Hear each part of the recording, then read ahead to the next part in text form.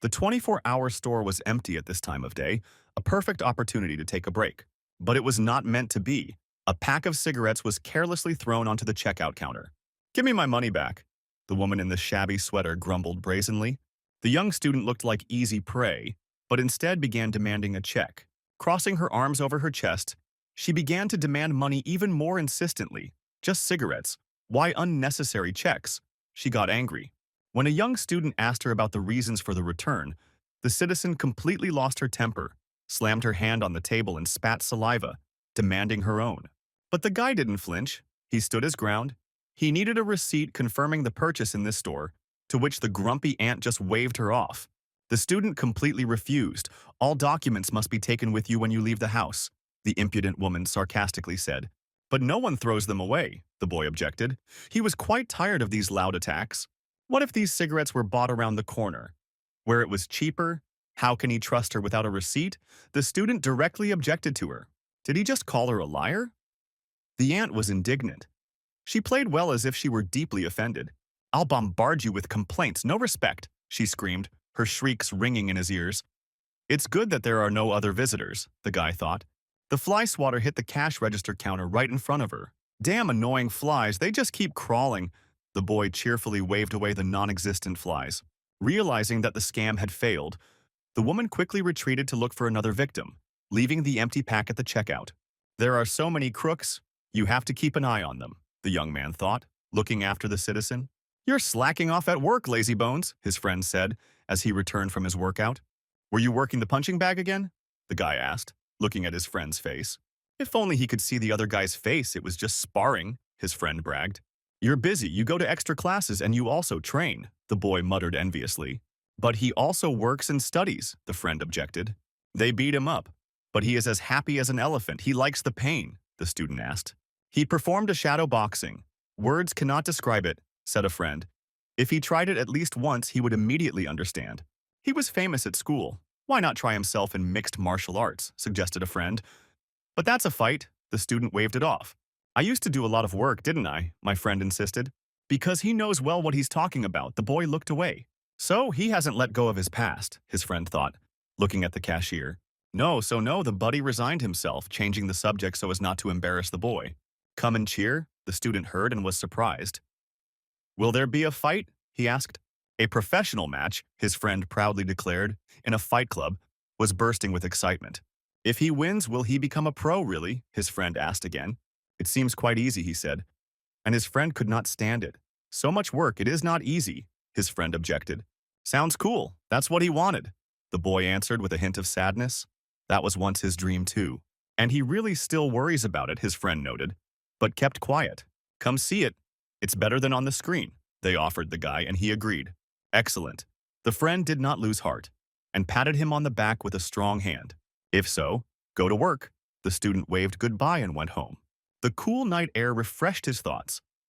How long had it been since he had thought about this? Hui Sung asked himself. This slob will become a pro, the guy thought. Sounds not bad. On the day of the fight, he arrived early and found the right place, near the office buildings. Hui Sung looked at the sign and read it several times to make sure he wasn't mistaken. What a hole, the guy thought. They put up a banner over the entrance to the basement, and even posted guards, Hui Sung noted. It was his first time here and he was embarrassed to come in right away, so his friend called him right away. "I'm not lost," they answered cheerfully on the phone. "Come in since you're here," the fighter said. "Just go in," Hui Sung realized. His comrade was busy preparing. It was no better inside. A dusty, stuffy basement, Hui So assessed with disappointment after all. This was an amateur league. "Let's watch the fight of my brother," and the guy decided to go home. There's no point in staying in these dusty walls. As dark as a black man's pockets, Hui So walked barely without stumbling down the narrow stairs. From inside came noise, hubbub, dozens of people, shouts, music. Hui So pushed the doors. The crowd screamed, drowning out everything else, the echo amplified by the acoustics of the basement. But the first thing he noticed was the fight that was already going on in the cage. One fighter just took a powerful hook to the jaw, snapping his head back. Song Hui couldn't tear his gaze away. Something stirred deep inside him. The fighter didn't slow down and swung for a hook, and he himself hit him in the solar plexus with a beautiful uppercut, a clean blow that knocked the sweat out of his opponent. He threw a quick right hook to finish off his opponent, but he quickly dodged it. Hui So's heart pounded wildly inside her, sending adrenaline rushing through her veins. Another fighter raised his knee to fake a body punch. He could still fight. Instead of a lower kick, he threw an upper kick, powerfully twisting his hip, and it clanged hard into the jaw. To the roar of shouts, the referee gestured to announce the end of the fight and its winner. He raised his hands in triumph. After a hard fight, he was happy with the victory. The sweet moment of victory was shared by all the spectators. Hui So felt it. The long-forgotten flame that burns in the soul of every fighter. He clenched his fists and froze in delight. A friend caught Hui So looking at the empty octagon. I recognize that look, he thought. Are you enjoying it? He asked the guy, who stood frozen like a statue. The slacker friend looked completely different. He came out with his trainers. What a look! Today we will drink beer, the friend cheerfully pushed with his glove. It's cool here. It's not like they're beeping at the checkout with a scanner, he said. And Hui So sheepishly agreed. The atmosphere was heavy. Get ready for the fight, the bushy-browed trainer interrupted their conversation. Okay, Doki, nodded Jung Hwan. Let's celebrate the victory, he later confidently declared to Hui So, and walked towards the cage. Even your friend is in better shape than you, the trainer encouraged the fighter. Jung Hwan turned around one last time and looked at his friend, who was staring tensely into the cage. He denied it so much, but he still can't look away, he grinned. The presenter, shouting over the lively hubbub of the basement, announced the start of the next fight. Blue corner Lee Jong-hwan. He introduced his friend. Now he looked ready to fight. Red corner, Choi Hyo-seop. A muscular fighter looked like a red-haired demon and smiled predatorily. The referee commanded them to the middle of the ring, and the fighters came together. Will he be able to cope, Hui So wondered, looking at his comrade in the cage. The referee gave the command ready, blue ready, red ready. He saw the fight. The referee gave the start, and the fighters rushed towards each other with the sound of the gong. The red-haired demon started first. He pressed with his mass. He threw heavy jabs which Jung Hwan deftly dodged. Red hit with a wide hook over the head, but Blue managed to duck. And then he received a powerful straight left, right into the block of crossed arms. It hit like a cannon, Jung Hwan felt, and became worried. He counterattacked sharply with a left straight to break his opponent's tempo. He ignored the defense and took a punch to the jaw. Jung Hwan was nervous. He stayed in the center of the cage and exchanged blows with the red one. Too tense, Hui So noticed, not at all like himself. He watched the exchange. Jung Hwan was hit hard. His opponent was stronger than him, but he did not give up. The red-headed one stupidly pushed forward, not at all afraid of the blows. Move so that you, Hui So exclaimed in his heart. His instincts were sounding the alarm. And not in vain my friend missed a clean straight left to the skull. This was bad, Hui So thought, a chill running through his body. His friend was taking too many hits. Jung Hwan's head was thrown back by the powerful blow, leaving him wide open. The guy staggered. He could no longer stand up straight. His head went blank. The red-haired demon rushed forward to finish him off at that very moment. Jung Hwan saw the blow but didn't have time to dodge it. Too bad, he managed to think. Dodge, Hui So yelled, unable to contain his emotions. A strong right straight to the jaw knocked my friend down. The referee stepped between them and gave the command to stop as soon as Jung Hwan fell to his knees. The guy went out. His head rang like a bell after a blow. He couldn't come to his senses. The referee stopped the fight by crossing his arms above himself, signaling this to the judges outside the ring. What a fool, lamented Hui So, closing his eyes from worry. What is this? He heard the host's voice from the speakers and returned to reality. While the referee was looking away, the red-headed man pounced on the defenseless Jung Hwan. He sat on top and beat him like a piece of meat, turning him into a cutlet. The referee grabbed the idiot from behind by the shoulders and pulled him away from the defeated fighter. But the stupid bull threw the judge aside and returned to the beating. Hui So watched everything as if in slow motion, the abnormal man's fist hovering over his friend's head. He weakly moved his fingers, being deeply knocked out. The coaches were confused. The big-browed one called the staff, but everyone hesitated. Hui So didn't wait or think. He acted and quickly rushed towards the cage. He didn't yet know what he would do once he was in the cage, but he threw off his jacket to make it easier to move. The presenter noticed out of the corner of his eye a black shadow that darted towards the ring. What is this lunatic doing? Stop, the presenter shouted after him. Hui So flew up the cage in one fell swoop and jumped inside like a panther. He landed deftly, distributing his weight on his arms and legs.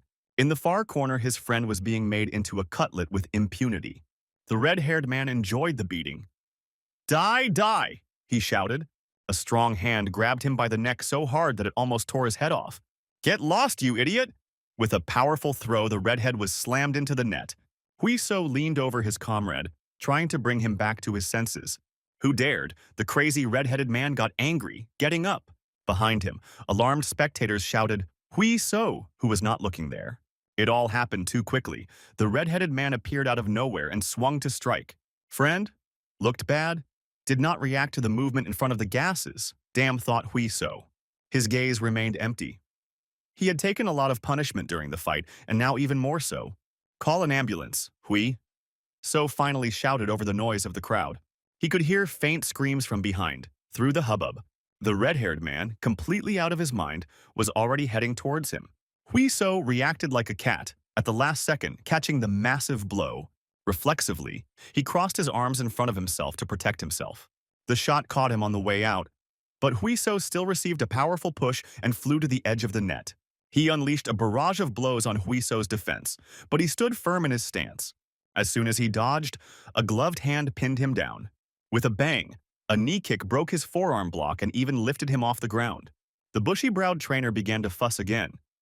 What was happening was going beyond the bounds of normality. The cage door finally opened and people ran inside. "Hi, Siop. Calm down," the red-headed man's stupid trainer whined. "A simple suspension won't end this time," he yelled at the athlete. Huiso saw clearly how the knee rose for the second strike. He opened his block and stepped to the left, easily dodging the blow. "Bastard!" Huiso muttered through his teeth in anger and clenched his fists tighter. He extended his left hand forward and took a wide stance, his right hand dropping to his waist for a strike. Enough already, the right gun fired an uppercut into the jaw of a charging bull. A bare fist slammed a steel block into the tower and knocked out the idiot. "That's it, Hui!" So shouted after the blow, the recoil rolling through his entire body. The bushy-browed coach stood up with his mouth open. You don't see that every day. This surprised not only him. The manager in the black suit also froze in surprise. Just now, a simple spectator knocked out a professional fighter with one punch. "Hui Sung exhaled.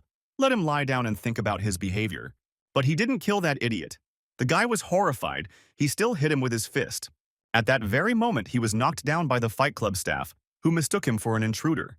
Huiso was indignant, because he was not the main troublemaker, but security was already dragging him out of the ring.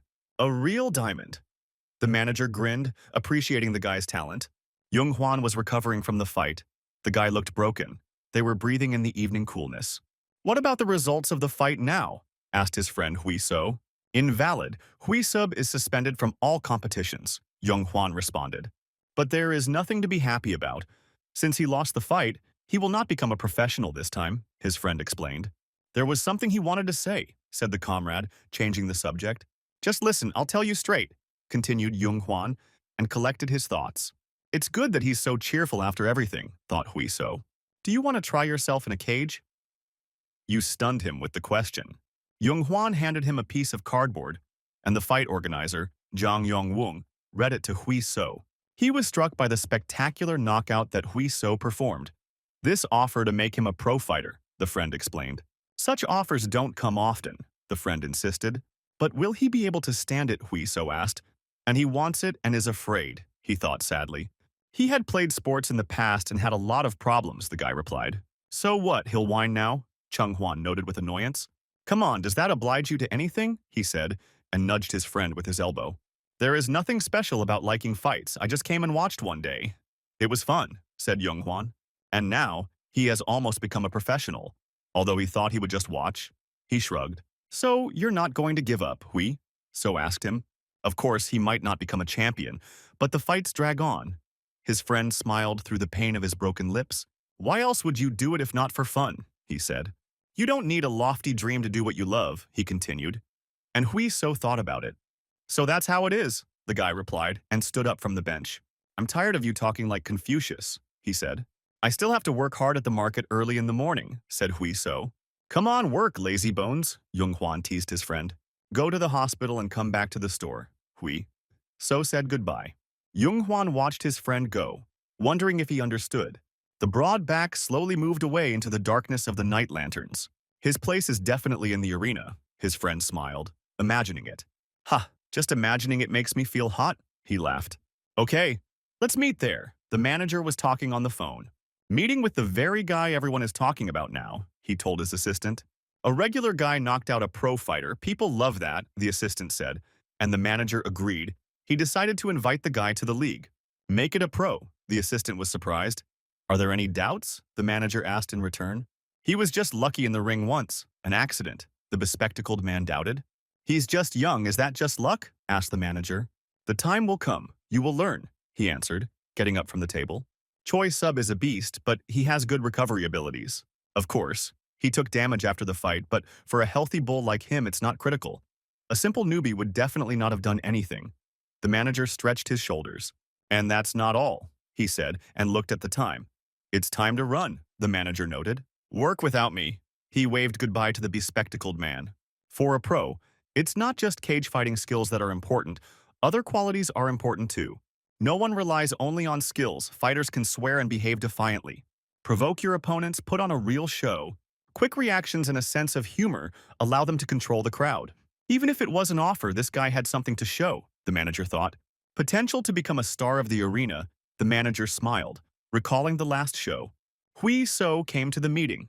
First, it was better to find out everything, he thought. He asked the manager what was so special about it, and he offered to show it to him visually and took out a desktop. He laid it out in front of the guy and played the recording after the fight. The video clearly showed how furiously the red-headed fool attacked, and how Hui So deftly dodged and counterattacked with a powerful serve this uppercut, the manager noted. Lucky, the boy simply replied, and the manager was surprised by such modesty. He transferred his weight to his left leg, took a low stance for balance, and fixed his right hand to make it easier to turn his body, he listed. Was it just a lucky punch? The manager mimed an uppercut with his fist. It was a right uppercut from a well-trained fighter, he said. But did he hit it by accident without aiming? The manager continued. Yes and no, Hui So answered after thinking for a bit, and the manager didn't understand how that was possible. That big guy would have taken him out, so as soon as he opened up, Hui So hit him. What's going on? Thought the manager, and asked out loud if he really saw it. His instincts didn't fail him. The guy is very capable. The manager smiled at his thoughts. He asked the guy what he had done before and whether he had done anything at all. He played baseball for 3 years in elementary school, Hui So recalled. 6 years of freestyle wrestling in high school, the guy added. Now it's clear where such a good reaction comes from, the manager said. In baseball, the ball flies much faster than the strike. Let me ask you straight, he said. Why not take up mixed martial arts? Hui So thought about it. He expected such a question and prepared himself. He would like to take up MMA, he replied to the manager, who was delighted. But the financial component leaves much to be desired, concluded Hui So. Popularity is a fickle thing. If the investment does not pay off, his family will be left in debt. And he doesn't want to disturb them because of his ambitions. The manager heard and thought about it. Okay, you want $1 million for each fight, the manager replied. This can be solved, he answered the surprised guy. There is no need to worry about equipment and other things. They will provide it. Working several part-time jobs you can earn quite well, the manager figured. There's no such thing as a free lunch, right, Hui? So replied suspiciously. A small sparring test. If the director likes you, they will take you into the team. The manager made an offer. If not, everything will remain as before. No risks, he said. They want to check everything, the guy realized. The decision was his, sparring in a month. Hui So suggested after some thought whether it was possible to change the test date. A month may not be enough. Just contact me when you are ready, the manager agreed. How about today? He heard, and almost choked on his cup of hot coffee. Today, he asked again to make sure he had not misheard, and the guy nodded. Are you kidding? He asked, thinking that something was wrong with this guy. What jokes are there? Give me your fighter, said Hui So decisively. He wants to fight today. The manager didn't expect such a turn of events. There are reasons why this must be done immediately, he asked the crazy boy. Does he understand that MMA is not a sport where you can be carefree? The manager added, and the guy nodded. What to expect? If he's good, then he's good now. Talent doesn't reveal itself in 1 month, the guy threw up his hands. I hear nonsense, but it sounds so convincing, the manager thought in passing. Hold your horses. First you need to find a partner, so today definitely. No, the agency man answered decisively. Let's postpone it for a week anyway to pass it. We need at least some basics, the manager said. We'll decide on this in a week at 3 o'clock in the afternoon, he said to the guy, packing his things. It's not too late to change your mind, the agent warned sternly. No problem, the cheeky guy stood his ground. Whew, The manager noted the guy with enthusiasm. The outcome of the fight is clear anyway, he said relaxedly. Okay, Hui. So got up from his seat, it was time to leave. Prepare properly, the agent advised as he parted. Hui So smiled. It had been a long time since he felt the anticipation of a competition. So this is where the hall of Yunghwan's team is, the guy came to the fashionable building. He quickly climbed up the steps, burning with impatience, and he stood hesitantly in front of the door. In new places, he was always overcome with shyness. Plucking up his courage, Hui So opened the glass door and said hello. As he held his breath, the athletes in the hall were preparing hard. Hands closer to the body, the trainers instructed the strong fighters. The sound of gloves on paws created a tense, but at the same time pleasant atmosphere. Good sound, Hui, So thought as he watched the training. Why did he freeze like a statue, staring at the real men? His best friend came up with a thick-browed trainer. That's definitely not about him, Hui. So replied to his slacker friend. The browed one introduced himself. Park Sung-hoon is the team's coach. The guy followed his example, Li Hui. So they shook hands. Since his friend is a slob, you can address him informally, the bushy-browed trainer suggested.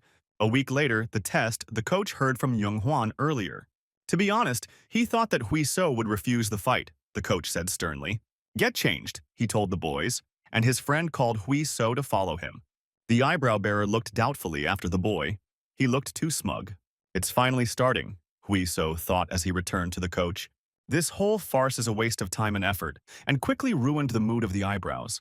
Just like that, the guy thought, when he was nailed with such directness. What can be learned in a week, even if remembered, will take weeks to practice, the coach claimed.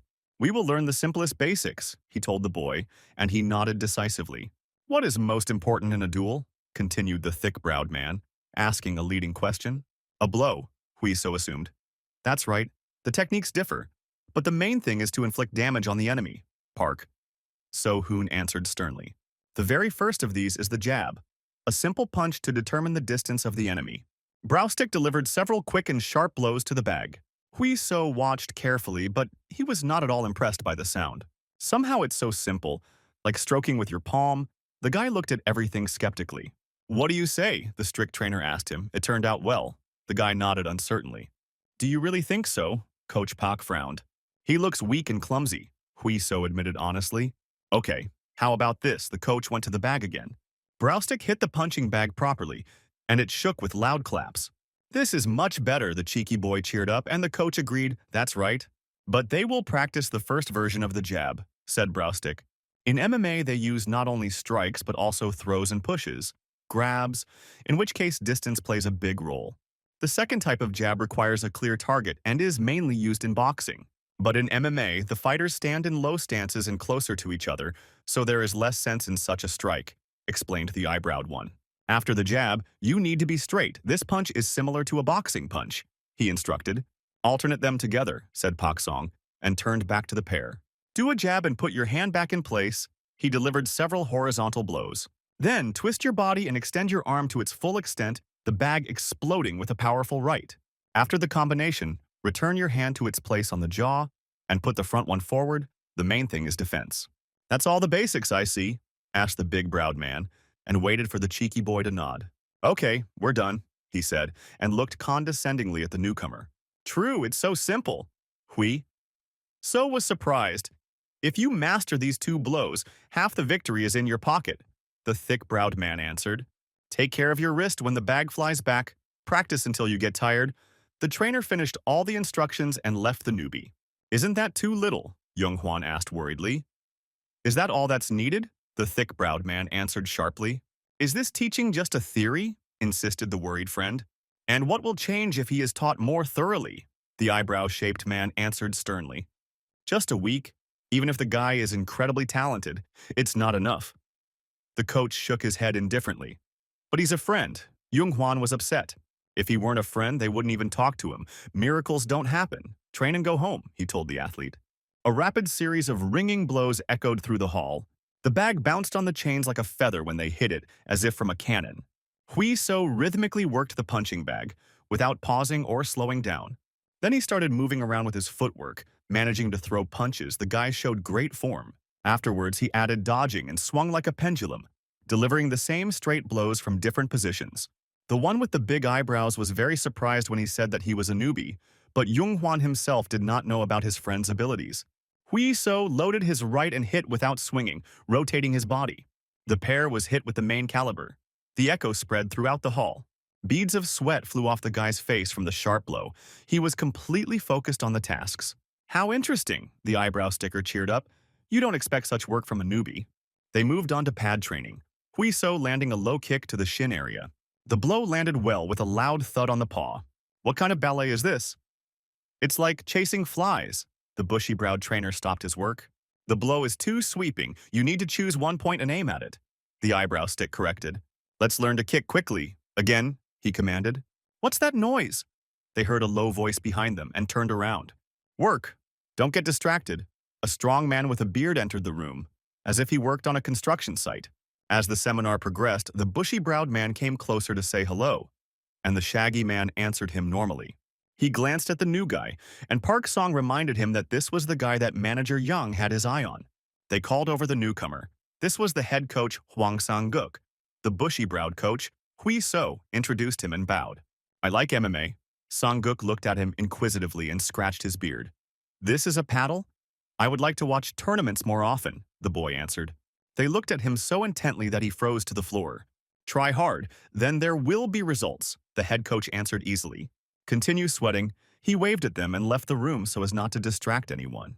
Let's go, the eyebrow twister. Hui So encouraged. They didn't have much time. The guy looked after the strange man, who seemed to have returned from hard work. What a fool he is. Hui So hugged the bag. There was only 1 day left until the exhibition match. There was only 1 day left, and he still hadn't thrown a proper kick. What a frivolous idiot, he reproached himself, hugging the bag. If he had thought about it carefully, he wouldn't have asked for just a week to prepare. I'll practice a little more, the guy decided, taking a short rest. Do you like to sit until the last minute?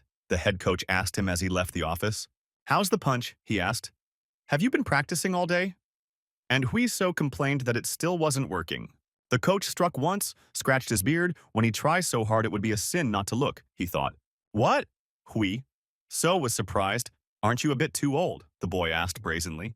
Do as they say, Sang-guk grumbled in response. And then we'll see. Hui So obediently assumed a comfortable stance for a back leg kick. He swung hard and punched the bag, but the sound was still muffled. Sang-guk sighed. He immediately understood what was going on when the guy turned around. Are you hitting with crutches or what? The old coach grumbled. You only use your legs. You don't use your abdominal muscles at all to turn your body. Of course the blow will be bad, he explained. Like cutting off half of yourself. The obliques work in conjunction with the hips to add to the punch. Now Grandpa will show you how it should be done, grumbled Sang-guk. Don't blink there. Tighten your abs properly, old but not useless trainer. Take a low stance. Raise your legs as soon as you start rotating your pelvis. He made a quick movement for an already middle-aged man. His foot went deep into the bag, completely finished, as if he were hitting with a heavy whip. Just as he imagined, Hui So's eyes lit up. Not bad for an old man, he noticed. You rascal! Stop singing praises and try it yourself, Sang-guk pointed to the bag. Hui So bounced on his toes a few times to get a feel for his body. Tighten your abs and rotate your pelvis. He mentally simulated the blow. The leg moved up easily as he began a fluid movement. The heavy whip struck the bottom of the long bag with a dry clap. Oh yes, here it is. The impudent boy felt with his whole body.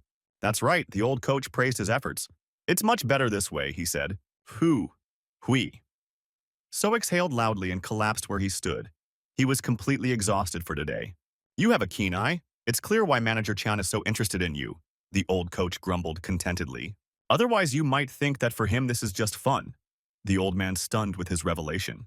Why, the impudent young man was very surprised. He said so himself, the coach answered him. He remembered their first conversation. Apparently he was misunderstood that time. I'm sorry, it sounded too careless, the guy apologized. Don't apologize, the old man laughed. In essence, it's all true. He also does MMA because he likes it. It's better than looking at sports as a job. You need to know how to rest too. Go home. Sang-guk grumbled contentedly. Master Sang, the impudent boy, suddenly jumped to his feet. Thank you for everything, Hui So blurted out loudly throughout the room, echoing loudly. You weirdo. If you shout like that, they'll think he's on the team, Sang-guk smiled. Do well in tomorrow's test, the coach wished him. Fighter! Hui So heard the unshaven master's cheerful grumble. The next day, he was ready and already dressed for the match. His opponent was also warming up on the sidelines. The shaved guy looked skilled and kept calm. Young Hwan stood next to him and supported his friend, looking warily at his opponent who looked serious. The guy looked at the newcomer appraisingly. The man in the suit, director Kim Seo-yeop, looked interested. Handsome indeed, Manager Chan noticed. He is the one who sends people flying with a punch, the director asked. Coach Pak also said that he learns quickly. The manager praised the newcomer. We'll see, the director replied, looking closely at the newcomer. Relax and do as usual, said the friend. But he himself was more worried than the fighter in the helmet. The guy just came to MMA a week ago. Don't push too hard, but don't let your guard down, the shaved guy's trainer instructed. He doesn't even need protection from a lightweight fighter, the Briton grinned. Now we'll bring the eagle down to earth. The fighters are in the middle. The referee has given the command to get ready for the fight. In fear, the Briton teased the newcomer, Hui. So stood silently, sparring for 3 rounds of 2 minutes, the referee reminded. Elbows and knees cannot be used. He listed the limitations of combat without a fight, Hui. So collected his thoughts. They touched gloves, and in the corners, the referee gave the command. The bell rang, and the shaved fighter seized the initiative with quick jabs. He combined them well with hooks. Huiso barely dodged the light blows. Shaved threw a low kick, but the newcomer managed to put up a defense by raising his shin. Good defense, director Kim Seo-yeop noted to himself. The guy really showed good footwork and moved confidently around the ring. The shaved one was chasing him. You're running away, he grinned easily. And he threw a left straight when Huiso was stepping back, blocking. He kept a tight defense and did not attack, so the shaved one moved freely. He easily closed in and landed an uppercut from below to Huiso's ribs. It hurt. The blow made him cower for a few seconds. The satisfied Briton continued to break the newcomer's block. They're hitting him too hard, the director said with disappointment. But the guy hasn't lost yet, the manager objected. We'll fight. The bald guy got cheeky and rushed forward, forgetting about defense. Huiso was used to his speed and dodged with just a flick of his helmet. In an instant, he came close to the shaved man and passed through his protection. The hand described a sharp hook, and the fist sank into the jaw with a sharp uppercut. Oh, not bad, the director noted. The manager was also jubilant. Good hit. The newbie can do something, the bald head realized. He tried to hold off Huiso with jabs from a left-handed stance, but he deftly dodged them. Seizing the moment, he hit the bald-headed man with a straight right to the jaw, and it hit him pretty hard, but not enough to knock him out, and he was able to exchange. The helmet absorbed the blow, but Huiso still felt it. Shaved also got hit in the nose. The fighters exchanged blows in the center of the ring. Huiso regularly received a retaliatory blow to the helmet from the skinhead. Master Sang-guk, look, Huiso doesn't give in even to the pros. Jung Hwan supported his friend, but the coach looked displeased. What is this weirdo doing? He asked himself, but did not interfere yet. Round. The referee sent both fighters to their corners. Huiso took a breath, pouring water on himself to cool down. It was hard, but getting hit on himself was fun, he thought. It looks like the guy knows where to hit, the director decided, and the manager agreed. Now he too was confident in the newcomer. However, the director said, the second round went like the end of the first. The guys beat each other up with quick blows, but they didn't cause much damage. Huiso was breathing heavily, his stamina leaving much to be desired. There is not enough experience and not enough strength, the club director said, disappointedly. The Briton still had strength. He pressed hard on Huiso. The opponent hit him from different angles, and the newcomer went into deep defense.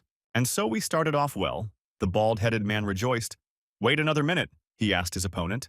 Huiso endured, raising his guard and holding his stance, his strength already running out.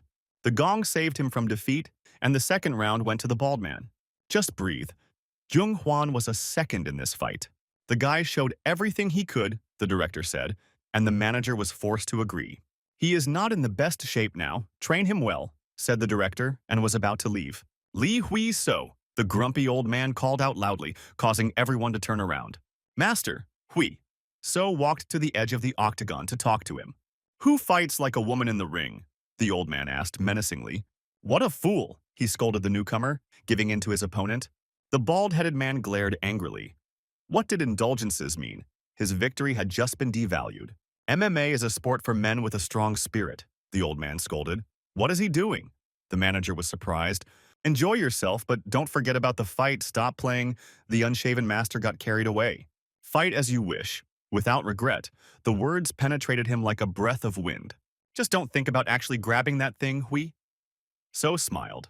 The director stopped to see what kind of trick the newcomer had just pulled off.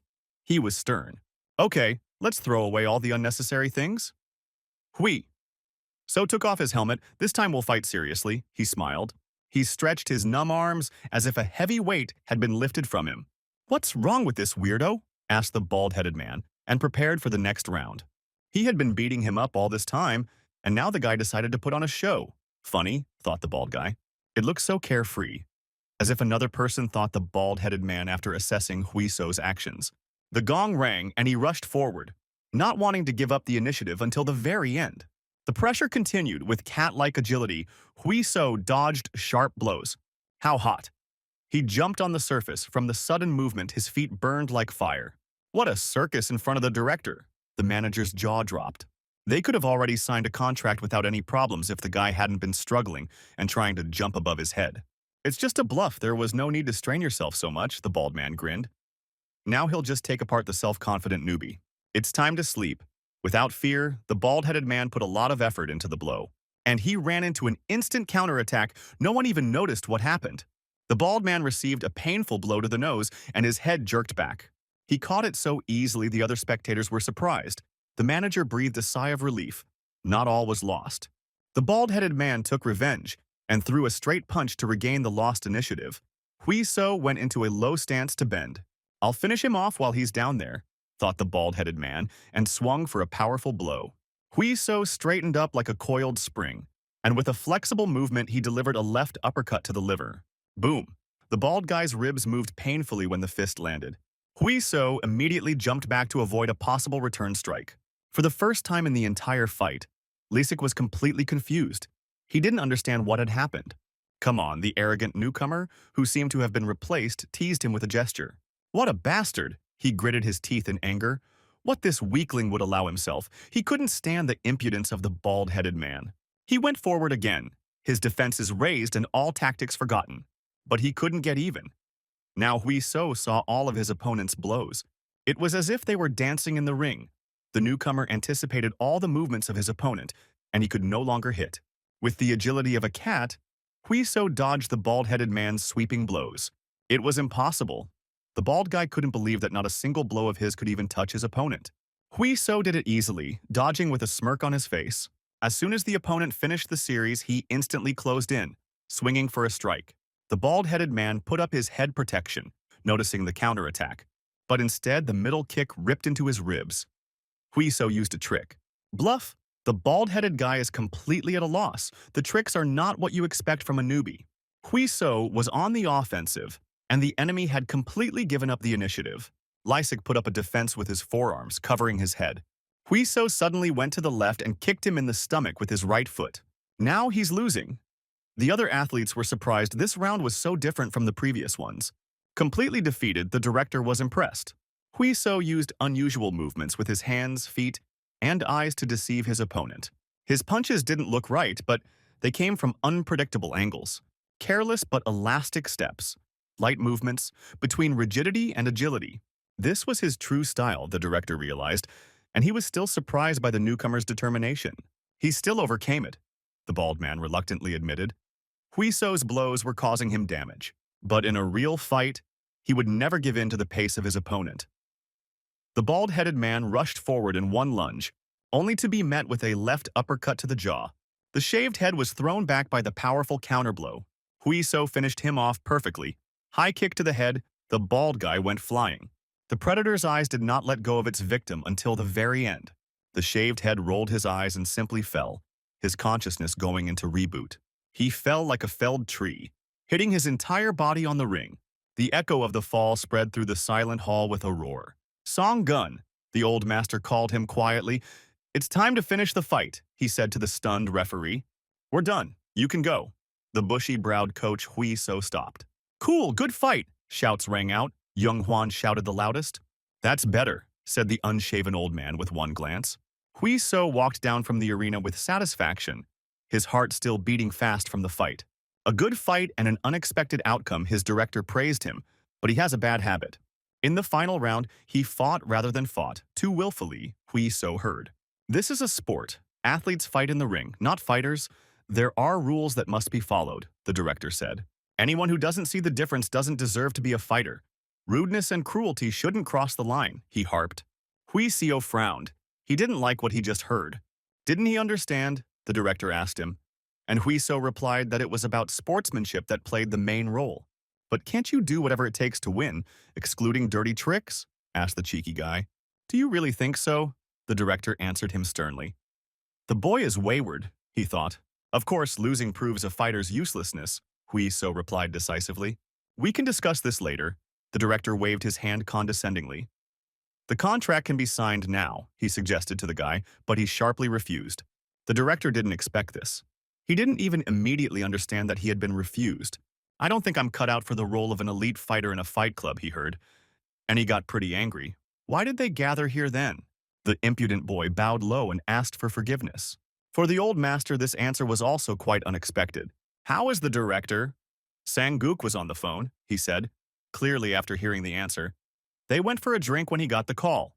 The old master exhaled, and when he finished the conversation, Hui Seo apologized again for the inconvenience. Now you can talk. The coach sat down opposite.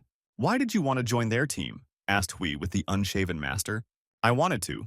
Is there any other reason needed? The guy answered frivolously. He's only good at chatting, Sang-guk grumbled. This is such a revenge for the fact that Director Kim underestimated him, the coach asked directly. But Hui Seo shook his head. He distinguished actions. He had been involved in sports all his life, and all the coaches told him the same thing. Stop kicking and do what you're told, they told him, when he was playing baseball.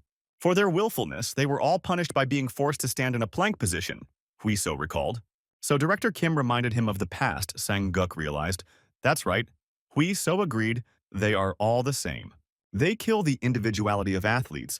But you are a different master, Sang-guk heard, and was surprised, because he's the only one who told Hui Seo that he can move however he wants, as long as he enjoys the fight.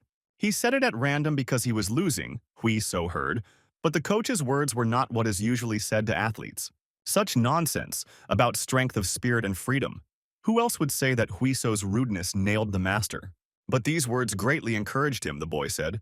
No one had spoken to him like that before. That's why he wants to learn from the old and unshaven master, finished Hui Seo, Sang-guk. Chew before it burns. The trainer flipped the meat on the barbecue with experienced movements. The motivation is clear, but that's not all. Many people come with the same zeal. They love sports just as much, but they end their careers after a couple of years, and the master continued to say why. Because they can't afford it, and they do it until they become poor. MMA is a sport for those who have money. That's why everyone wants to join the association and earn money. Forget it, the cheeky guy interrupted him. Don't pretend you've already thought about it, Sang-guk said. But he does it out of love for MMA, the guy answered. The master did not accept this. 100 out of 100 start the same way. Then he will be one of those 199 who say so, and eventually give in. As long as there is a 1% chance, everything is fine.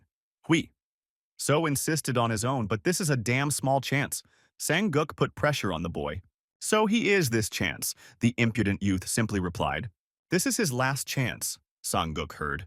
He would never return to sports just for the money, Hui Seo firmly decided, slamming his fist on the table. The old master froze for a few seconds. What can you do with him? He thought. Sang-guk drained his glass of rice tea in one gulp, making a strong-willed decision. Just don't complain or regret it later, the coach grumbled. This is an independent decision, Hui Seo replied. There will be no regrets. I'll work like a donkey, the guy said. And Sang-guk asked, maybe like a horse after all. What a blockhead, thought the grumpy master, and they both laughed. What else can I add since he has decided everything? The old master grumbled. It means he agrees, asked Hui Seo. Who cares about consent in such a case if everything has already been decided? The unshaven master answered the question with a question. Strike while it's hot. We'll start next week, the master replied contentedly. Hui Seo bowed. Now he can eat in peace, the boy rejoiced. The more the master looked at him, the more he was surprised at what else Hui Seo would do. Athletes need pure obsession to endure the pain in training. Money works best. But now it's different. Sang-guk recalled watching from the sidelines as the coaches apologized to the director. Nowadays, money is not as important as love for sports. It was hard to believe in such love. And who knows what will happen in the future, but he definitely didn't want to give the guy to someone else. The master promised to resolve the issues with the bushy-browed trainer who would give him the entrance papers. Hui So nodded. The cost of participation before the debut will be different, the master promised. How about a discount? The guy said in the tone of a seasoned financier. The grumpy master laughed. What's wrong? These are not the best of times. The guy was indignant. Talk to Song Hoon. He knows what to do, the master grumbled. Oh, and you can defer the payment. He wants to apply for a tax deduction from his father's card, the guy asked, and the coach nodded. What about the debts? Can they be paid in 6 months instead of 3? The impudent boy bit off his hand. There are no restrictions. You can enter fitness in the employment line and get a 5% discount, the guy chattered. And you can also take the uniform. The impudent boy did not know the word modesty. Enough! The cup of patience burst, and the grumpy master tore Hui So's t-shirt to pieces. It seems he went too far, but it was worth it, thought the impudent young man. Hello, everyone. Hui So greeted loudly the following week when he came to the gym. Lee Hui Seo arrived for training. He introduced himself again. What are you standing there for? Get moving. We have a lot of work to do, the bushy-browed trainer shouted at him. Yes, please take care of me, the boy shouted again. First, he went into the coaching room to sign some papers. What will you drink? Americano or coffee and sticks? Asked the big-browed man, and Hui So chose Americano. It's a pity that we only have coffee and sticks, said the man with the thick eyebrows. Why did you ask? Thought Hui So. While he was drinking the instant swill, Song Hoon studied his notes. What was going on, he was surprised when the big-browed man began to paw and feel him up. Could it really be the coach? Hui? So was horrified. His delirium was abruptly interrupted by his thick-browed one. This is part of the job. But he's right now, the impudent guy whispered. Hold my chest, Hui, So said in a serious voice. How long have you been out of training, fool? Asked the big-browed man. Hui. So hasn't been training for 2 years. The guy gained 7 kilograms in a year and is no longer overweight, which means he watches his diet, decided the thick-browed guy. He wants to determine what weight category to put him in, Hui So realized. This weight is stable. The ratio of muscles, fat tissue, fluid is good, concluded the thick-browed man. And what category is he in? Asked his boyfriend. It will become clear later, but most likely in the lightweight class, answered the eyebrow stick without looking up from his papers. But he weighs 80 kilograms, which means he'll have to lose 10, the guy was surprised. Isn't that a lot? He will lose a lot of strength and stamina with such a drop, Hui So was worried. This is only for the duration of the fight. The rest of the time he will be at his weight, the thick-browed man reassured. Does the weigh-in take place the day before or on the day of the fight? The guy asked. Sun Hoon nodded. In MMA the day before, he answered. The fighter didn't understand anything about having to lose 10 kilograms in one day. Just keep in mind that the coaches will tell you everything later and will monitor your condition, replied Song Hoon. Further training, he continued. The guy is special. He passed without selection and testing at the main office. He passed without knowing the basics, without training. This can't even be called simple impudence. The bushy-browed man nailed him. Study. You will be on the go, kickboxing, jiu-jitsu, wrestling, and intensive training. A lot of work spread out the bushy-browed guy. Here is the schedule he put down on the sheet. On Monday and Thursday, general strength training. On Friday and Saturday, jiu-jitsu, Sunday rest. There will be questions. There are no questions. The big-browed one decided everything right away.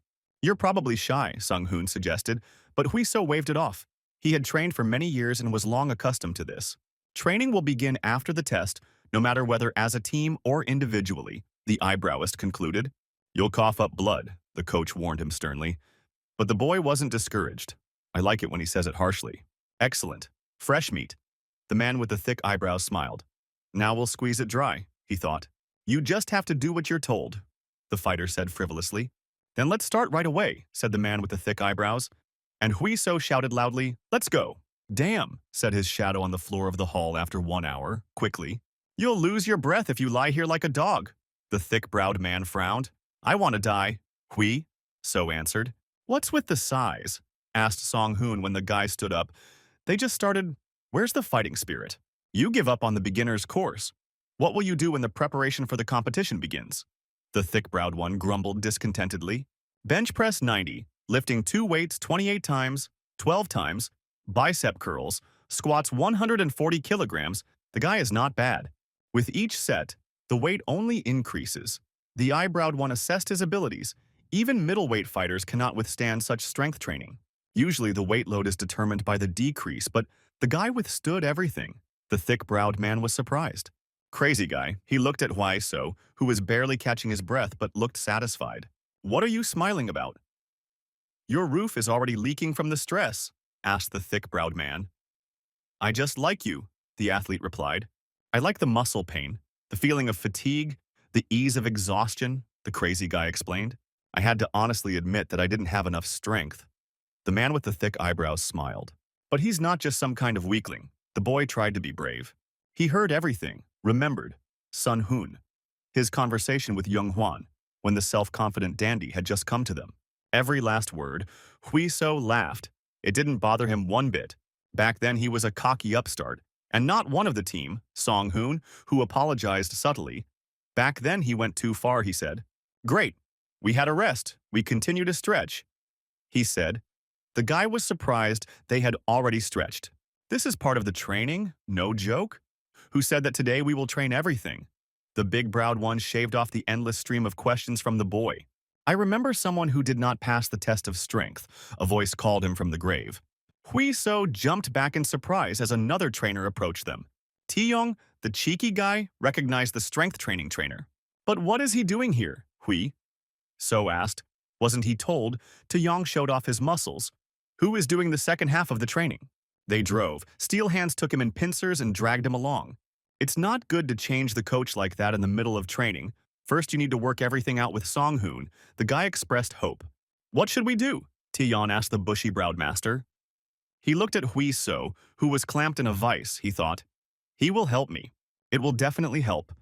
There is still hope to escape from this hell. We're done. He's yours. Do whatever you want. The bushy-browed trader waved goodbye. It was time to stop taking athletes at their word, thought Song Hoon. It is rare that an athlete combines passion, resilience, and tenacity. It is already obvious that the guy will become the face of the future for MMA, Sun Hoon decided for himself. Just one set and that's it, Taeyeon yelled. Just finish me off, the impudent guy puffed. Although it is worth taking into account his sporting past, the eyebrowed man realized. They practiced in the ring, worked on the paws, dodged, forced Hui So to bend over, the long-haired trainer. And once more, he barely managed to dive under the red paw. 2-1-2, the trainer commanded, and Hui So hit the paws with a loud slap. Hit without pauses. In a fight, no one will wait for a blow, the coach instructed.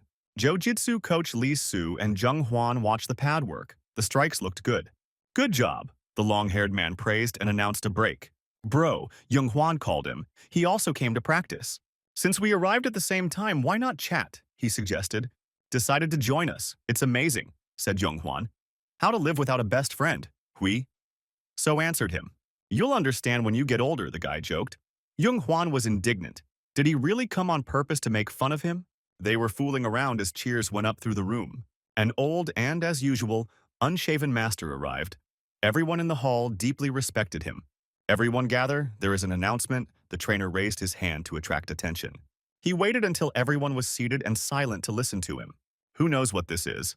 He held out several sheets of documents in his hand. The invitations were fired out from the hall. The master confirmed correctly. He snatched them thanks to his speed and gathered the team.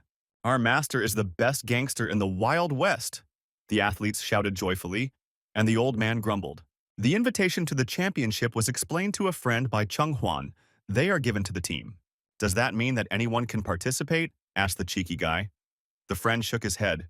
Was he joking or something? It all depends on the strength of the team. The organizers look at what kind of show the team can put on. Other halls don't get such invitations. It all depends on the effort. Calm down, the unshaven coach grumbled. Now he will announce the participants. Kang Young-kun, the one who answered right away, a big guy with brown hair. He was a wrestling coach. Tai Chun, the second name on the team, is a striking coach. Both were Golden Glove winners in the past.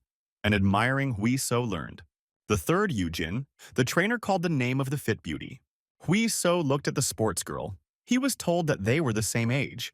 She earned 5 wins in X1, in the lightweight division up to 52 kilograms.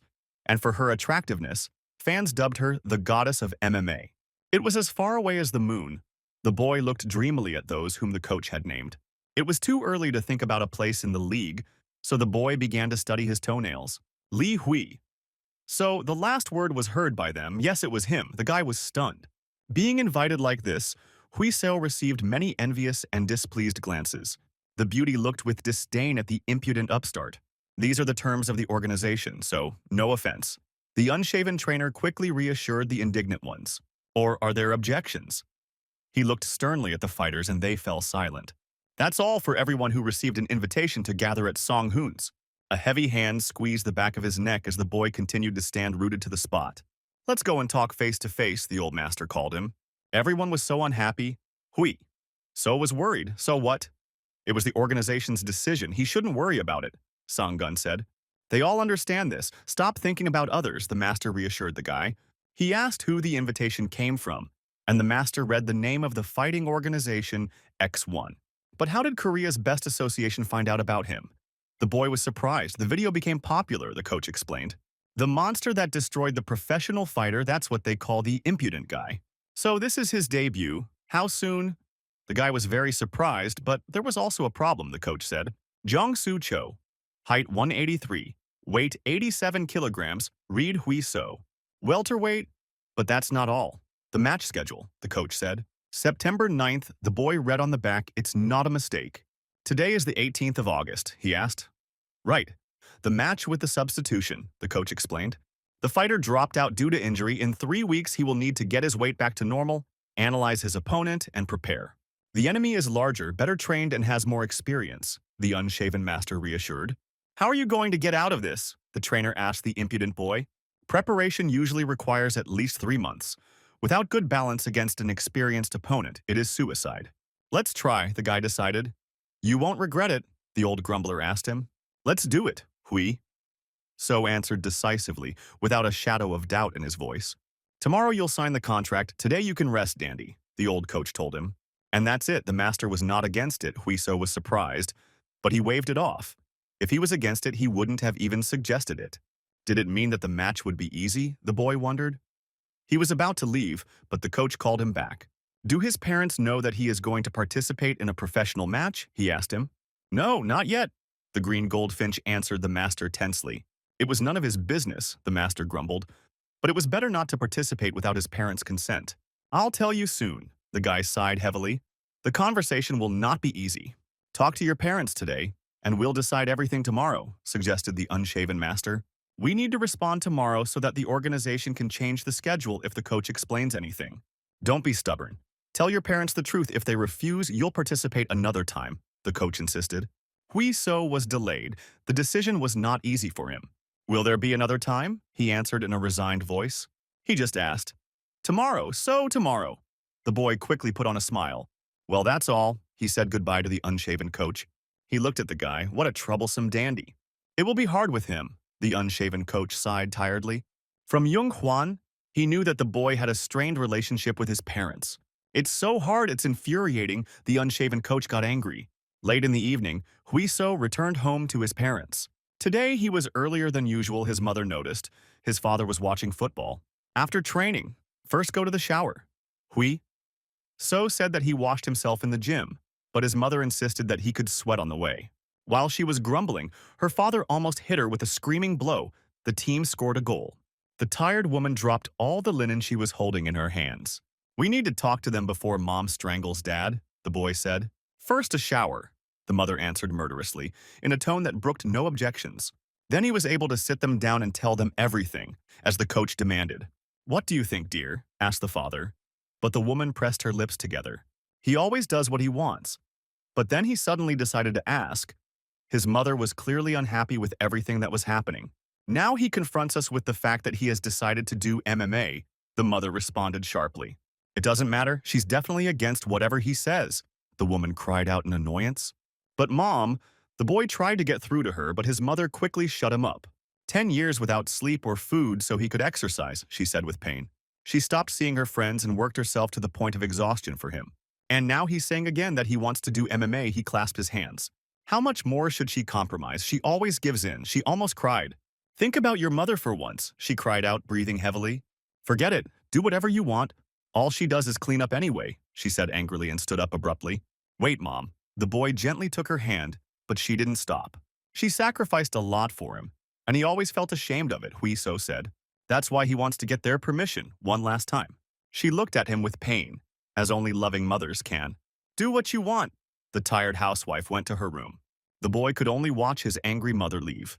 She's just really worried about him, the father reassured. I know, the son replied. She only gets angry when she's really worried about him, the guy said. How you've grown, just look at him. His father patted him on the shoulder. But the son was wrong about something, said the father, moving closer. This woman is always angry, just look at her neck, complained the father. And Hui so understood why the mother was angry all the time. Oh, you rascal, you're making fun of your father, they laughed. So he agrees, Hui so asked, and his father nodded. If he refuses, won't he be the one to blame later? But he won't, the now grown-up son said confidently. Take care of your mother, said father. You know how much effort he put into this? Hui so nodded. There was something else he wanted to say, Hui so remembered. He needed money for the participation fee, but he would return it, the father asked in the tone of an experienced financier. He gave the money to his son, Hui so replied in the same tone. This is an investment, who knows, maybe he will earn 2 or 3 times more, the father heard but doubted. The bluff is obvious. If it were possible, it would have happened already, said the parent. You won't regret it, the son asked later. And if I make friends with women's groups, the smart guy suggested, and the old man pricked up his ears. They shook hands to show that they had just come to a mutual agreement. How much money does the future champion need? Asked the father, who suddenly changed his mind. It's a safe investment, the son replied. He won't regret it. The bedroom door opened quietly as the men were fooling around in the living room. Mom looked at them anxiously and closed the doors again. The heavy hammer hit the tire with force, as if it were being used to hammer in rails. Take a break, the coach told the strong athlete, and he threw down the sledgehammer. They haven't called yet, the fighter asked. He had been sweating since morning training and was still waiting for an answer. There were only 3 weeks left until the fight. He was worried they would contact him soon, the coach confidently stated. They rejected 60 people from his weigh station, and for 2 weeks they could not find anyone to replace him. The association was worried. Don't push yourself so hard, the trainer told him. You'll still wear out your muscles. You just started training, fool, but all your efforts will go to waste if there's no fight, grumbled the hairy man. Just train, the coach insisted. If they don't get in touch, he'll call them himself. What a stubborn character, like all fighters, thought the mustachioed trainer. A little later, he finally received a call from the association. The shaggy-haired Chan's son listened to who the coach was talking to. Director Song Do-shik, the bangs-headed athlete asked. They found a replacement, and the long-haired athlete was immediately delighted. But who is this guy? Never heard of him. Li Hui. So the coach read the name. It looks like a newbie who just got through the league, the Patlock assumed. It doesn't matter, he said, and went to train. Now the real spirit of training has appeared, he said. Somewhere in another hall, another athlete thought the same thing. They met with the bushy-browed coach before signing the contract. Once you join their club, the gym takes 10% for itself, Song Hoon said. Not bad. Hui? So noted, usually the audience takes 3/10 for themselves. Our master believes in this, athletes are a priority for him. Maybe I can make an exception and charge him more if he's not happy, the big-browed man asked. And the boy quickly changed the subject. It's a one-time contract, explained the eyebrow. The fund is 2 million, $1 million for the win. Watch your weight. If you weigh more, you will have to pay a stiff penalty, warned Song Hoon. You'll give me all the winnings, the cheeky young man agreed quite honestly. It's the athlete's responsibility to keep an eye on his weight. As for other details, you'll find out for yourself. More questions, finished the eyebrowed man. How much will they give for the victory? The big-browed man chuckled. This was the question he was waiting for. After all the deductions, taxes, fees, there will be 3 3/10 million left. The impudent boy started drooling at such a sweet sum.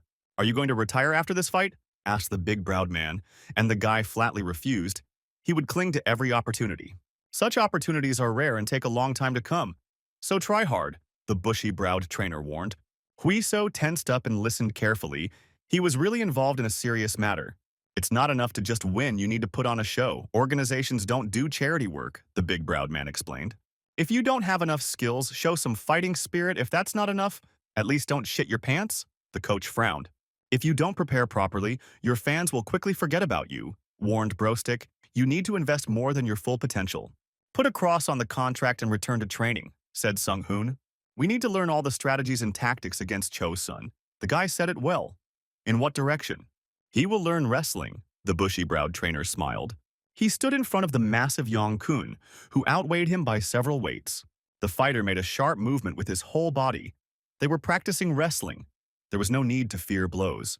Under such pressure, Hui So instinctively retreated towards the net. Young Kun easily passed the defense and held the boy by grabbing him and taking him in a hold with his other hand. His head was propped up by Huiso's chin. He couldn't move. He was pressed down tightly. Did he grease his legs with Vaseline or something? The big-browed man was indignant. Why did the enemy make such an easy pass? He yelled at Huiso. Wrestling is great for finishing blows, so they'll start with that, the big-browed one in the office said. Chung Su's style is simple. He avoids grabs well. Even though he has nothing special, he knows his opponents well and is trained. He's bigger, so he's guaranteed to use grabs. If he can't handle them, it'll be hard. He'll drag you to the bottom of your stamina. Therefore, wrestling skills are a must. But will he be able to learn them in such a short time? He hasn't done wrestling before, the guy asked. What about Korean wrestling? He used to do it, the thick-browed man clarified. Ah, we're talking about Raw, Hui. So understood what he was talking about and exclaimed, if it's Raw, he'll beat anyone, the impudent guy boastfully poked himself in the chest. He was confident in his skills, but he was fighting with young Kun now. His strength was leaking out like air from a balloon, as if he were fighting a gorilla and not a man. He stepped inside Yong Kun's stance with his right foot. It was time to get out or the big guy would just crush him and cut off his supporting leg. Young Kun felt his strong body collapse. Now that he had lost his balance, Huiso grabbed his opponent's shoulder with his right hand.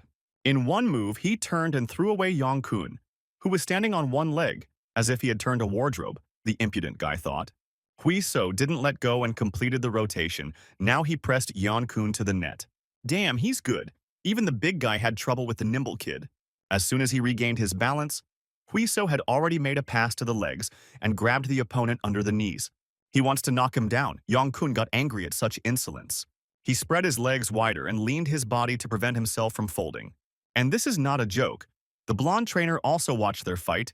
He kept his balance well and used holds, he noticed. Who would have thought? It seemed like Young Kun could easily deal with the newbie. And now he was puffing with all his might, holding back the impudent athlete. Young Kun is a veteran wrestler and he easily spun Huiso around and they switched positions again. The wrestler's big hands passed the brash guy's defense, and they locked in a grip behind his back, as if Huiso was being grabbed by steel pincers. The big guy lifted the light guy off the ground and deprived him of his support. Huiso didn't wait to be thrown into the ring, his right leg hooked under the opponent's knee. He stood on his left knee, gaining a point of support. He made an incredible move. Turning his body, he broke the grip of Yong Kun, who lost his balance due to the sweep. Even if he was caught in a hold, he would break free every time with an incredible movement. The experienced Yong Kun was surprised. You know a thing or two, Li Hui. So, I'll have to teach you, said the big guy. It's too early to be surprised, senior. The impudent guy took a breath. They met again in the center of the ring, taking each other into a clinch. The guy quickly got used to MMA. After Korean wrestling, he noticed the eyebrows. In MMA, everything is not as simple as in regular wrestling, as the daring young man realized. What was his weight before they left the hall? Asked the bushy-browed Sun Hoon. They were on their way to the weigh-in. X1 allows for an overweight of half a kilo. So we'll pass, the trainer replied after hearing the result. But he didn't eat anything, he clarified. No, the guy sighed. He didn't drink water either. He weighed himself a lot when he was wrestling. He knows all about it. You only talk about wrestling, no matter what you ask, the bushy-browed trainer grumbled. Why alone? What about friends?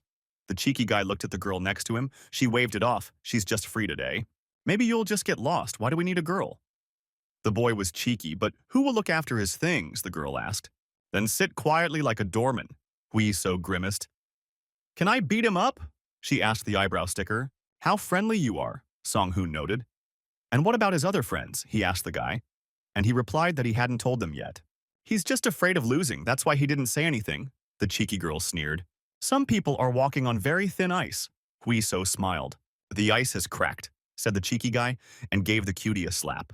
Lovers quarrel only to make up, sighed Song-hoon as the couple began to clash.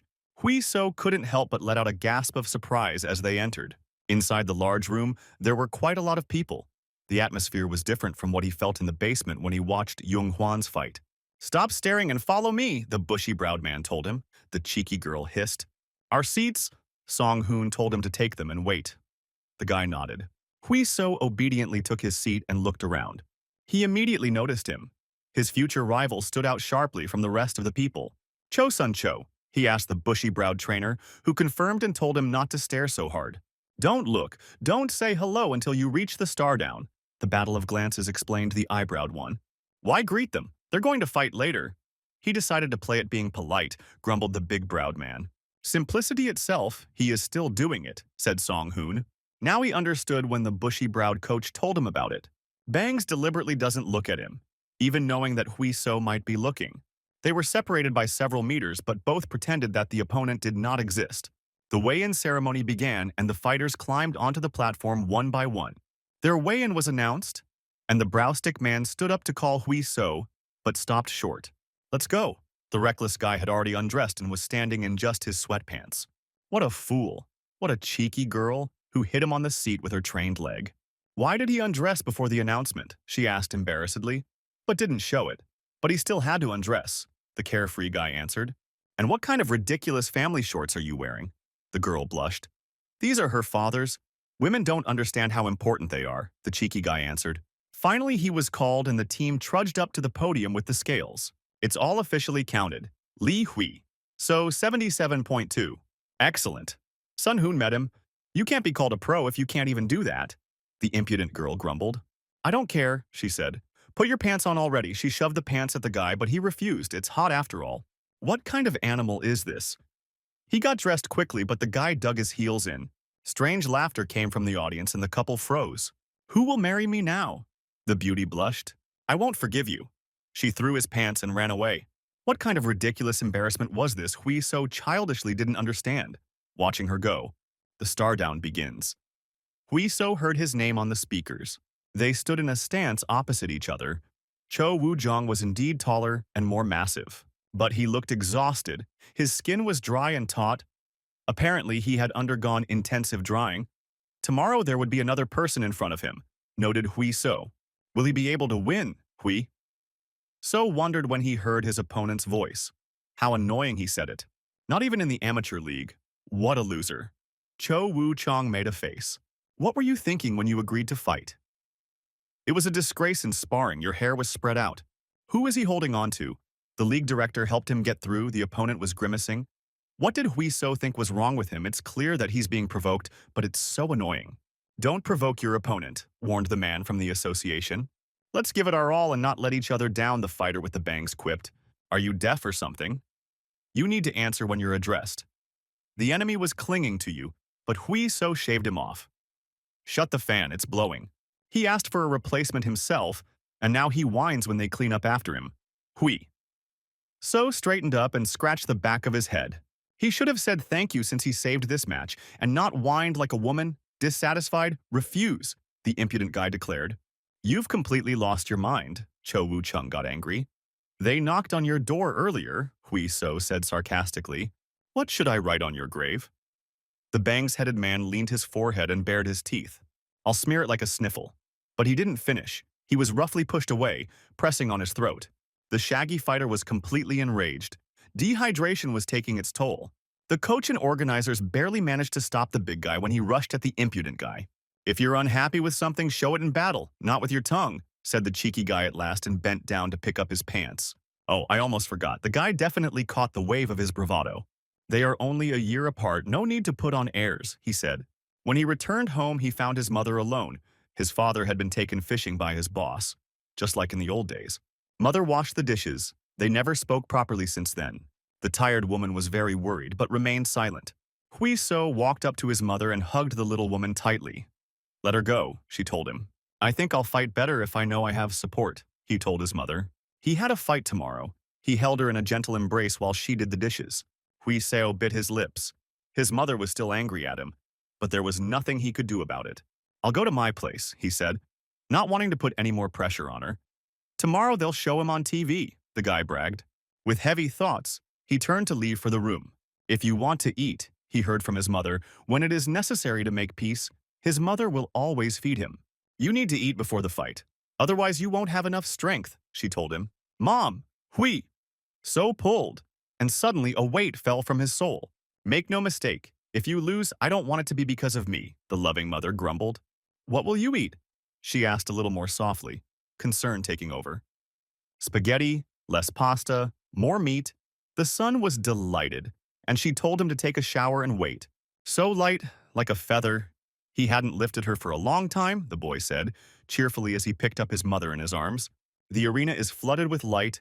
The octagon is surrounded by a net. The fight is about to begin. Hui So was warming up on his paws with the eyebrowed one. Don't forget about protection, he instructed. Great.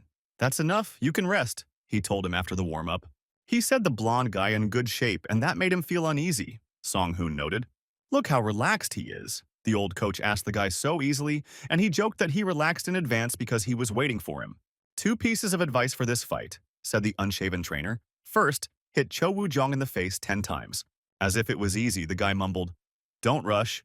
Hit according to tactics, provoke him to strike. He's a master at this, the trainer continued, massaging the athlete. What about the second piece of advice? Asked the cheeky boy. Listen, don't panic. If everything gets out of control, Song-hoon will tell you what to do, the boy thought. Why are you silent? His coach asked him. What should he do if his intuition tells him to do the opposite of what Sung-hoon said? Hui So answered. Usually it's clear what to do, but Song-hoon doesn't let you do it. The thick-browed one frowned upon hearing his name. Do as you see fit, his old trainer reassured him, much to the indignation of the big-browed man. What is this? Sung-hoon asked himself. The coach told the boy to do what he wants, but not to lose his temper. Master Sang wanted to challenge such a statement by the eyebrowed man. But the command to start was given in the locker room. Let's go! The unshaven coach pushed the impudent boy towards the exit. They walked down a dark corridor, the blinding light of the arena shining through the passage. There it was, the same exciting feeling that had gripped Hui. So the first time he heard the noise of the crowd. The unshaven trainer watched the guy's reaction carefully. Many fighters were embarrassed by the large number of spectators. Just the thing to get in the mood for the fight, said the guy. Great, replied the unshaven master. Let's warm up. While Hui Seo was shadowboxing, Sung-hoon quietly approached Sang-guk. He is responsible for this fight. Why did he tell the guy to stop listening to him? The bushy-browed master asked. Leave him alone. Let him be willful, said the unshaven coach. But he is making his debut. How can you allow him to do whatever he wants? The thick-browed one grumbled discontentedly. He's not like the master. If he listens to advice and loses, he won't return to the ring. But Sang-guk stood his ground. In other halls, Hui So was told what to do, and only because of this he refused the elite club. The master replied, let him do what he wants. The match was commented on by the hosts. Lee Hui So came out in the blue corner. They announced the start of the main fight. Debut match. He had been practicing MMA for only a month, defeated with 1 punch and succeeded in sparring. The commentators accompanied Hui So's exit. Newcomers rarely appear in such an arena, and he will really have a hard time coping, they continued. In the red corner is the rising star of the arena with 3 wins under his belt, Cho Woo-jong. The spectators are actively supporting him, but will he justify the trust?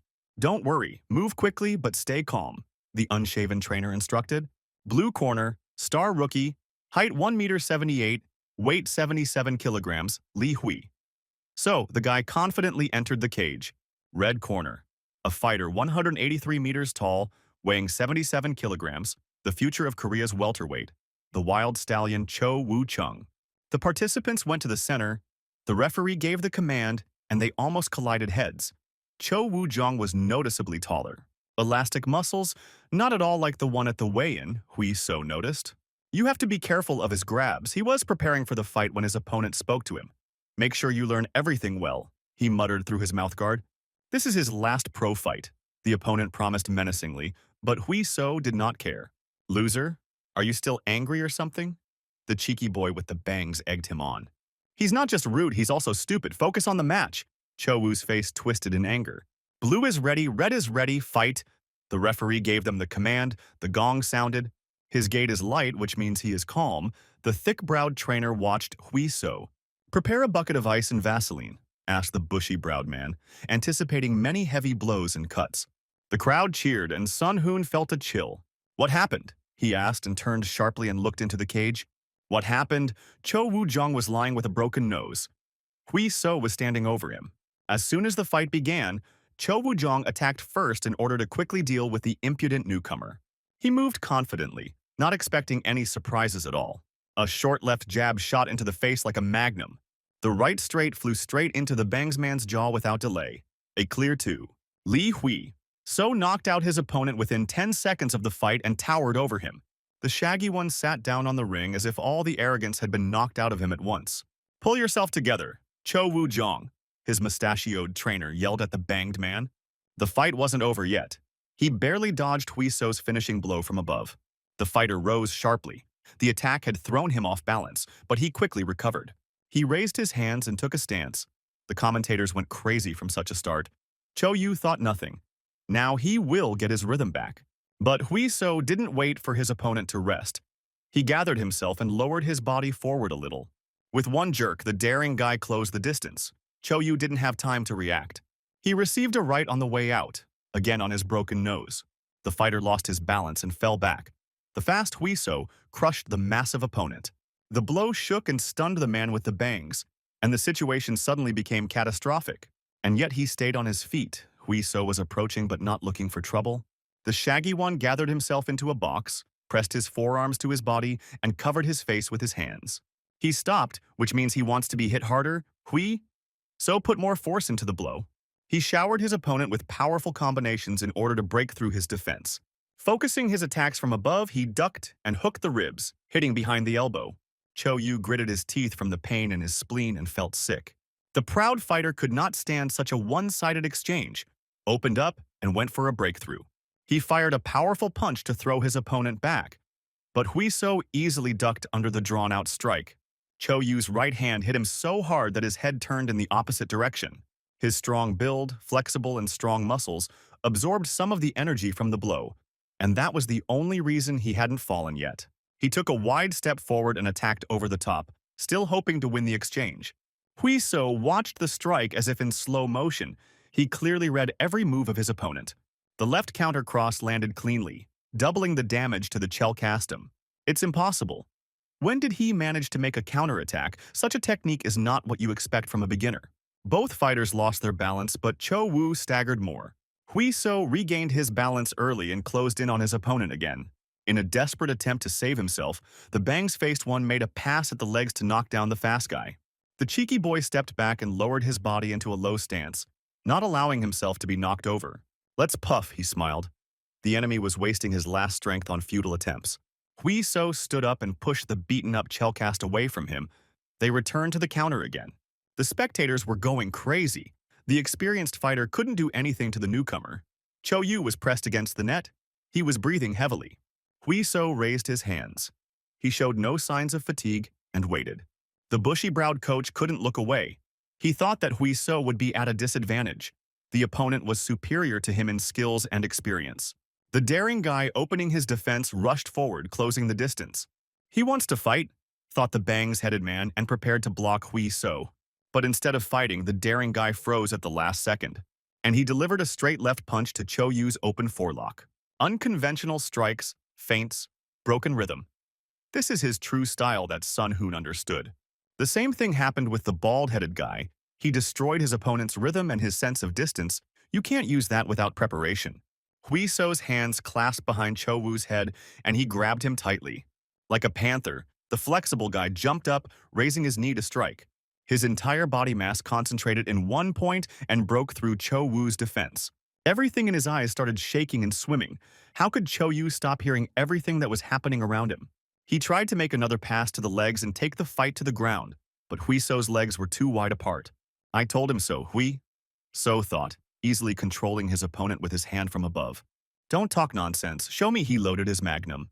The explosive uppercut blew Cho Woo's jaw off so hard that he lost his mouthguard. The back of his head fell onto his back from Huiso's monstrous blow. Browstick couldn't believe his eyes, and the unshaven old man enjoyed the fight. Huiso was already flying towards his downed opponent to finish him off on the ground, but the referee jumped on top and stopped the match. Huiso stood over his fallen opponent and caught his breath. 1 minute and 49 seconds, the commentators were shouting at the same time whether there had been such an explosive debut before. Everyone who followed Huiso will never forget this fight. The guy clenched his fists. Adrenaline went through his body in waves. He did not immediately understand that the fight was over. A flawless victory, the whole hall rejoiced. The triumphant raised his fists in a victory pose. He passed out instantly as soon as he sat down in the comfortable chair in the back seat. The old master snored like a pig. "Leave him alone, he did a good job," objected the eyebrow. "Yes, it's not about Huiso, but about this one." The grumpy old man pointed his finger back. "What a pig." They slapped the coach on the forehead. He probably worked harder than everyone else. Wasn't that a great fight? Who would have thought that he would avoid all the punches and finish in the first round, said the brow wrestler. True, the old man agreed. He knew the guy was good, but he didn't think he was that good. Today, his heart was beating fast. Then, the eyebrow-shaped man remembered the last minutes after the fight. Huiso lifted the blonde Tae-Soo onto his shoulders, and they entered the arena to see the winner.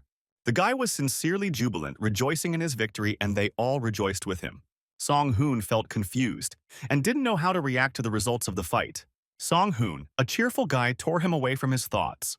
He won, I saw. His laughter and joy were infectious. Good job, smiled the thick-browed man. I didn't hear his recommendations at all, the guy asked. It's all because he did well, Song-hoon answered. It was cool, the coach told him. 1,000 points, and the pleased, cheeky newcomer broke into a smile. He said that he would help, but he himself was silent as if he had abandoned the fighter. His eyebrows were turning over heavy thoughts. Master Sang-gook, on the other hand, knew what the guy needed and gave him confidence, which turned the fight in the right direction. Amazing, Sung-hoon thought. The boss knows how much he is respected, he asked. What is needed now? The unshaven master grumbled. Why do they suspect him of self-interest? The man with the thick eyebrows was surprised. Stop trying to build a saint who is always picky about little things, grumbled the old man. You whine about your stubble. You're even embarrassed to come to the gym, the old trainer grumbled. Yes, it's just an excuse. He's lazy, that's why he doesn't go. The big-browed man was indignant. And he even argues with me all the time, Sang-gook grumbled. And why does he always drive them? Now let him drive everyone himself, grumbled the unshaven master. As soon as they came to this, the eyebrowed one was surprised.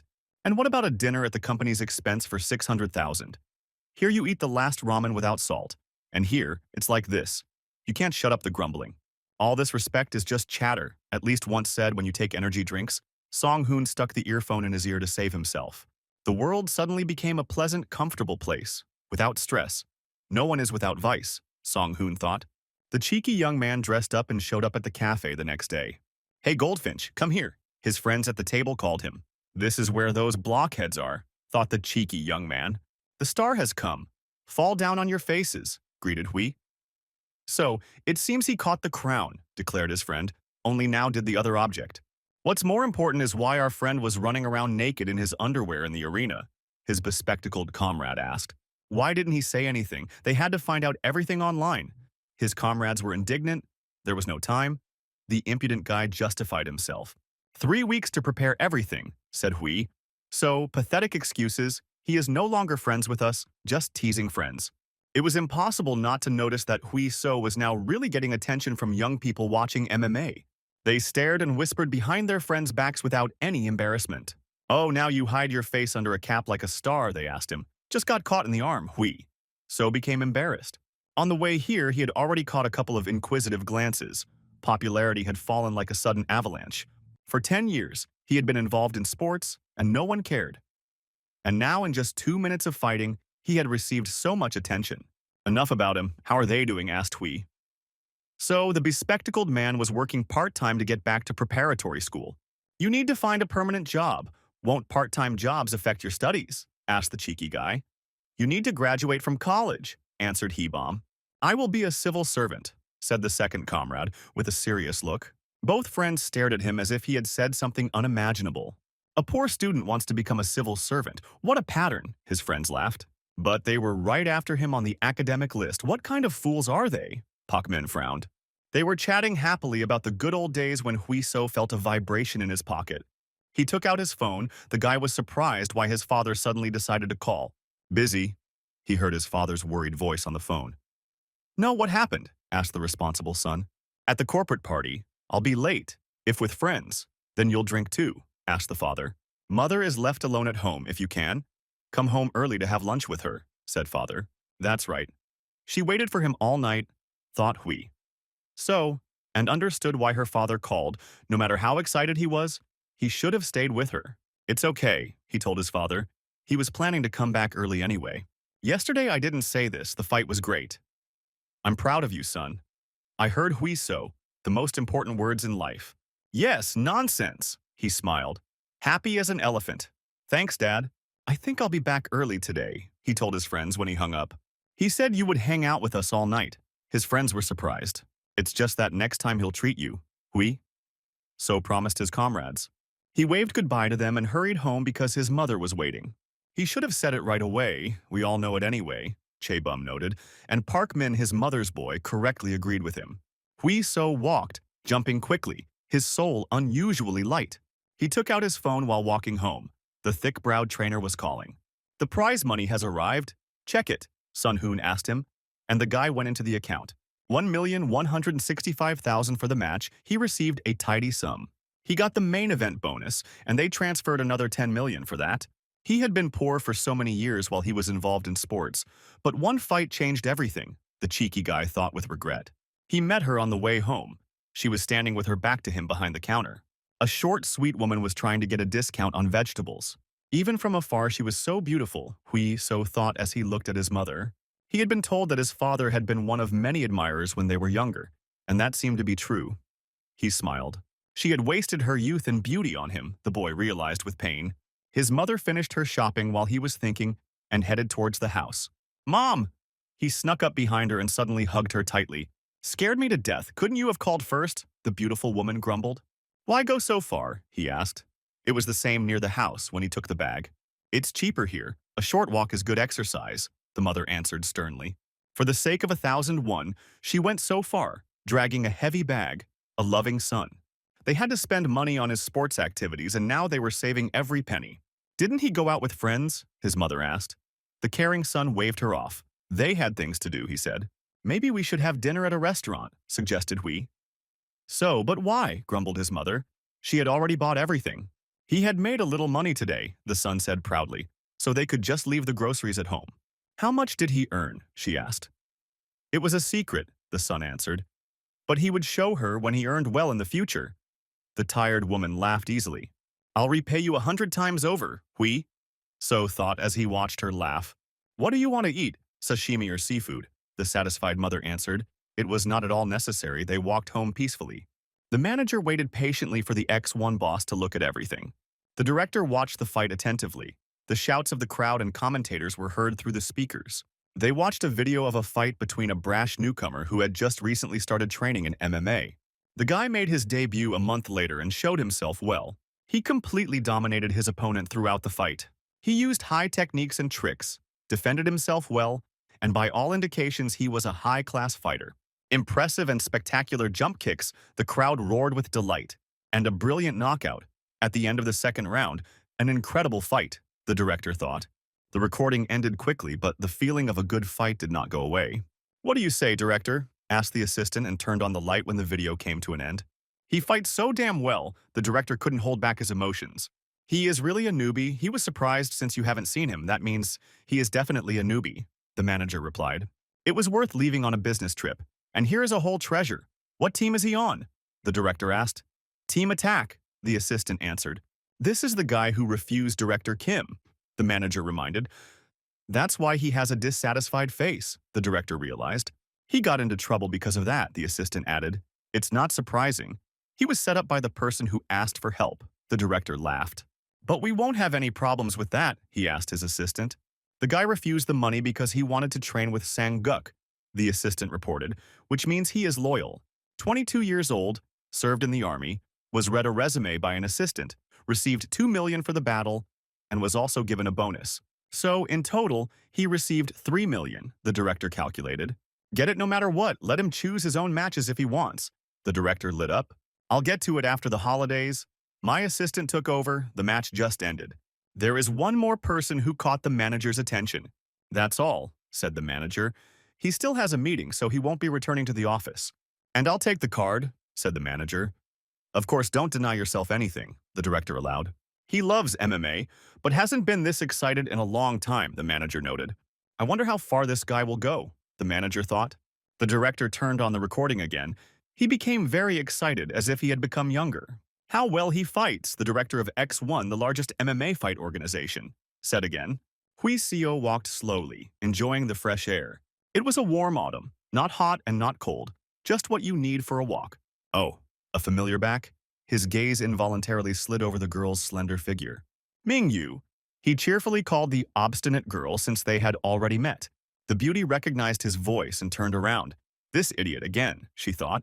Without saying anything, he walked forward as before, What a little pest, thought Huiso. What a joy to meet her. The guy came closer. Stop pretending that they are friends, the girl bristled. Stop pretending to be smart. He snatched the small book from her hands. What a children's book. He assessed the cover with butterflies. Kindergarten, said the guy. This is philosophical literature. She gave the impudent guy a slap. Wow, so you can read? And how interestingly, the cheeky boy asked. You still won't understand even if I explain, the Thorn answered. Come on, who can't read maps, he asked. It's written there about wise relationships, the art of life, and the history of mankind. She became embarrassed. Is she really a nerd? The guy whispered with his lips. I'll strangle him now if he doesn't stop. The beauty remained unperturbed. I don't recognize him at all, the guy noted. My mother didn't teach me not to talk to strangers, she asked. When they arrived in the hall, she continued to calmly ignore him and read. What a difficult character. The guy looked at the cute Thorn. There he is, the slacker. Song-hoon entered the office. What are you sitting around for? He asked. Oh, Mr. Eyebrows, the rascal greeted. Let's go out, Song-hoon called him. What else? Hurry to the director's office for a minute, he said. Take this. Song-hoon handed over a stack of documents for the guy. This, he read more closely into the boring lines, with a not at all boring result. A contract from X1, the cheeky guy exclaimed excitedly. They want to sign an official contract, Song-hoon confirmed. Surprised, he asked the boy. He thought this would happen later. He was happy. A debut without a single missed shot, they couldn't miss it. The bushy-browed coach answered confidently. He was very lucky, he told the cheeky guy, who didn't understand whether it was a compliment or not. It's exciting. Even though Cho-yu couldn't show everything then, he didn't fight in his style. It won't be so easy from now on, the big-browed man warned. The daring guy truly understood that if his opponent had not underestimated him and not provoked him, he himself could have ended up being beaten. It happens in different ways, continued Sung-hoon. Sign the contract, he promised to tell the details later. 3 years, 3 matches. Even if you don't manage to play all the matches, the contract will end in 3 years. But what about the opposite? If in the first year he takes part in 3 matches and is unable to perform, the athlete asked. Good question. Look at the 4th point. Group versus group. The contract for the exchange of fighters was read by Hui So. This allows him to fight for other associations while they are owned by X1. The organizations conduct a dialogue directly, without intermediaries and taxes. Additional expenses are paid by the organization, and the training camp is paid by the fighters. It looks like there's a lot to pay. The internal financial consultant tensed up. The prize money may be modest, but with this contract, even if things go badly, they won't be able to fire him, because the benefits are more important than the prize money. You might think that the association is being greedy, but they do a great job of ensuring risks so that the athlete ends up winning. An important point, Sun-hoon pointed out, is that if he joins the SFC association, the contract is automatically considered cancelled. They are the main competitor for X1, so to ensure everything runs smoothly, there is a ban on exchanging fighters between them. What's wrong? Sung-hoon asked the worried boy, who was impressed by the mere mention of SFC. They arbitrarily declared themselves the best platform. Even though the standards of the sport rose, small organizations retained the title of impeccable. It is not surprising that even those who know little about this sport have heard of it. That's right, and now he won't be able to have anything to do with them for 3 years. The eyebrow guy grinned. Why did he do this? The guy asked. Insurance. The bushy-browed trainer moved on to the next point. If it is less than 500,000, the fighter pays. More, the organization. The penalties for incorrect weighing are the same, Sun-hoon read out. We've sorted out the main thing. It's time to count money. Of course. The impudent financier rubbed his hands. The lowest salary is $1 million. The base salary is 2, plus half for a win. For each win, the base salary will increase. Not sure about the pay, Hui So said. The rate is higher, but the bonuses for wins are lower. These are bonuses for newcomers. After their debut, experienced fighters need to win 8 fights to receive the same bonuses, explained the eyebrowed one. It would be possible to make a personal deal to get more. But there is no point in straining the association. The conditions are already the best that can be obtained. The last one is the bonus system, a prize for the fighter who puts on the most exciting fight. But he already knows. He has already received one. He finished with the bushy eyebrows. Remember this carefully before you sign the contract, said the serious, bushy-browed coach. It won't be easy anymore. Now everyone knows what he's capable of and will be ready. You should learn to fight in different styles and work harder, so be ready, yes? Exclaimed the impudent guy. Song Hoon waited until the boy put a cross next to his name and reached into his pocket. A present, he placed another paper on the table in front of Hui So. The new match is already being announced. The daring athlete was surprised. On New Year's Eve, he has a new match and a new opponent. The coach smiled contentedly. A crowd of bandits with bats and rebar picturesquely surrounded the hero in the center. With shouts, they rushed at him in a well-rehearsed sequence. Well-placed wide swings that went into the frame. They hit within millimeters of the hero in the middle, who also moved well. The stuntman turned his head in time and the fist slid across his face. Immediately after him, the next extra attacked, as if during a rehearsal. He was thrown back with a beautiful and effective roundhouse kick. The crowd of bandits parted, letting the fighter who had flown away pass. They screamed and rushed with redoubled fury. It looked natural. Die! The extra jumped up and flew at the actor in the center of the parking lot. They spun around in crazy, twisting strokes. A flying, spinning kick hit the target. They worked well. The actor kicked at head level, demonstrating good flexibility and form. The extra was very surprised after all. They were getting more than they were supposed to on the set today. But the lead actor didn't hesitate to give it his all. The last one left. The main character turned around at the sound of footsteps. "Come on," he read out a memorized line, according to the script. The big man clenched his sledgehammer fists and assumed a defensive stance. His hair was tousled by the sudden movements as they moved towards each other. The lead actor leaned over and raised his knee for a side kick. The foot flew firmly into the open defense, and at the moment of impact, the long-haired guy managed to jump to the side in sync. He pretended to choke after being hit and fell to his knees. The actor stood over the fallen enemy, clenching his fists tightly. That's all. He looked down menacingly, allowing the cameraman to take a close-up. It was filmed, there was a scream on the set, the scene ended, and the lights came on the set. Good shots of Sang Hoon, the director praised the main actor. The worried cameraman ran up to the extra. He saw how badly he got it. "We didn't overdo it," he asked the long-haired guy how he was. "We need to finish it in one take. We won't be reshooting." The big guy shook himself off. "Don't strain yourself so much anyway," the man told him. How could he let him down after he got this role for him? Hyseok scratched his head. "Be patient. When I become famous, I will not forget about you," his friend promised him. The phone rang at the hairdresser, Hyseok, and he bowed, stepping aside. "Of course, I agree," his friend heard the loud cry of the long-haired guy. They called from the audience. "He will have a fight on the main card. Things are getting better," the big guy rejoiced. "And when is the fight?" his comrade asked. "On New Year's Eve," he answered joyfully. They watched the recording of the fight.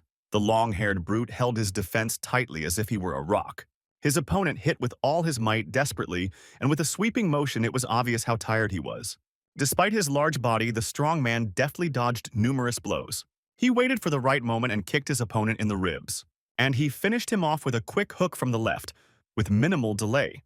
The match ended with a quick victory. The big guy showed good fundamentals. "What do you think?" asked his bushy-browed trainer. "A normal fight without holds in wrestling, in a standing position," noted Huiso. 4 fights in the amateur league, 2 professional fights, the basis of karate, 3rd Dan, victory at the nationals, read Song Hoon. He has good fundamentals, a real Thorn. They attack a lot, have good endurance, explained the bushy-browed coach. Endurance is like a battery level. No matter how a person copes mentally, if he is exhausted, he will not be able to move. Many professionals who train for many years can freeze and take all the blows, not because they don't want to move or don't know how. There are 3 types of strategies for this match, Brovastic continued. The first option is grabs and pushes. He's bad at them, but Huiso is bad too. So that option is out, the guy is pinned. The second one is to outshine him in endurance, but the impudent boy is smaller and has worse endurance, so this one is also out of luck. "What is the third option?" asked Song Hoon. "To go out and win," the impudent athlete threw up his hands. "Bingo!" the usually calm eyebrow twister suddenly exclaimed. "Attack relentlessly and crush his defenses until you break through him completely. If he were that strong, he wouldn't think about strategy and would just attack with all his might." Huiso sighed. "Such attacks don't exist," the eyebrow man said. "But there is technology," he noticed. "What kind of technology?" The impudent boy pricked up his ears. "Muay Thai, also known as Thai boxing." Sun Hun simply answered him. "This type of martial arts, the strongest in attack, especially elbow and knee strikes, master it, and you will be able to break his defense, Hyseok." "Let's start right now," suggested the bushy-browed guy. But the impudent guy was surprised who to learn from. Don't worry, everything is ready, Song-hoon praised himself. He will now be introduced as the only Thai boxing specialist on the team, said Sun-hoon. Here he is, the great slob with the bangs, Chung-hwan. There was a silent pause. Hui-so couldn't find anything to answer and wondered if this was a joke. He doesn't inspire confidence. He smiled tensely at his best friend. Sung-hoon asked him to teach the cheeky blockhead how to hit with his knee and elbow. But Jung-hwan didn't agree with it, surprising Hui-so. You can't hit your opponent with your elbow on the ground, and you can't hit him with your knee when he's leaning on 3 points. At the moment, the most Hui-so can do is just push and kick, his friend noted. That's why you need to study the flame, said the friend. What kind of plum is this? Hui-so didn't understand. One of the important holds in Thai boxing for delivering elbow and knee strikes, the friend replied. There are many matches in which fighters lost because they did not know the flame. These techniques require a good base. First, let's learn how to grab, said Jung-hwan. First, with your left hand, grab your opponent firmly by the neck. He will most likely do the same, your friend asked correctly. Then you pull your opponent's left hand with your right hand to create the correct angle. This is the flame grip. It takes the right angle to hit your opponent with your elbow at close range. You see, the fingers are free in this position. The one who takes it first will win this fight, showed the essence of the technique Jung-hwan. Just like now, he suddenly grabbed the neck of his impudent friend and pulled him towards himself and down. This is training. Hui-so was indignant. Stop grumbling. How are you going to get out? He asked when he closed the lock on the back of his head. I'll just grab your arms and throw you off, said the daring fighter. But what if he hits you with his knee from below? Jung-hwan began to work on it. He can't go back. They hold him tightly and only press harder. But if he tries to go to the legs, his head will be too close to his knee. Try to get out? Jung-hwan easily dragged the guy from side to side. He completely controlled him. In the first half of the capture, you can still quickly shake off the enemy. If you have the strength and a quick reaction, he pushed away the impudent friend. There is nothing more terrible than getting caught in a flame when you are already pretty exhausted. Now he will show you how to get out. His faithful comrade taught him. He ordered Hui-so to grab him, and he locked the padlock around his friend's neck. He pressed his shoulder hard on his wrist, as if hiding his head in a shell. With a loud cry, his friend freed himself from the grip, easily throwing off Hui-so's hands. That's cool, the comrade said smugly. Stop fooling around. There's still a lot of work to do, the cheeky guy replied. This is part of the teaching of the great guru. Praise quickly, he kept joking. But looking at his serious friend, he continued, you need to take the correct stance if you are taken into flame, and tense your neck and back. If the opponent is the same height, then when he moves his back, his arms will straighten and the strength will leave them. He will no longer be able to control the grip. Then rotate your torso, use your shoulders as leverage, and break free from the grip, the friend explained. But if the hold is already complete, the strength of the neck is not enough to break free. You can try to knock him down while he hits with his knee. He asked Hui-so to use a full flame hold on him, and he clamped his hands around his neck. If you get stuck in a flame, you can slip your hand between your opponent's hands, he demonstrated. When the capture is complete, there is very little space, and the enemy, knowing what can be done, will actively interfere with this. But if you turn your shoulders and make the opponent look inside, Jung-hwan made the move. No matter how little distance there is between the hands, you can slip out. In this case, the hand slides inside the grip. He hooks his right hand onto Hui-so's hand, and turning the body again, he easily tore apart the strong lock that it held. It is difficult to see the free space to get out, but the situation can quickly change into different outcomes. That was not bad, Hui-so praised his friend, more praise to the god of praise. He rejoiced. Who would have thought that such an unreliable slob would be useful? Continued the impudent guy. Come here, answered his friend. Since he used to wrestle, he should have good balance. He needs to learn this hold, and there will be no problems, summed up Jung-hwan. That's all for today, time to shed, Jung-hwan whispered quietly. Hui-so finished training. You can grab him? He waved his hand to his friend. Strength coach. Taeyong happily walked onto the stage. Finally fresh blood, the training maniac was blooming. For what? Everything in Hui-so's chest went cold, but it was too late to run. Why is he here, the traitor? He asked Jung-hwan, and he justified himself by saying that the muscles of the neck and back are important for flame, and Taeyong is the best fit. That's how? Doesn't he know what kind of person this is? Hui-sung shook his friend desperately. And what kind of a man is he? A huge brute crept up from behind. Hiccup! The impudent guy cried out. So what kind of person is he, dear Kim Hui? So, the gorilla asked the guy. The best in the world, my favorite coach, Hui. So smiled tensely, letting his friend go. Since the guy appreciated it, let him carry it back now. Are the words about love really a lie? Asked the 120-kilogram fighter, putting his hands on his shoulders. He mounted the daring horse Hui. So, gallop on, faithful horse, he said to the boy. No pain, no gain, sarcastically following to a comrade Chan Huang. Who said he was staying? Taeyeon asked. He would ride him after. They are so busy and he doesn't want to disturb them, so he goes to train with Haibum. But he is busy with the beauty Yu Jin, the gorilla objected. Maybe there's someone else, Jung Hwan mumbled timidly as the athletes exchanged glances. Well, no, I understood their look. The sportsman is a slob. Save me, the hooligans are depriving me of my sight, he screamed and rushed away. But they were in a cage. There was nowhere to run and he was pressed against the net. The monsters pounced on the poor guy, and the impudent horse carried Taeyeon to victim number 2. A few weeks later, they engaged in some light sparring with grappling. Jung Hwan quickly raised his hand to grab his friend. Hui So saw all the movements and easily defended himself, blocking the attacks. And he was even able to counterattack, but Jung Hwan dove under the swing of his hand. They moved quickly in a stance, attacking and counterattacking at close range. Hui So knocked Jung Hwan's hand away and got even closer. He felt a grip on his neck. His friend became noticeably faster. Pressing his neck lower, Hui So fired his knee into his stomach. Jung Hwan straightened up with the strength of his back to prevent himself from being caught in a full lock. Hui So slipped his hand inside Jung Hwan's grip and held his neck tightly. The knee dug painfully into the side of his ribs, and Jung Hwan cried out. Jung Hwan slipped his hand between them and pressed it against Hui So's chest.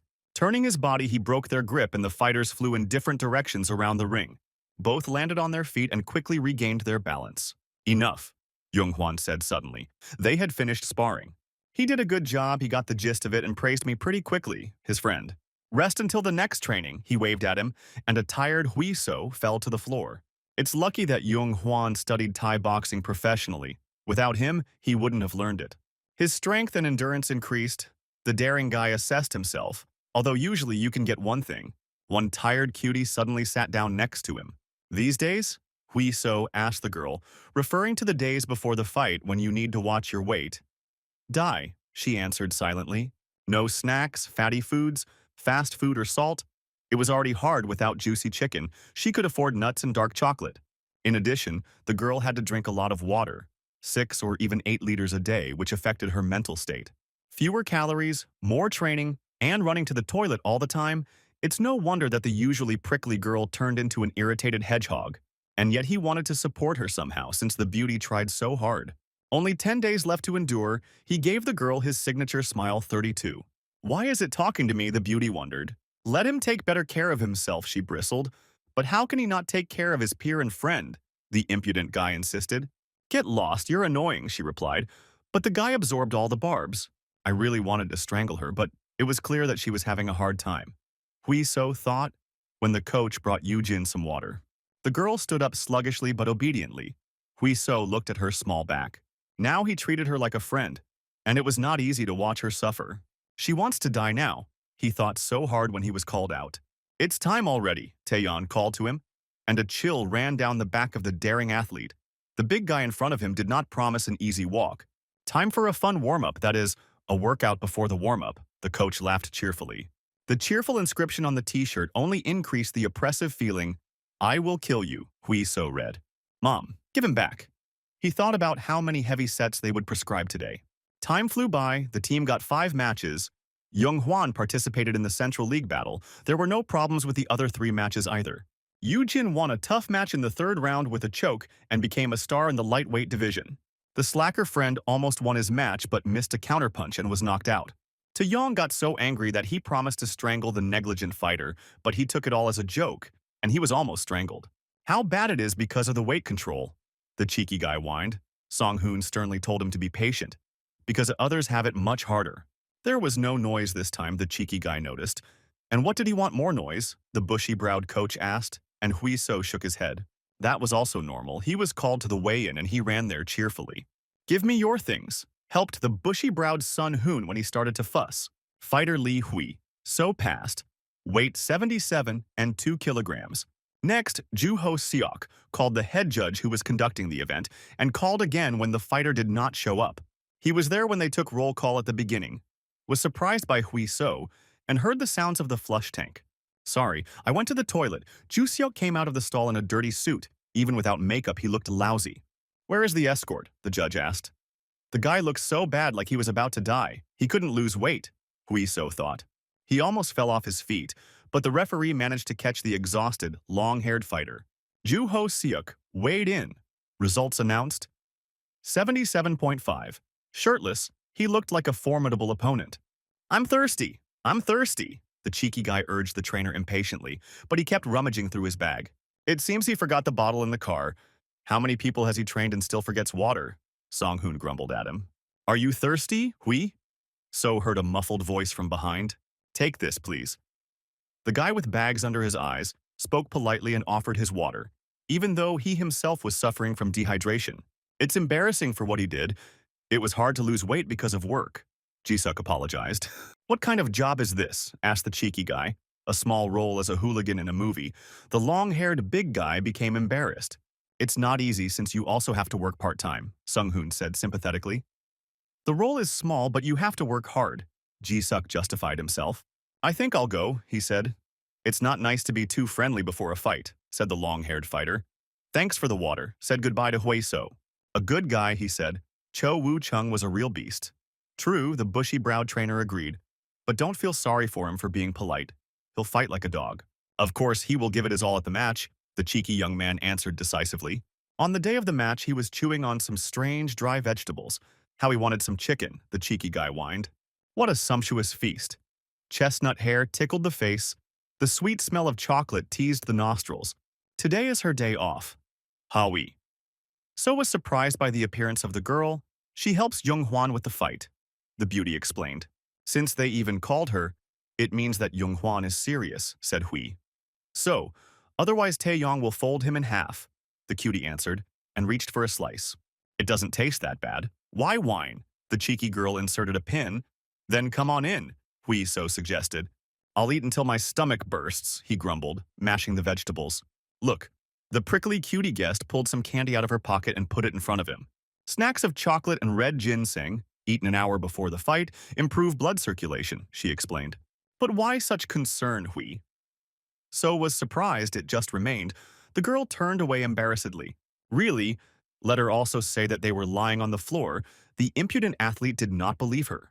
I told you it just remained, the angry cat hissed. She brought them on purpose. The impudent guy teased and grabbed her in the face with a salad. Get out of here, dog, the girl shouted. She was thinking about how to strangle the impudent guy, but suddenly her cell phone rang. It's time to go down, Jung-hwan. I need help with my things, the girl said quietly. Before she leaves, he told her. If you even think about making jokes, I'll finish you off, the prickly cat immediately warned. Thank you for your concern, the cheeky guy smiled sweetly and sincerely. This is how you should always answer, she muttered quietly in a thin voice. Come on, don't disgrace yourself there in the ring, the girl extended her fist. Of course he would win. Their fists touched as he lightly punched her. The coaches watched the fights from undress. Another fight ended. The time for Hui So's fight was approaching. Another knockout? Are they on doping or something? The bushy-browed trainer frowned. So. Hui Seo unpacked the candy he received from the cheeky girl. What are you already eating? Taeyong asked him. Ginseng and chocolate, which Yoo-jin gave him. Told him to eat before the match, the athlete answered. This Thorn, the big guy, was surprised. How disgusting it is. Even chocolate, the impudent fighter grimaced. He was about to take a nap. Taeyong was even more surprised. Mental training? He sprawled on Hui So's chair. Maybe he's crazy because he's not worried at all, the blonde coach noted. The same thing happened in the first match, not worried at all, which made it even more worrying.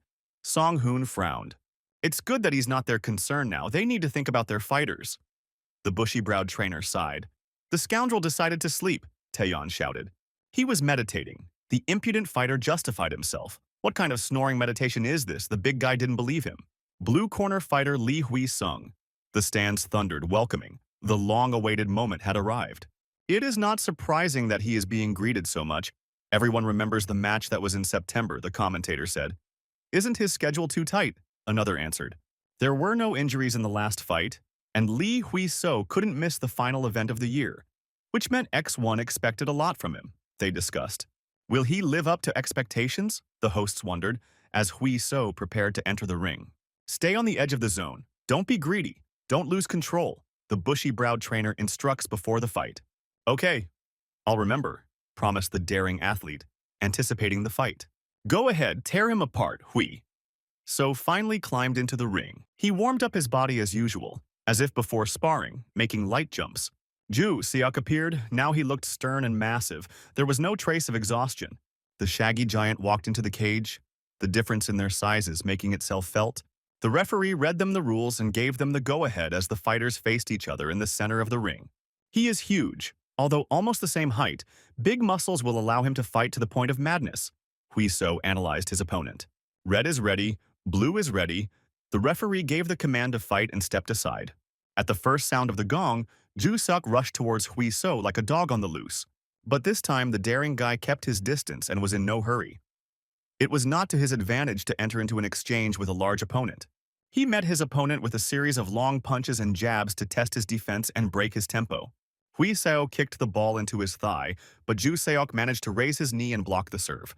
He immediately counterattacked, pressing with all his mass. A powerful blow to the body to the liver found a gap in the daring guy's defense. It hurt. Hui So continued to dodge and study his opponent. He was almost pinned against the fence, but Hui So managed to get out with a deft jump and deliver a short jab to the head. The shaggy big guy maintained a strong defense and was not afraid to get close to his opponent. Well, really, everything doesn't matter, Hui. So realized after the blow, this blow won't knock the big guy down. Keep the pace and control the attacks, the bushy-browed coach shouted from below. Ju Seok moved like a bull. His fists widened and he came dangerously close. A powerful right hook to Hui So's guard knocked him aside. He had to stop to regain his balance and immediately took another series of heavy shots on defense. How tough, Sun Hoon assessed their opponent. But they have something to respond with. Hui So was good at defending himself against attacks he couldn't dodge. He deftly dodged blows to the head and was just a hair's breadth away from a heavy knockdown. Ju Seok's cannon shot knocked down his crossed block. An explosive uppercut almost took off his chin, but Hui So managed to stop his opponent's movement in time with a kick to the chest. A direct counter push knocked even a big guy like Ju Seok back. The strong mop quickly regained his balance and prepared to repel further attacks. But his appearance became confused. The enemy was behaving too insolently. He's gone crazy. What is he doing, Coach Hui? So was stunned. Why did he lower his defense? Hui So opened up completely. He stretched out like a wild mongoose, making it clear who was currently in control of this field. He's deliberately asking for trouble. The shaggy big guy assessed the situation. Nothing has changed. You need to press until the enemy is exhausted. The main thing is to maintain the rhythm. Ju Seok went on the attack. And instantly, he ran into a straight left to the head, bypassing all defense. Hui So easily stopped his opponent. He attacks quickly. He clearly saw the enemy's next move. The next movement was also quick, and the big guy managed to notice it out of the corner of his eye. The right landed on the side. Ju Seok didn't have time to raise his defense. That was not all. He saw how Hui So regained his balance and was preparing to attack again. Low kick, prepared to defend from below, Ju Seok, and pulled up his leg. No middle kick to the left, he responded as Hui So changed his stance and raised his right leg. Again a trick. The fighter became confused, not knowing what to expect from the enemy. Hui So had completely confused him. He was superior to the big guy in speed, and now he was also using tricks. Everything has changed. He is forced to constantly watch Hui So's legs to understand when to expect a blow. Without noticing it, the big guy had his back against the net and was being driven into a corner. They completely changed roles. Now Ju Seok was the hunted victim, looking for a way to get out. Contemptuous exclamations were heard from the audience about why he was standing there and swearing. Although he had never been hit before, the audience did not understand his situation. Ju Seok gritted his teeth. No matter how difficult it was, he decided to break through. A side middle kick landed right under Ju Seok's elbow into his body, and while he was thinking, Hui So attacked. But the big guy stayed on his feet, even after he was kicked. Hui So took a step and raised his knee again as if for a kick. But instead of the lower one, he struck the upper one, right in the big guy's face, almost taking his head off. Strong neck muscles held his head in place, but the blow stunned Ju Seok. He was pinned against the net and bombarded with a hail of blows from all positions. The shaggy big guy again tried to break through, but this time to the side. The crazy and daring guy chased him with a crab, as if inviting him to join him. These stupid tricks again. Ju Seok was nervous. He got it hard.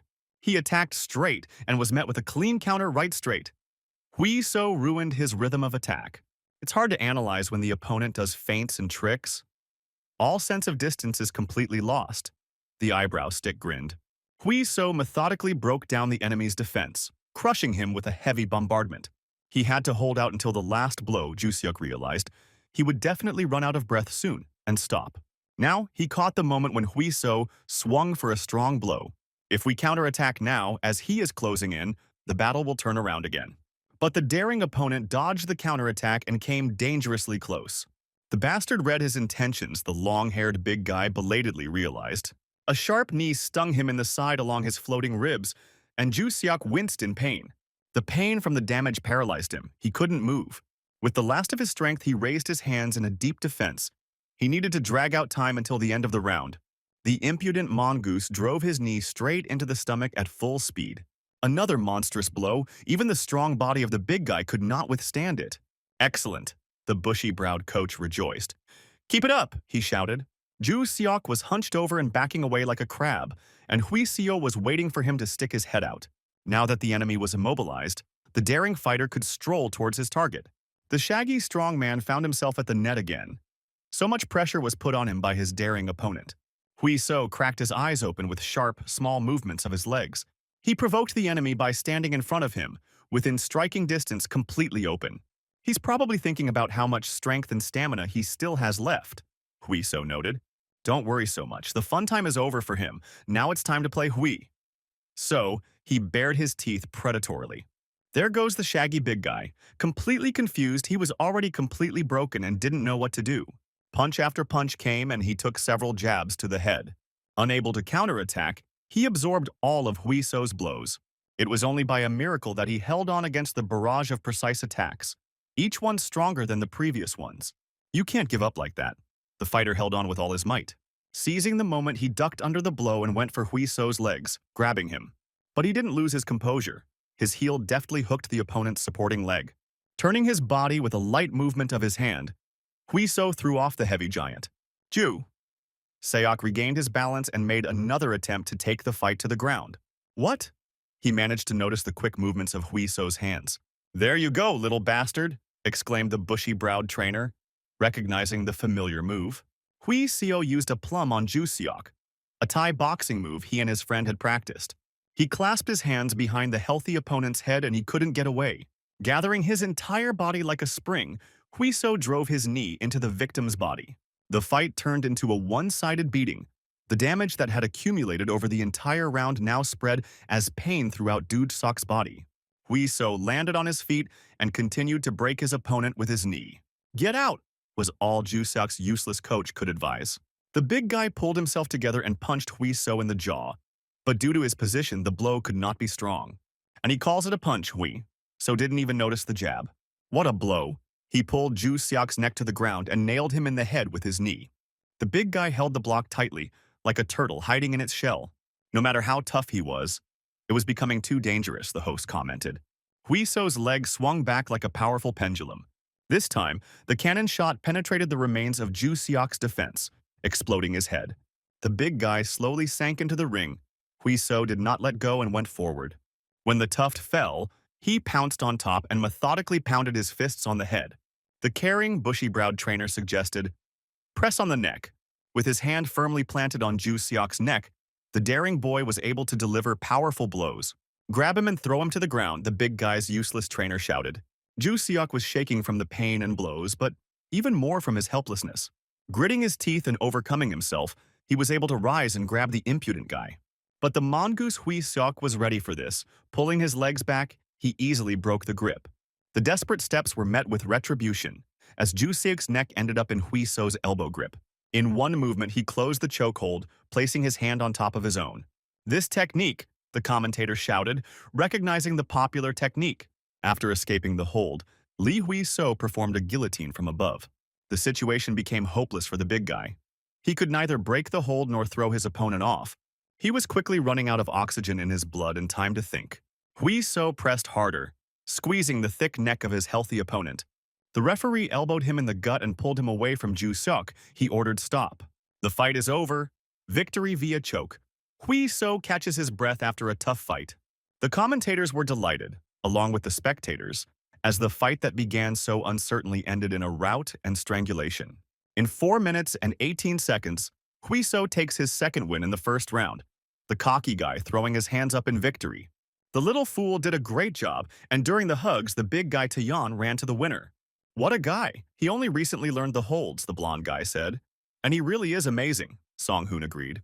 He acts calmly, but he himself is so excited that he can barely contain himself, the blonde noted.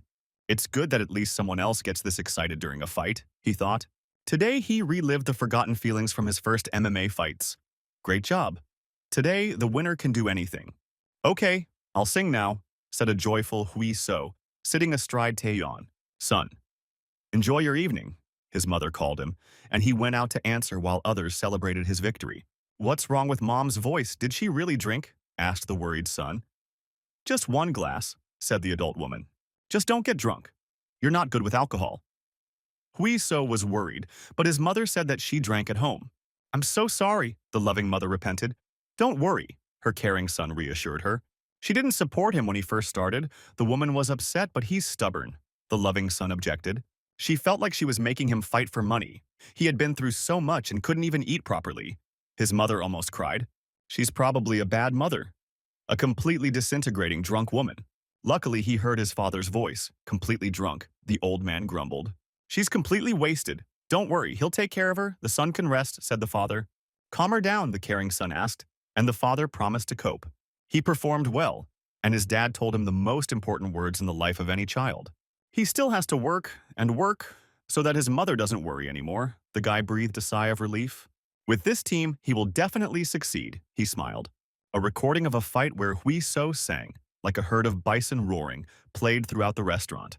Here comes the hero of the occasion. The coaches are shouting at him, the drinking is in full swing, he should take a couple of vocal lessons. What a terrible singing. It was as if he had no ear for music. How embarrassed he was in front of the audience. His teammates teased the winner. They met each other's eyes for a second, and he remembered the dark chocolate and the silky hair on his cheek. Thorn made a face, covering her face with her hand. What a cheeky girl, thought Hui So. She will also laugh at him. The last thread of patience snapped in him. Now he will arrange a merry drinking party for them. The hall burst into loud screams. A few weeks later, Taeyong was yelling madly at his protege. Hopeless! He is hopeless! He pounced on Jung Hwan. He told him not to rush. The coach was indignant. The other coaches could barely restrain the brute. Well done, Jung Hwan. Don't be sad, the other trainer told him and led the mad bull away. Everything is wrong. The exhausted fighter exhaled heavily. Refresh yourself. The cold can of soda felt pleasant on the bruised cheek. Oh, thank you, said Jung Hwan. Don't worry about it, Hui So reassured him. Sorry, he didn't live up to expectations. He helped him so much. The fighter reproached himself. At least he didn't lose, consoled Hui So. In the first round, everything went well for him. He started with a straight one, which won the sympathy of the audience. Taeyong shouted at him to press slower and watch his opponent better. But the slob got too overheated and pounded the deep defense like a wind-up toy, ignoring all advice. As soon as he got tired, he opened his chin, following his bad habit. And in the end, what was supposed to happen happened. Both fighters exchanged blows simultaneously in the center of the ring, and both of them fell into a deep knockout, which amused the spectators' stands. But since Jung Hwan won again, he won't become a pro anytime soon. You won't scold me, the annoyed friend was surprised. He was going to. Hui So admitted honestly, but his comrade had already heard enough. He is definitely a good fighter, but he is too reserved in the ring, under the eyes of the cameras and spectators, and it is very difficult for him now. You'll win next time, I'm sure, said the cheeky friend. Will he? A shadow of doubt fell on the face of the usually carefree guy. Hui So, he turned to his friend after a heavy silence.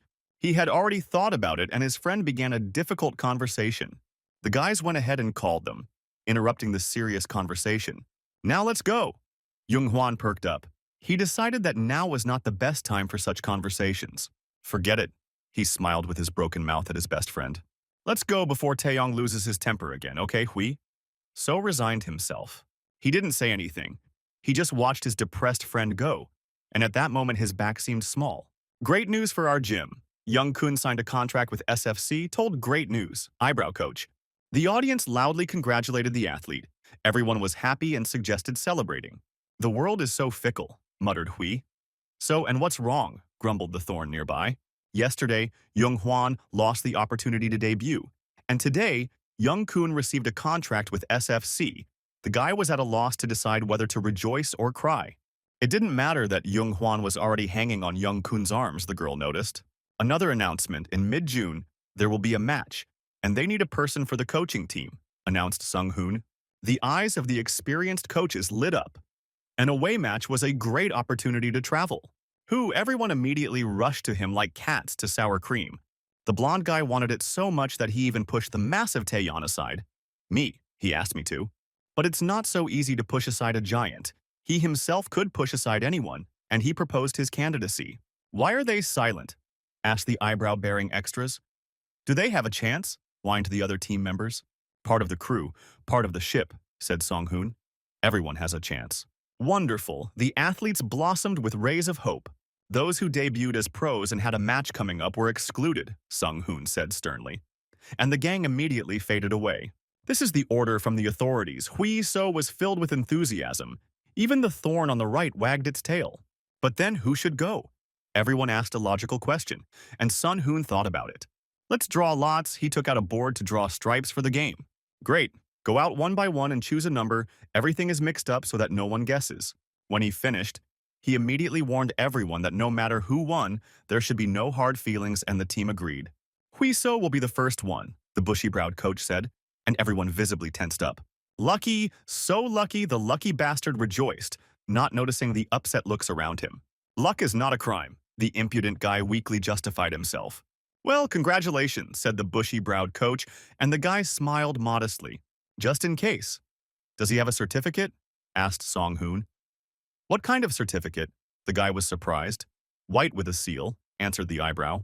To be a second coach in SFC, you need a sports license with a state seal. Is there really none? Asked the bushy-browed coach, and Hui. So, tensed up, he answered, none. It's a pity that he can't get through. Song-hoon responded mockingly to the lucky, impudent fellow. This can't be, the impudent guy was horrified. Maybe next time, the coach consoled the defeated impudent man to the general jubilation of the crowd. Let's just play one more time. He reached for the marker. It's not over yet. It's too early to give up. The daring fighter has risen to his feet. He can get a license before the match starts. There is still time, the impudent guy declared decisively. Do you want to qualify now? Sung-hoon asked doubtfully. The match is already in June. When will he have time? But the cheeky guy has already poked the phone screen, that's what he said. He showed the advert for the second-level test for a sports trainer. The test was in May, the results were in a week. This is more than enough before the match. The daring guy did not lose his enthusiasm. Sung-hoon wanted to explain the details, but Taeyong interrupted him. How could they sit and wait to see if he passed the test or not? Reasonable things. Hui. So had nothing to say in response to this. The lonely Thorn stocked up on popcorn and watched the battle from the sidelines. If he gets a license, he will go to the match. If not, he will treat the entire team to a banquet worth 300,000. He put forward the conditions. The sum is round, thought Hui. So he earned it for winning the last match, the gym fan insisted, mere trifles for him. All you need to do is get qualified, thought the cheeky guy. They are waiting so tensely, something is clearly fishy here, the athlete doubted. And Sung-hoon looked unhappy. Taeyong reassured the coach that everything would be fine, and the daring fighter pondered over his decision. It doesn't matter if it doesn't work out, he'll just pay. But the daring guy wasn't going to miss such an opportunity. Shake on it, he agreed, and Taeyong accepted the bet. Don't back out later, he said sternly. This concerns him too. Hui. So answered him. Freebie. Let's decide what we'll drink and eat, the other coaches agreed, as if they had already written off Hui So. But he's trying so hard, guys. What do you think needs to be done first? Taeyeon said sternly. We need to decide who will go instead of him. He ended with another farce. Hui So snored peacefully over his textbooks, which he hadn't sat down to since school. His caring parents watched and tried not to disturb him. The old, unshaven master returned to the hall after a long bender. Boss, the bushy-browed trainer greeted him as he came around the corner. What did not expect to see the boss at work? Asked the unshaven master. Here are the snacks. He gave a bag. All because the master worked outside the hall, said Song-hoon. There is so much here. The brow-bearer was surprised. The master had already eaten, he asked him. and he answered that he had eaten before coming. They cleaned the hall well. It was so clean the old master was surprised. Song-hoon probably made everyone scrub everything. He can be left in charge of the hall since he's so meticulous, the unshaven master thought, looking at his colleague. Who do we have here? The unshaven master wondered, looking into the break room. Hui Seo is preparing for the test to become a trainer. Sang-guk learned from the eyebrowed man. He said that he can't concentrate at home. What kind of test is this? Asked the unshaven master. The second level of the trainer, Song-hoon shared the details. He won the position of Yong-kun's second coach, but he doesn't have any qualifications to be admitted, so he's puffing and puffing, said the thick-browed man. Why didn't you dissuade him? The old master grumbled, as if it would be easy to do with this stubborn blockhead. But the unshaven master wanted to object, but Song-hoon raised his hands. Everything had gone too far anyway. It was too late to dissuade him. Why is everything so ugly when I just step away for a moment? The lazy master grumbled regretfully. He has a rating match in May, Sang-guk said. Great news, the thick-browed man rejoiced. A lightweight match, the lazy master clarified. But why suddenly Sun-hoon was surprised? His body is not very inclined to gain muscle mass. His opponents are bigger than him, and it will only get more difficult. He needs to fight in his own category. He is not so experienced in losing weight, and if he still worries about preparing for the test, he might not cope.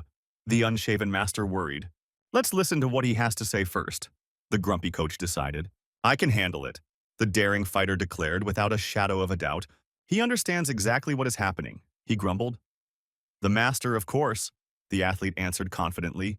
You will need to lose a lot of weight. I'll need to lose 10 kilograms from my current weight, plus a diet, and then study. Then it will be very hard, the old master insisted. We can just start and then we'll see, the guy said confidently. He promised to make sure that nothing interfered with his training. Everything will work out. He is Li Hui. So, the impudent guy proudly poked himself in the chest. Is this enough to take his word for it? The master grumbled. What else is left? You just have to try. The young and daring one dug his heels in. Okay, said the grumpy master after a moment of thought. Let him do as he pleases, Hui. So heard the old master's approval with joy. But there is a condition, the grumpy coach shook his finger sternly, that the guy should not even think about refusing. There should be no overlap, training, sleep, food, study. You can't get up early and go to bed late for the sake of study, the master said sternly. They will prepare for the match together, the unshaven master suddenly declared. He is always on a bender, the impudent fighter was surprised. This time the enemy is serious. You need to know how to fight him, so he will help, said old man Huai-so. Of course, all matches are important, the old master continued to grumble. But this case is special. Win or lose, how he behaves during the match will affect his career. That's clear, he asked the guy. He responded promptly and energetically, always ready. This match is the most important. If you do everything haphazardly, you can lose everything for which you worked so long and hard. He pointed his finger at the boy. Okay, I'll remember this, the guy mumbled. What a weak answer, the old master grumbled at him. If you doubt, don't take it on, he pressed. I'm ready to put my life on the line, the impudent guy shouted loudly throughout the room. Excellent, that's better, the unshaven master grumbled contentedly. Here is your opponent's data. He handed several sheets to Hui-so. What kind of stupid name is he? I couldn't read it, cheeky guy. Mitsubishi Suzuki, this is your first time fighting a foreigner, the old master laughed.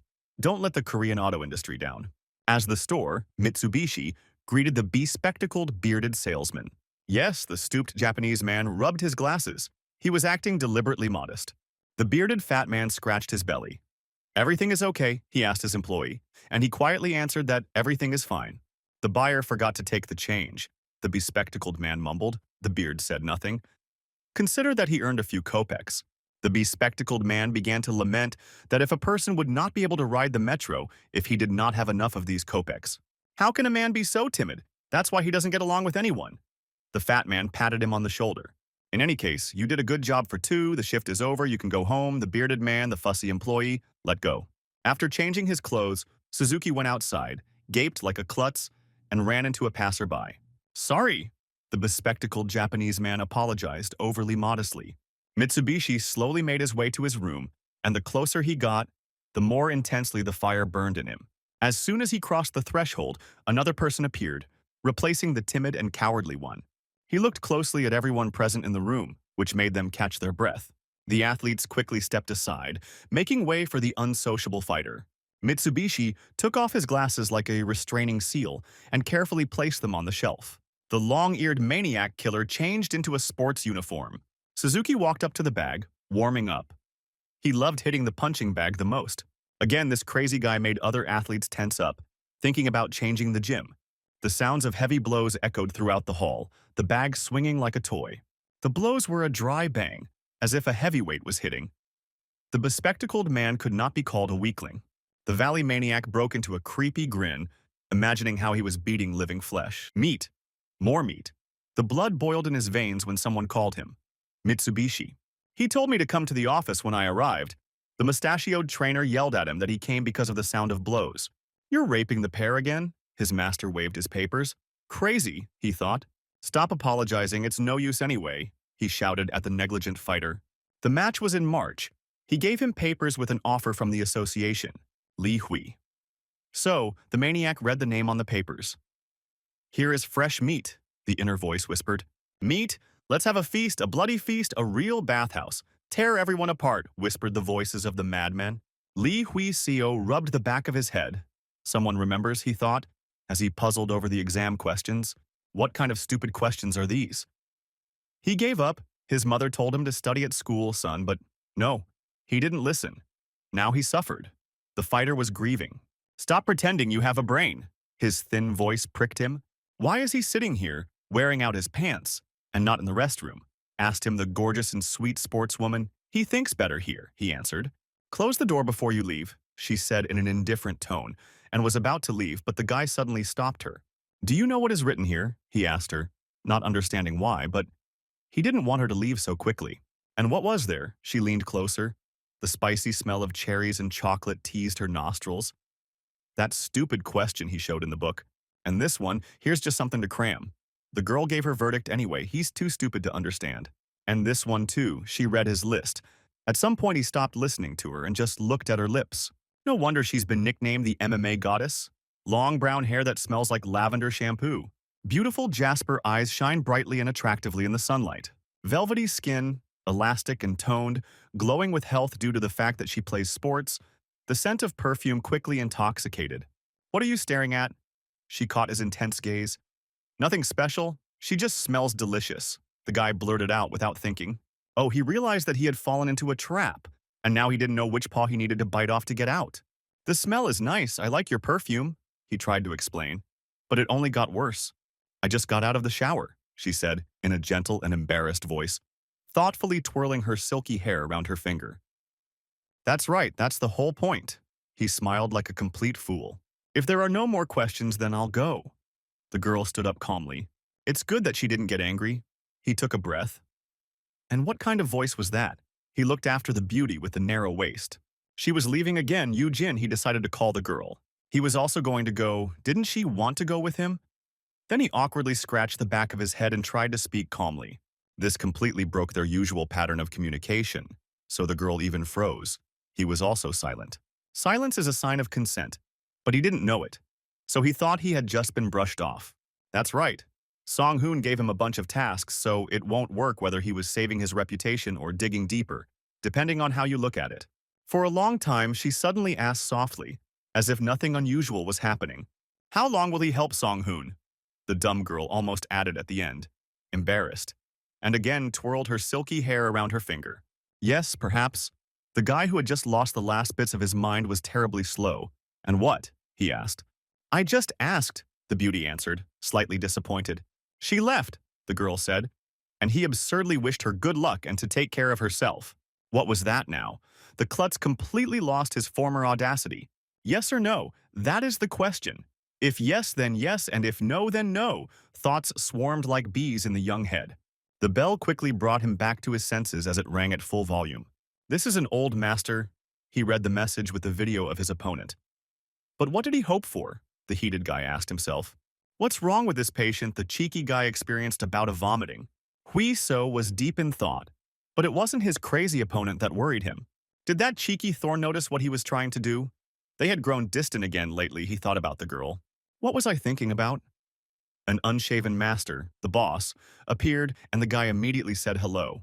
He's not overexerting himself, the old coach grumbled, and everything is on schedule, Hui So confirmed. Excellent. The master praised his efforts and asked if he had seen the Mitsubishi fight. The daring guy, completely out of his mind, gave this assessment of his opponent. He appears to be a talented boxer, with furious attacks that stun his opponents and bring him closer to victory. But there is one problem. He has absolutely no breaks. Even when the fight is already over and the referee stops him, he tries to finish off his opponent. At the weigh-in, he looks shy, doesn't even look his opponents in the eye, and when he beats them, he looks like a real maniac. That red-headed guy is just a naughty child compared to this crazy guy. 10-win streak, only 1 loss. History in X1 starts with 6 wins. He's a pretty successful fighter, fast, defends well. Considering this, the guy needs to box, but he is definitely worse at this. An unpleasant opponent, because their styles are very similar. And he began to notice details better. The training helped. He already knows how to fight, the old master noted. But Hui So threw up his hands. He had not yet been taught this. I saw that match, his coach asked. I saw it, the impudent guy answered incomprehensibly. The match ended in a technical knockout. The victory over Mitsubishi would be based on this match, the unshaven master told him sternly. Objectively speaking, Choi Do-hee is weaker and slower than John Silly, the unshaven master explained. Despite this, Choi's strikes were preemptive. And even if they struck at the same time, Silly was hit harder. Why? The master asked. It doesn't matter. It was a waste of time asking. The coach grumbled when the guy let out a long, eh? Correct timing and high precision of strikes, the unshaven master continued to grumble. Choi-do punched a little faster, although his punching speed was slower, and this disrupted John's pace, although his punching speed was faster. Even though they were punching at the same time, Choi knew his opponent's movements well and turned his body faster, thus outpunching him. The same goes for the accuracy of the blows. He didn't hit just anywhere, but at painful and vulnerable spots. If you do the same, the opponent's strength no longer plays a role. Now they will practice these two things during training, but is it possible to do it in 2 months? The impudent guy wondered. In most cases it's impossible, but the guy might succeed. The unshaven master grumbled contentedly. Isn't there too much faith in him? The fighter suddenly began to doubt. Everything is fine. He won the matches with his talent, and now he needs to learn to use it. That was all. The old master stood up to continue loafing around somewhere. Get to work, he said sternly to the cheeky boy who also wanted to relax. Hui So quickly felt like a cabin boy on deck.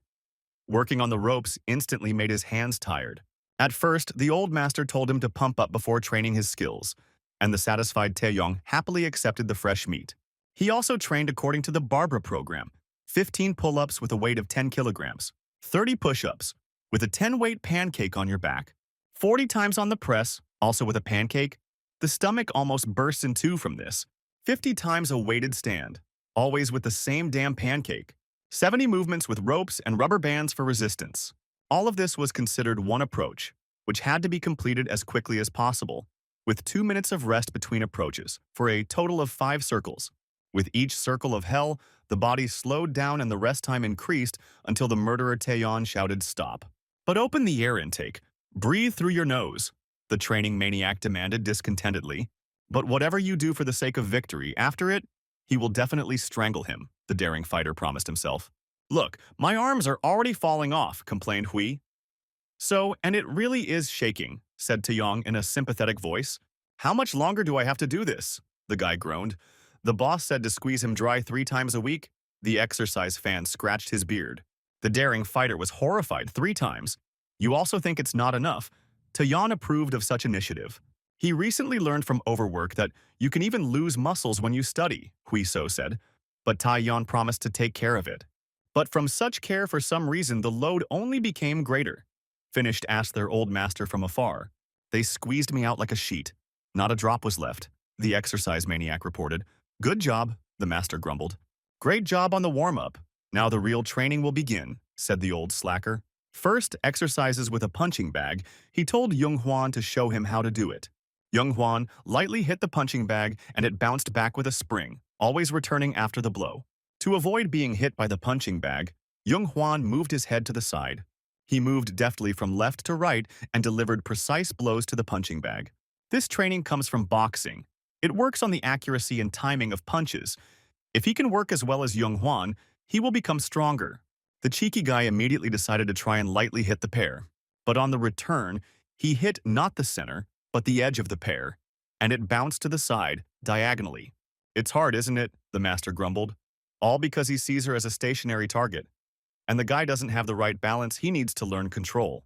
The next stage of tap ball, an ideal exercise for improving accuracy and the dynamics of visual sharpness and counterattacks, was demonstrated by young Hwan.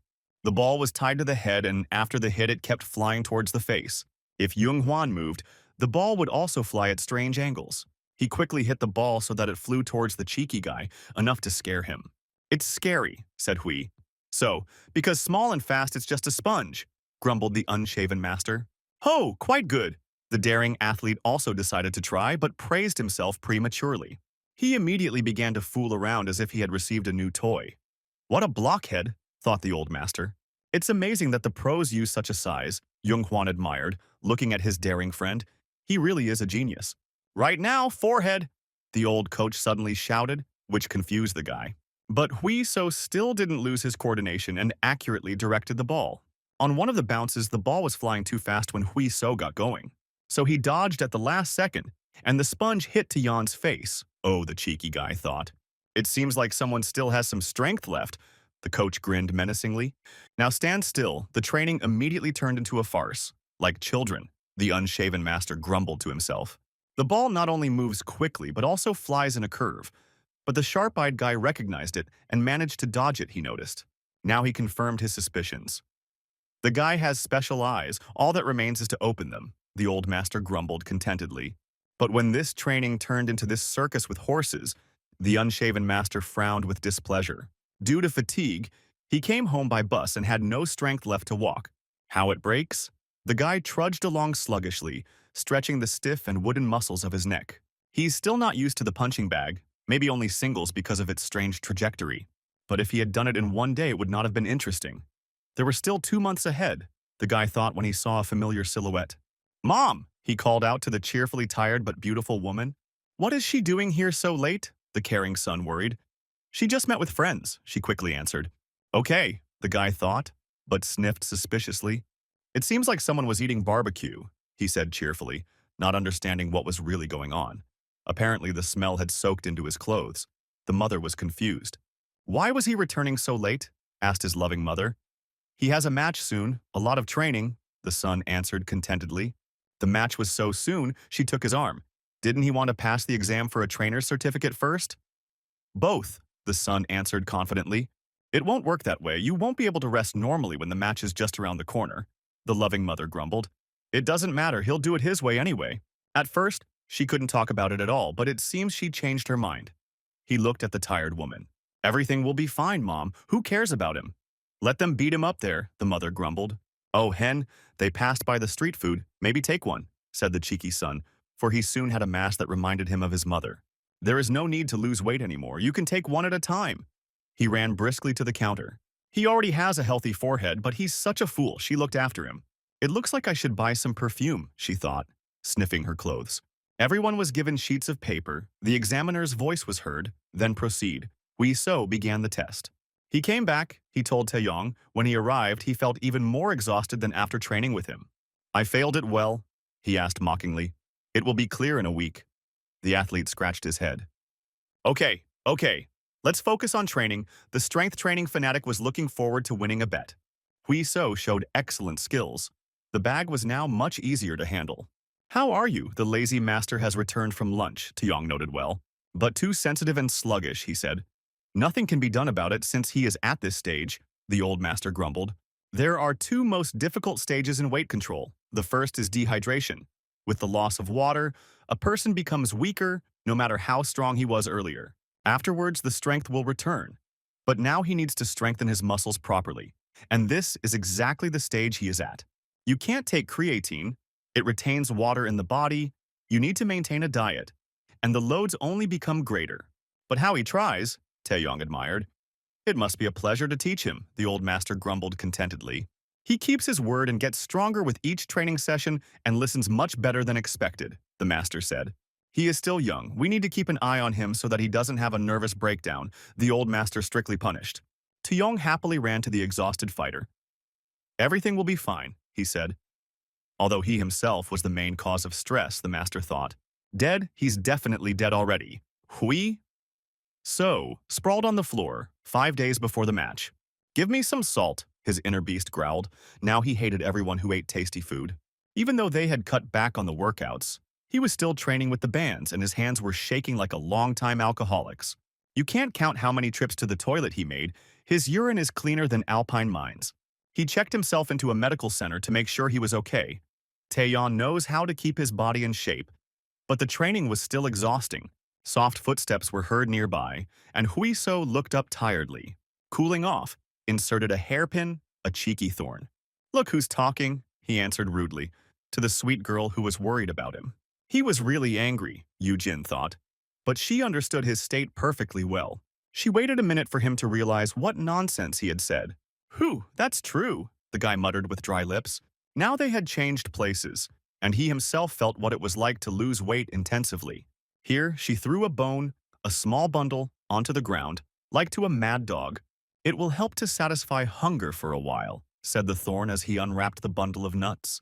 The small nuts, and even carefully peeled ones, were appreciated by the daring guy as a gift. Since she still hadn't gone home, she was sitting in the break room and chatting, he imagined.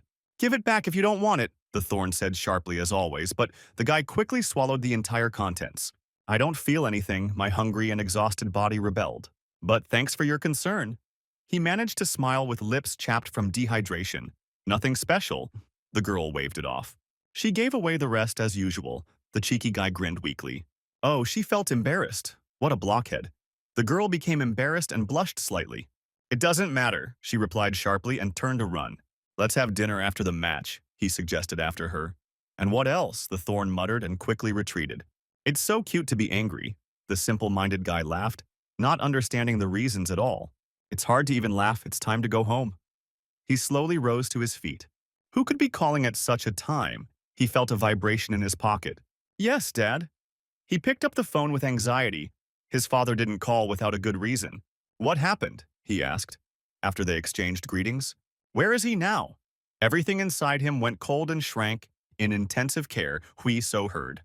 He rushed into the hospital, forgetting about fatigue and exhaustion. He was so worried and in a hurry. "Patient Lee Kok-wook," he shouted throughout the emergency room. "What are you yelling about?" My father's familiar voice called from behind, cheerful as always. "Someone might think that he is already dead," grumbled the father. "What a disgrace," he said about himself, sitting on the bed bandaged like a Hindu. What happened? That his son showered him with a hail of questions? "Be quiet. There are other people here too," his father reassured him. It doesn't matter now, the caring son dismissed all objections. "Wait, what kind of clothes are these?" he noticed, his father's unusual robe. "He left today in a shirt and trousers," Hui So noticed, and suspicions crept into his head. "Let's talk somewhere else," my father said heavily. He clearly didn't want to tell, but there was nothing he could do now. They sat down away from people, in a quiet place where they could talk calmly. "What happened to the last job?" asked Hui. "So," the market decided, "he knows how it happens," the father smiled. "And that's why he went to the construction site," the son realized. "There are unpaid debts. You can't be unemployed," the father answered reservedly. "In a few years, everything will settle down. Don't worry," he reassured his son. But how could he not be worried if they were in the hospital? Another terrible guess crept into his head when he compared the past and the present. Mother also works. Hui So's heart sank. His father admitted correctly, in a restaurant. Why didn't they say anything? The loving son was upset. "Forgive me," he said to his father. "Why all of a sudden? What kind of regrets?" The parent was surprised. For so many years they paid for his coaches. All parents do that. He has no talent, and sport is not his thing. He should have left earlier, he muttered. Grandma told him that he needed to leave, but his parents insisted that he continue to study, and now the family is in debt. They believed that once the expenses were recouped, life would become easier, Huiso recalled. But he still failed. "I want to become someone my parents can rely on," the guy blurted out. Li Hui. So, his father cut off his tirade angrily and sternly. They didn't do this for him to whine now. Or maybe he thinks that it would be better if he made a different decision. The father got angry. They didn't follow anyone's whim. It was their conscious decision, the father answered calmly. No one will blame him regardless of the results, especially since he was a schoolboy before and could not make such decisions. "Son, there is nothing special about us. Every person faces their own difficulties if he puts a strong and warm hand on his shoulder. It's part of life's journey, lack of money, trauma, and everything that hasn't happened yet. Everyone is healthy, and they have a responsible son. One day all the financial difficulties will also be solved, the parent confidently declared. Live with pride for your family, he said. And Hui So almost cried, a bitter lump rising in his throat. He raised his hand to his face to brush away involuntary tears. The last thing he needed was to start crying like a little girl. How's your head? He asked, calming down. He thought he wouldn't ask anymore. He answered about his father. Well, they bandaged him. He looked into the phone camera. Mother is probably going crazy, said the guy. Don't worry, father will soon go on a business trip to the countryside, the parent reassured. Enough. Enough about that. He has to study tomorrow, go home, no one is dying, put him out on his father. There's nothing to be done anyway, the cheeky guy sighed. Where does mother work? He asked. It would be better not to go to her. She would be embarrassed, father warned. I'll watch from afar, since I've already learned about everything, answered the loving son. If you're ready, go now. Your shift will soon be over, his father told him. Huiso managed to catch her at work. What are you thinking about, friend? Don't you want to go home? Her colleague asked the middle-aged but still beautiful woman. The loving son looked out the restaurant window from afar, his heart bleeding, but he could do nothing. Mom is working hard again for his well-being, he reproached himself. He works so hard at work, but at home he doesn't show it at all. The guy was angry with himself. Just wait a little longer, dear mother. He clenched his fists. He was sure to win this match. Deep inside, he was burning with hellfire. The next day, he worked for 10 men, filled with cold rage. The blows exploded in dry pops on the training pause. The trainer could barely keep up with him. A blow, a dodge, Hui So moved like a clockwork toy without losing the sharpness of his movements. He saw all the blows that were flying at him and easily dodged them.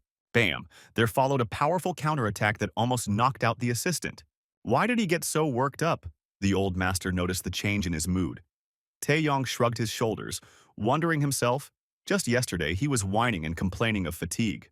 Don't overexert yourself, Hui. So, the match is coming soon, the unshaven master shouted to the impudent fighter. It's not clear how this happened, the old master noted with satisfaction. But the guy not only became morally stronger, he also began to move with minimal effort. He follows Taijun's timings, or rather, even reads them, the old master analyzed. Excellent, he grumbled contentedly. The boy is developing. Bam! The glove on Taijun's hand flew far away from the powerful blow. Show me what this crazy guy can do, the unshaven master grumbled to himself. On the day of weighing, I joyfully raised my hands when the scale stopped at 70.5 kilograms. The stocky Japanese also passed the weigh-in without any problems. Stir down, they took a stance. The Japanese looked shorter, but more massive accordingly.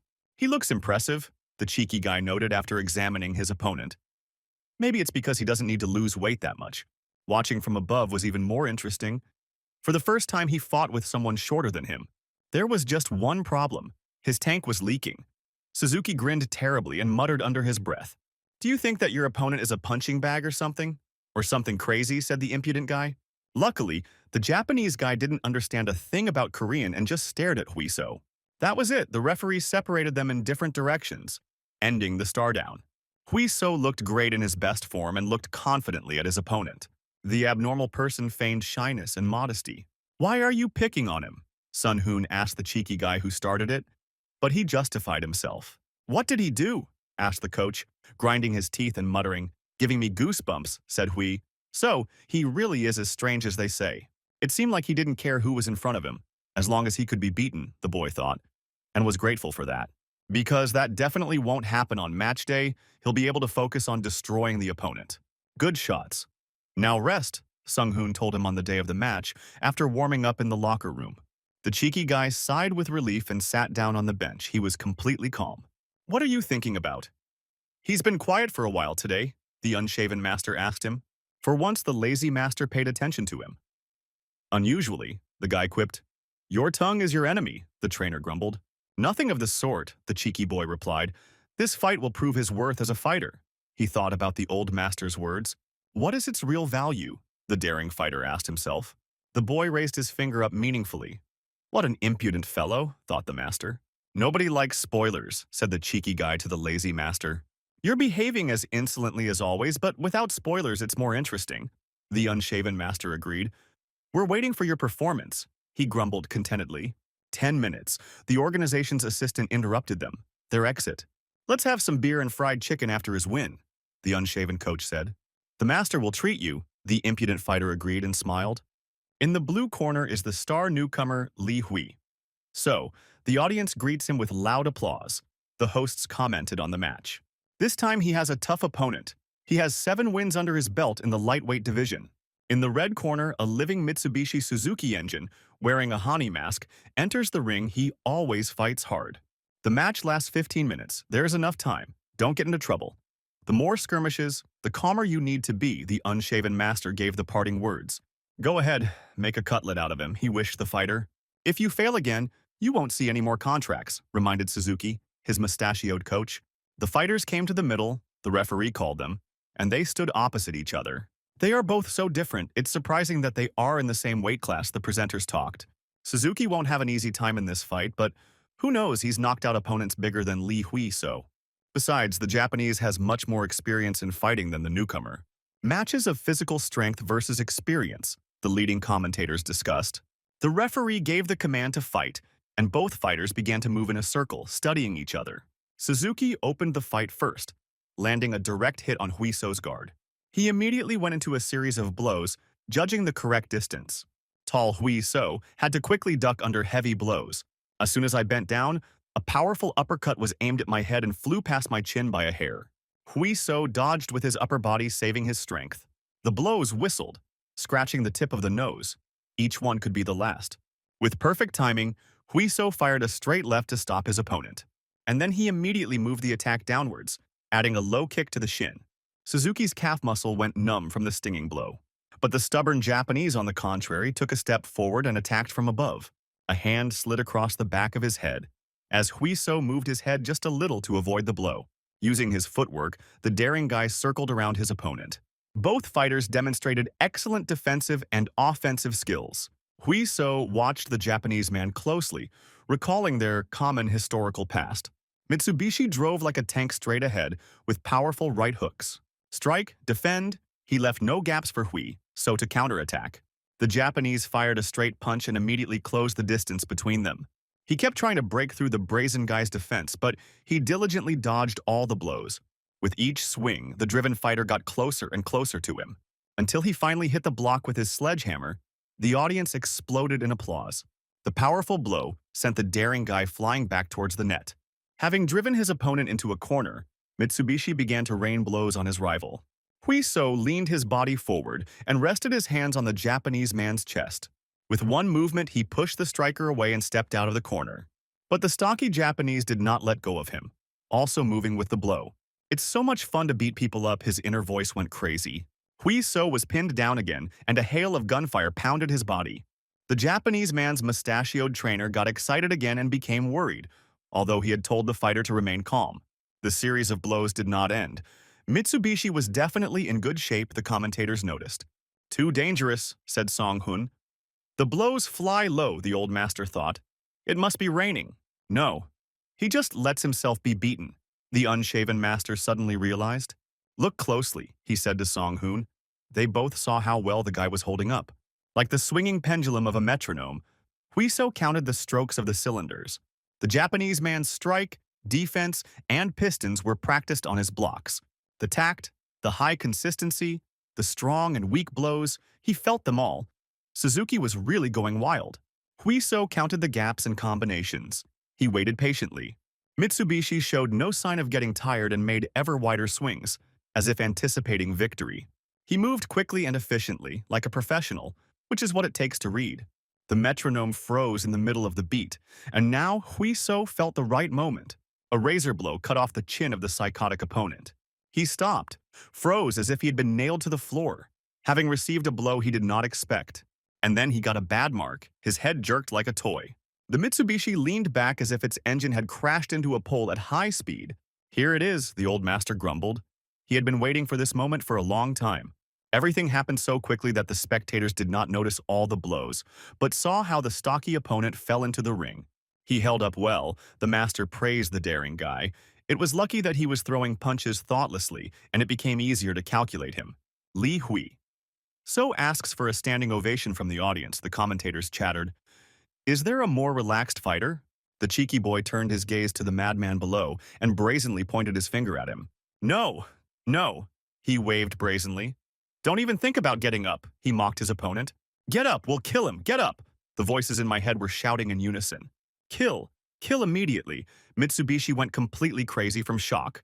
Get up, the referee ordered the Japanese man, who was hesitating. They stood opposite each other again, but now a completely different atmosphere surrounded them. This time, Li Huiso attacked first, confident in his advantage. Keeping his distance, he fired at the enemy from a long distance, using his height and speed. Why are you standing there? Don't you want to come closer? Huiso mentally asked his opponent. Or he had already given up. A powerful uppercut broke through the defense and removed the block. The one-sided fight infuriated the Japanese even more. Unable to withstand the shelling, he rushed forward, ignoring the possible consequences. Excellent. That's a strike, catching the rhythm perfectly. Hui. So countered with an uppercut to the jaw. Let me get to know you better, the fighter thought. The strong neck absorbed the impact, distributing the damage throughout the body, but the blow was still painful. The Japanese tried to counterattack himself, but received a second blow, a right to the side. And the left finishing blow, even at close range, was not normal enough to enter into an equal exchange. He earned a second fall. If he gets another one, he automatically loses. The Japanese quickly tried to get back on his feet, despite the severe concussion. But before he could do this, a sharp knee blow was already flying towards his head. The knee could have dug into his head and he flew back again. There was nowhere to retreat. My back was pressed against the net, and the match turned out in a mirror image. Gritting his teeth, the crazy Japanese could only wait for the next attacks. A second flying knee strike to a stationary target sealed the deal. Huiso didn't give his crazy opponent a chance to respond, breaking his turtle defense. Each blow was heavier than the previous one. The daring guy hit with all his body weight. Having pinned him with his hands from below, Huiso moved the attack to the top, delivering a high kick to the head. Even with his defense up, the opponent was receiving damage. The Mitsubishi's body skidded to the left due to the momentum of the impact. As if that wasn't enough, his opponent froze in front of him. Huiso raised his hands and stood within striking distance of his opponent, mocking him. Kill! Kill! Kill quickly! The voices tormented the freak with anger. The cheeky guy smiled mischievously. He was in complete control of the battlefield. The raised hand shot out sharply, but Mitsubishi managed to dodge.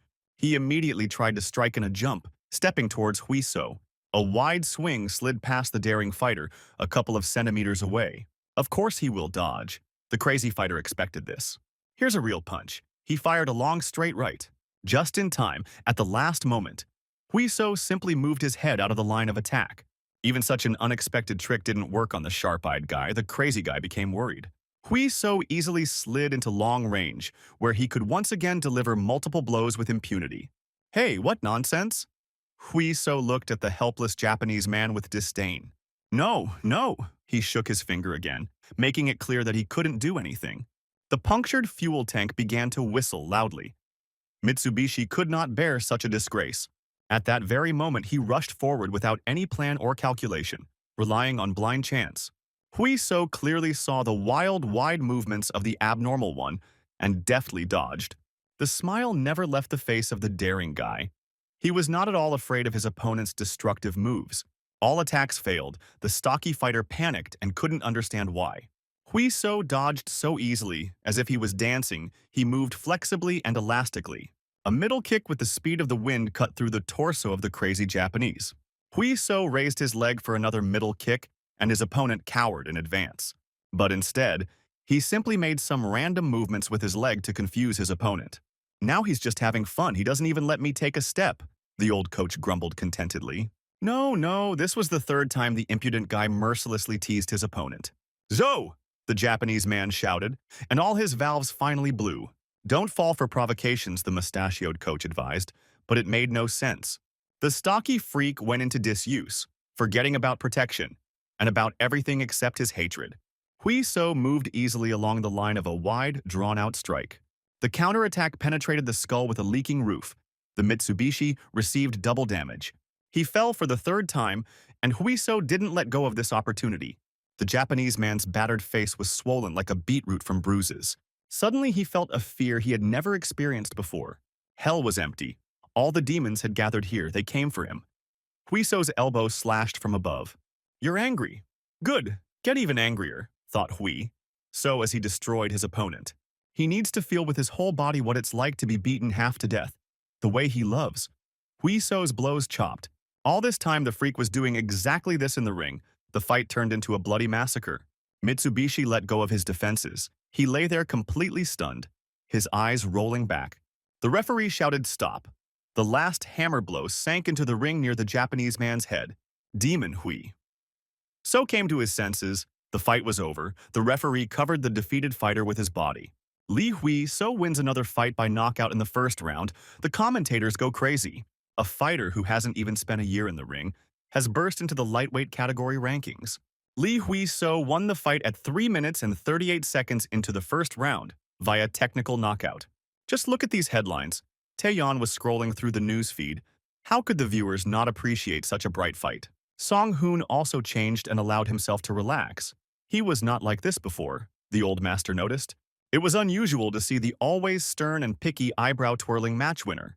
Excellent, the unshaven master heard the impudent guy's cry. What has already happened? The old master grumbled. The test results have arrived, the excited fighter answered. Passed, the confident guy declared. 2 wins out of 2.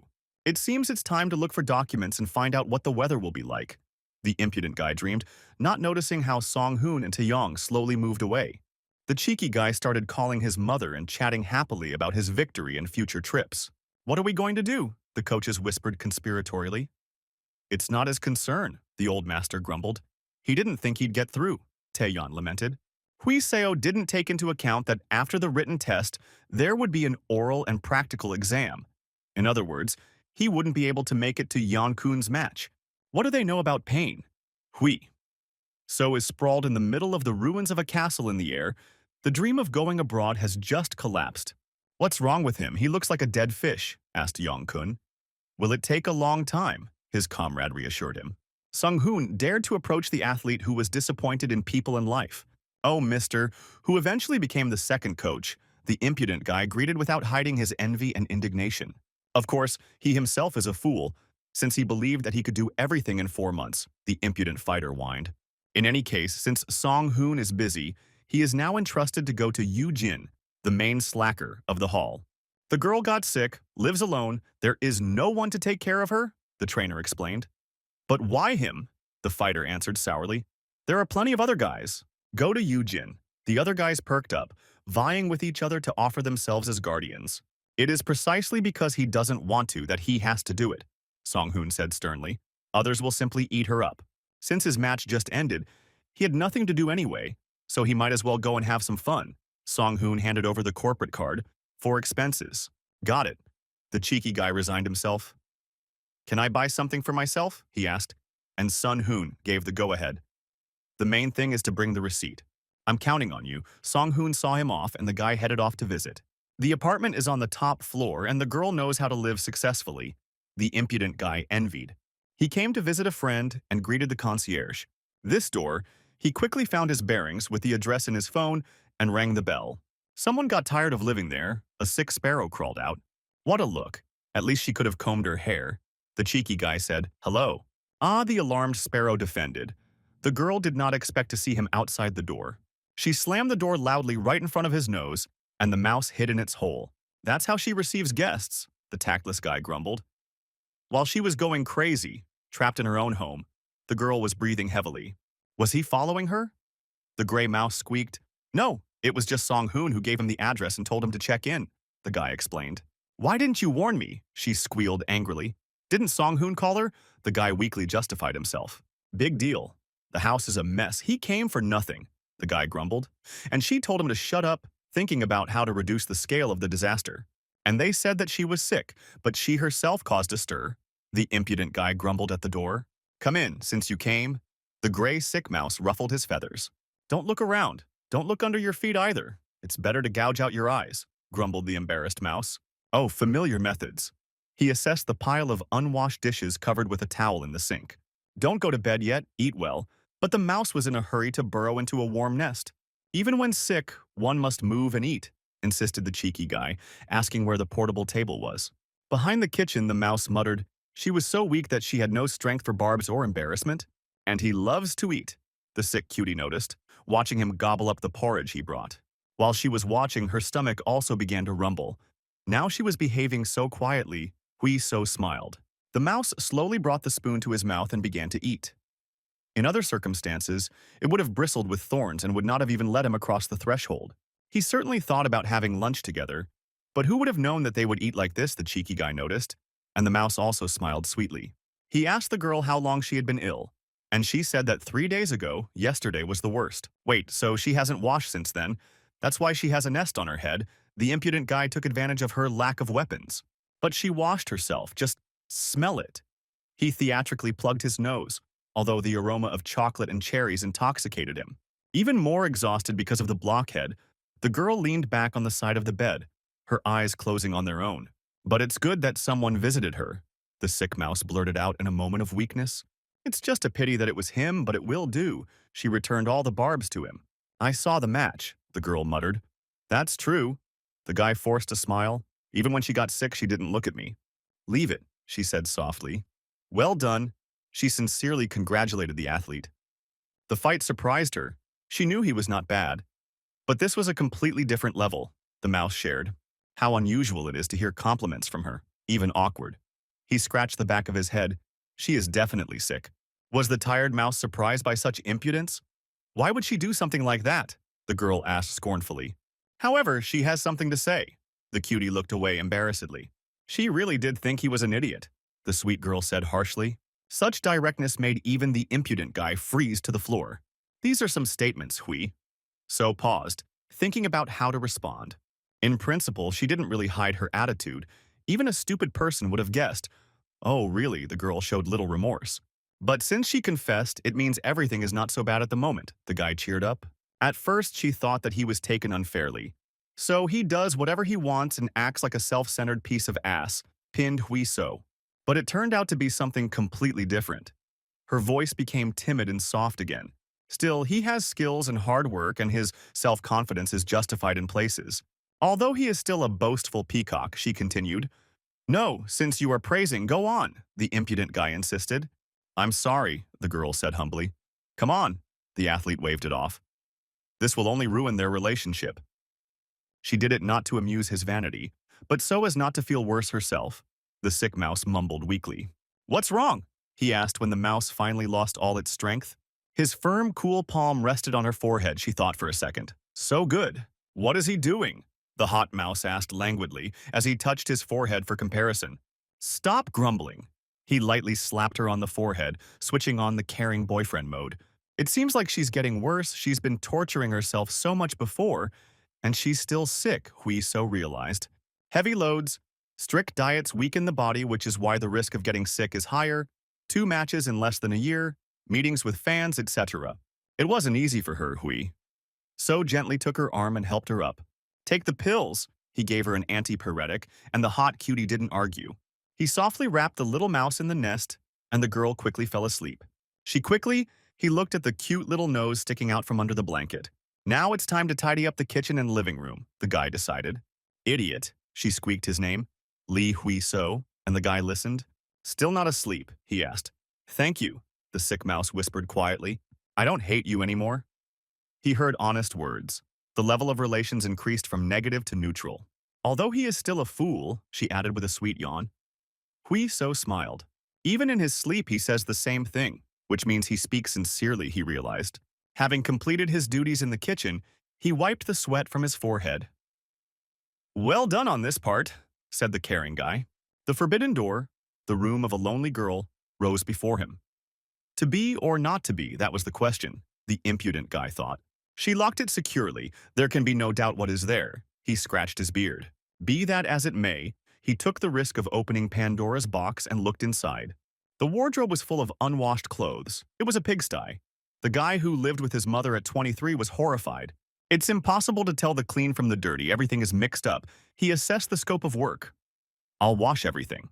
Having finished his business, he returned to the hall, quite tired of household chores.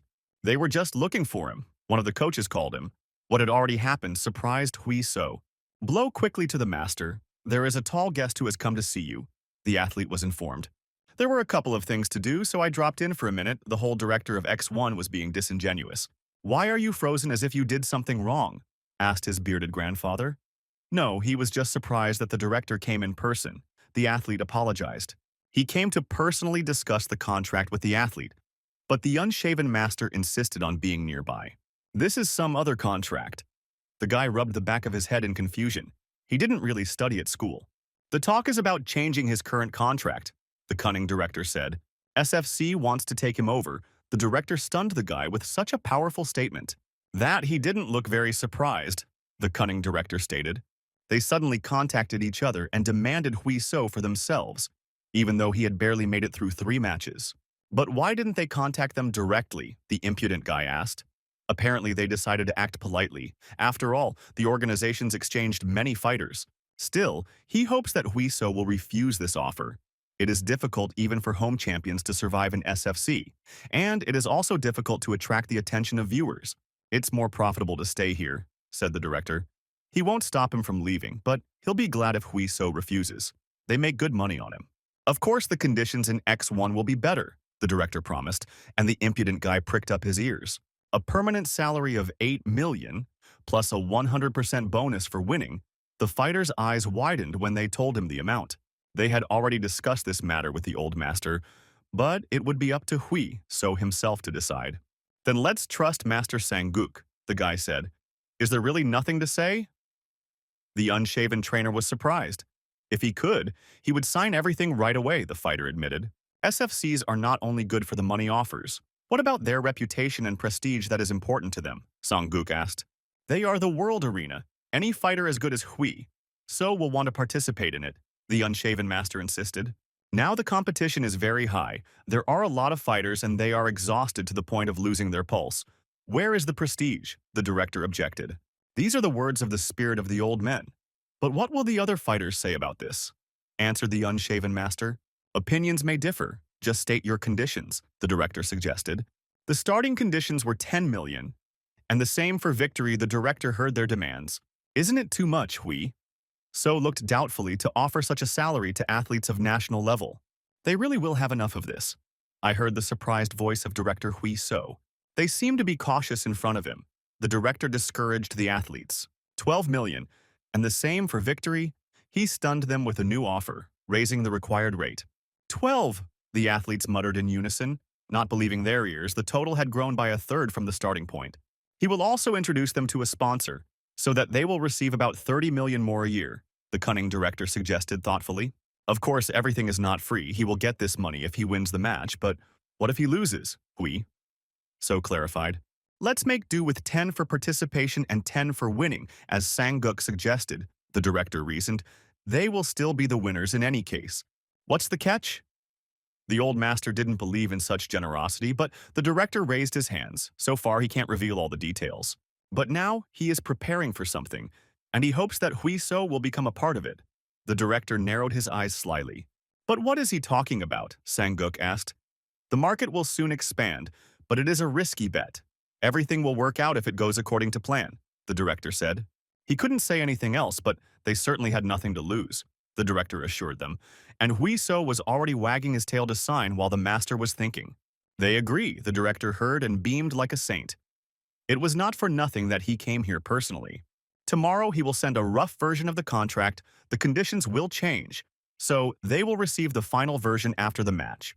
The director politely said goodbye, and Sanguk offered to walk him to the car. Huiso, he addressed the athlete at last, and he listened attentively. Be sure to take care of your master. It is difficult to find such a person, he said.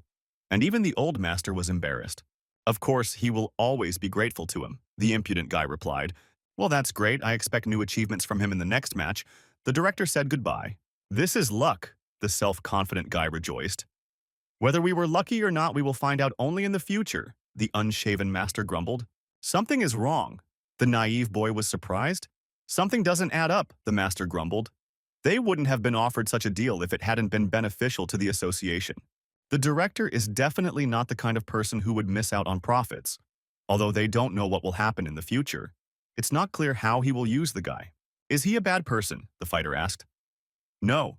Sanguk shook his head. He certainly won't intimidate or pressure his athletes. Then there are no problems, the carefree guy rejoiced. He trusts so easily, the old master grumbled.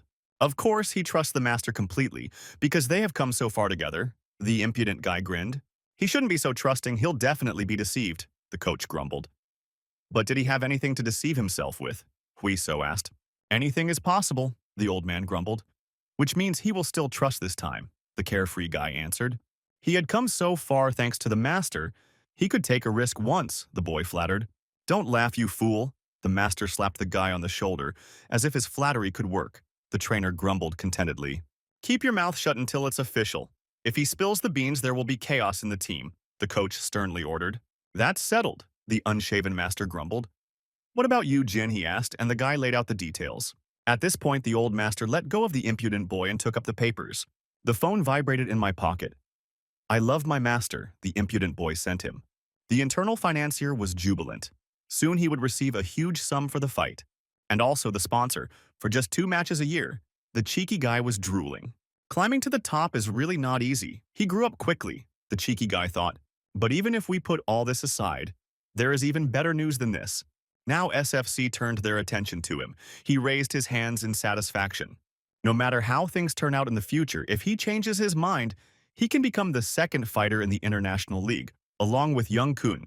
The golden ticket to the arena is every fighter's dream, and he got it in just 1 year. He was definitely well established here and could continue to do so, the boy thought. Then he will pay his parents everything he has owed for so many years. A sudden call tore him away from his castles in the air. The Thorn Min Jin was calling him. Apparently she had woken up recently. He entered the room. The mouse squeaked energetically. Apparently she felt better. It's great that she feels better, he told her. The ferocious little mouse did not calm down. He came in, the embarrassed girl screamed.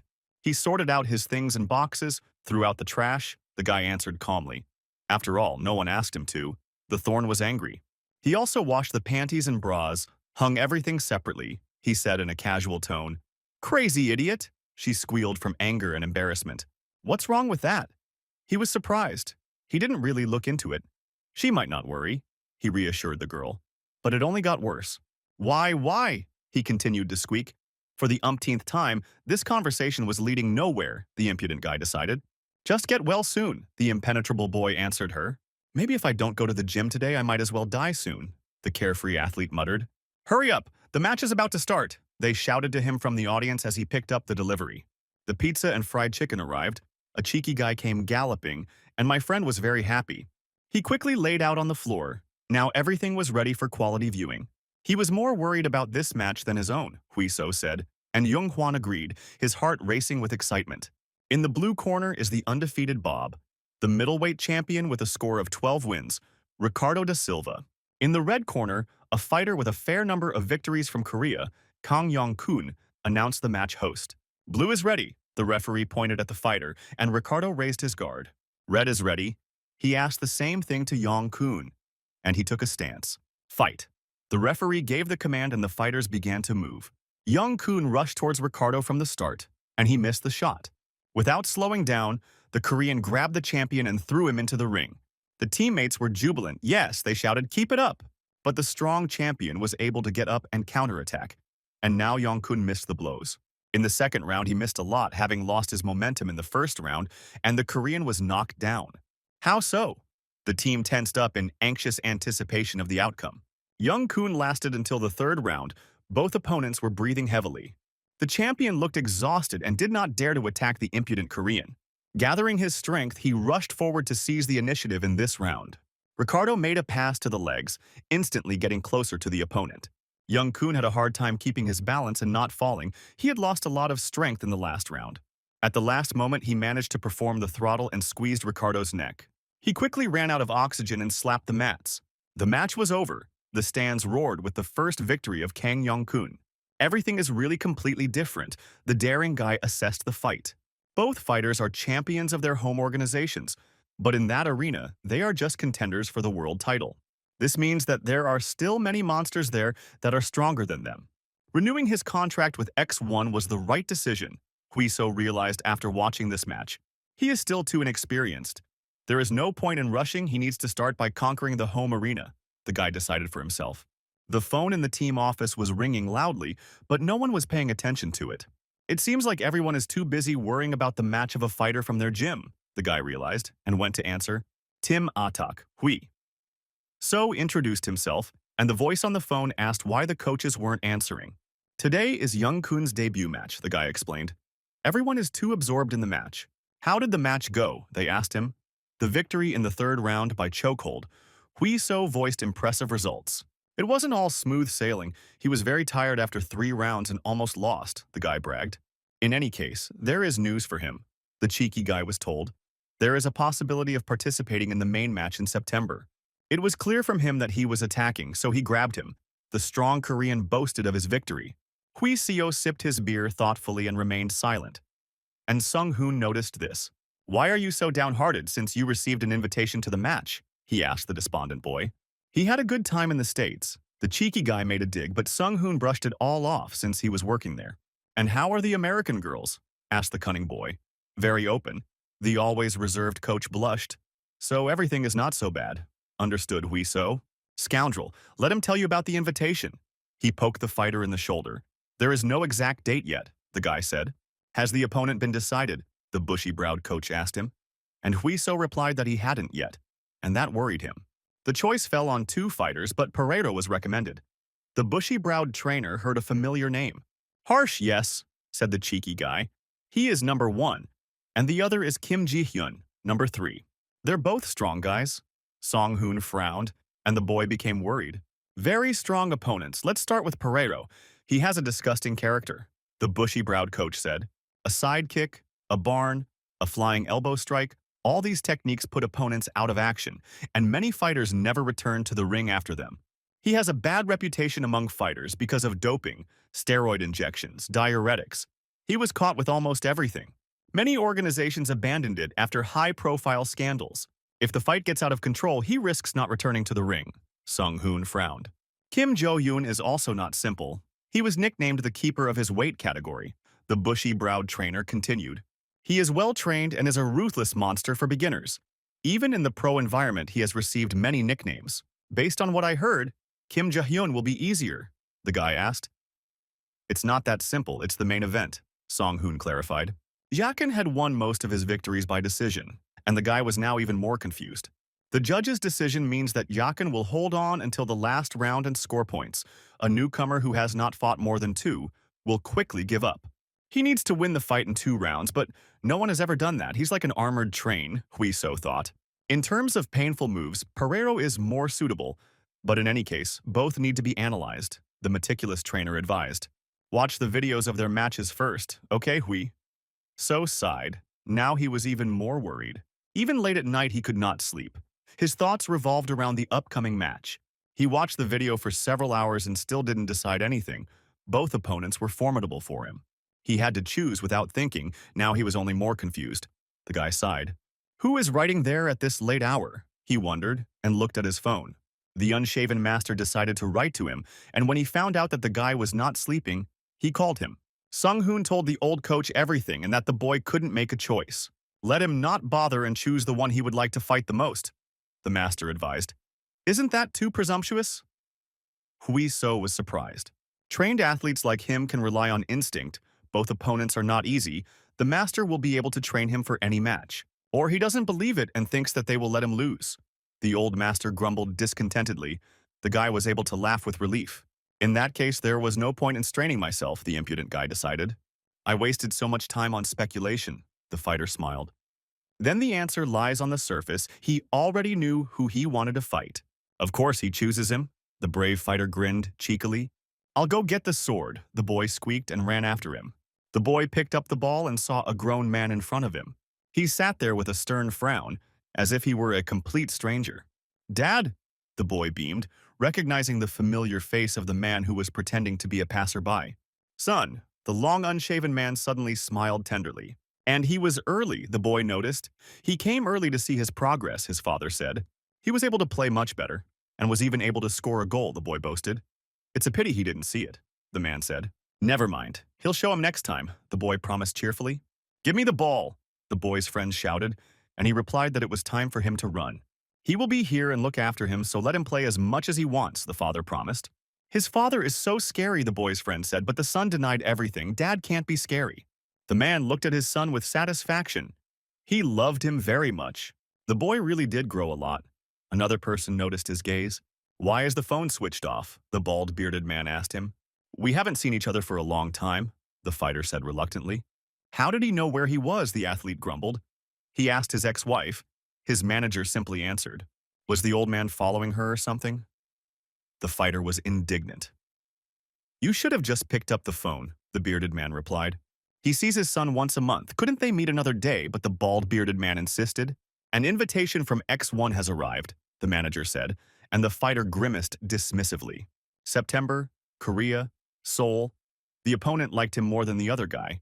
He could accept the offer first, but the fighter turned up his nose. Another match as a substitute, I refuse, the unshaven athlete grumbled. He has already won 9 fights in this league. They are constantly giving some newcomers. Why put up with this? The fighter was indignant. It's all because he did crazy things before, and other organizations rejected him. He simply did everything for the sake of victory. The stern fighter frowned. How lucky for them to be broke. He looked thoughtfully at his son. You know how much children demand, the athlete grumbled discontentedly. Let him stop using doping and start respecting his opponents. He will get more offers. There are other details of the proposal, said the bald, bearded man, but the fighter waved it off anyway. He will not fight, even if he is given a title fight in case of victory, the bald manager asked slyly. Pereiro snatched the sheets of paper with the contract as soon as he heard these words. That's great. That's where we should have started, Pereiro rejoiced. This proposal interested him. Juan. He called his son to come over for a minute. He really wanted to share this joy. See you at that cafe. After he talks to his son, the fighter threw down the papers. All the papers are now like they've been chewed up. The bald manager was indignant. He will soon become a champion, the father said to his son. Dad will become the strongest, the boy rejoiced. Yes, and he will become the son of the strongest fighter who lifted the boy into his arms. They both laughed and fooled around for a long time, rejoicing at this news.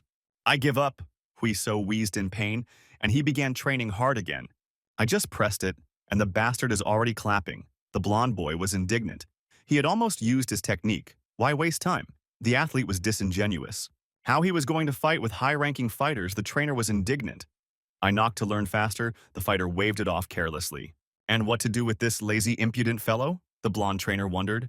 Let's do it this way, he suggested to the impudent guy, and Huiso pricked up his ears. One time, if he beats him once, the coach will buy lunches for a whole month, the blonde challenged. Freebie. The eyes of the daring fighter sparkled at such offers.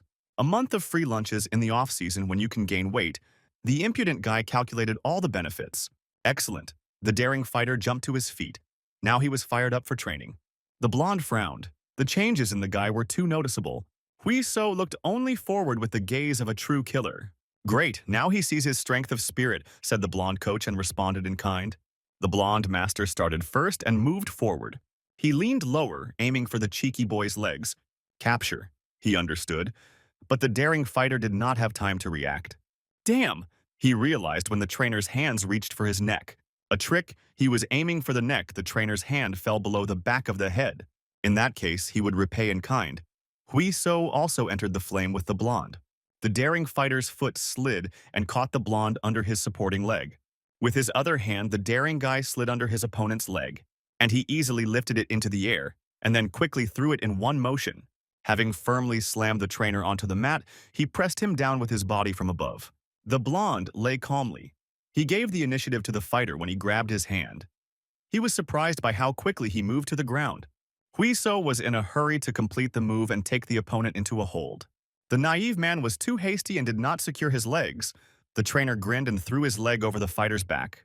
He made a turn, trapping his arm tightly between his legs and going into an elbow lock. In the blink of an eye, the daring athlete found himself at a grave disadvantage. Damn, he changed the position of his hand in a second. I need to get out, the guy decided. By pinning his arm with his foot, the trainer took control of the fighter's other arm, and he was unable to get up. What a pity, the blonde trainer grinned. He did everything too quickly. He really is good, the cheeky guy admitted. Let him go now and they can talk again. The motivation of the award alone is not enough, the coach said. He must feel the pain of the reception in order to avoid it even more vigorously. We had a great conversation. Let's play like this next time, said the blonde guy as he said goodbye. Good job. The meticulous Sung-hoon praised him as the boy stood up. I saw it myself, it's not very good, the guy muttered. In fact, everything was fine. Sung-hoon calmed him down. There was nothing he could do, he said. Almost overpowered Lee Soo with his fourth dan in jiu-jitsu, praised Song Hoon. I couldn't even beat him once. I was grieving about the missed opportunity, a cheeky guy, not knowing that most people can't even knock down a coach. He was able to do this even when he was being attacked. The bushy-browed man noted to himself, Lee Soo has the same physique as Hui. So, even if he couldn't defeat the fighter, only a few in this weight class can do it. Maybe it was because of his past training in Korean wrestling, Sung Hoon thought. This sport is quite rare, it is difficult to master, and few people study it. You could say that this is part of Hui So's unique skills, a special set. He only lacks experience and understanding of how to properly use everything he already knows. Impressive growth, noted the bushy-browed one. Song Hoon clearly remembered something important and changed the subject. Tomorrow he will be tested for doping. People from the association. Pareto will be tested too, asked the cheeky guy. No idea. It's a random test, the bushy-browed trainer shrugged. It's a pity the guy was upset. He definitely wouldn't have passed it. But something is worrying. The supplements he takes do not contain doping, the impudent fighter asked. Their team has never been caught doping. There is nothing to worry about. He won't fail because of fried chicken. The athlete chuckled. Of course. What nonsense. The meticulous Song Hoon waved it off, and only then realized the scale of the crime. Ha ha ha, the cheeky guy scratched the back of his head awkwardly, thinking that it would work. It didn't work. The meticulous eyebrow sticker looked at him intently. He ate chicken, the meticulous coach stated rather than asked. The boy turned away. Repeat the question. The meticulous coach lost his temper, and beads of sweat appeared on Hui So's forehead.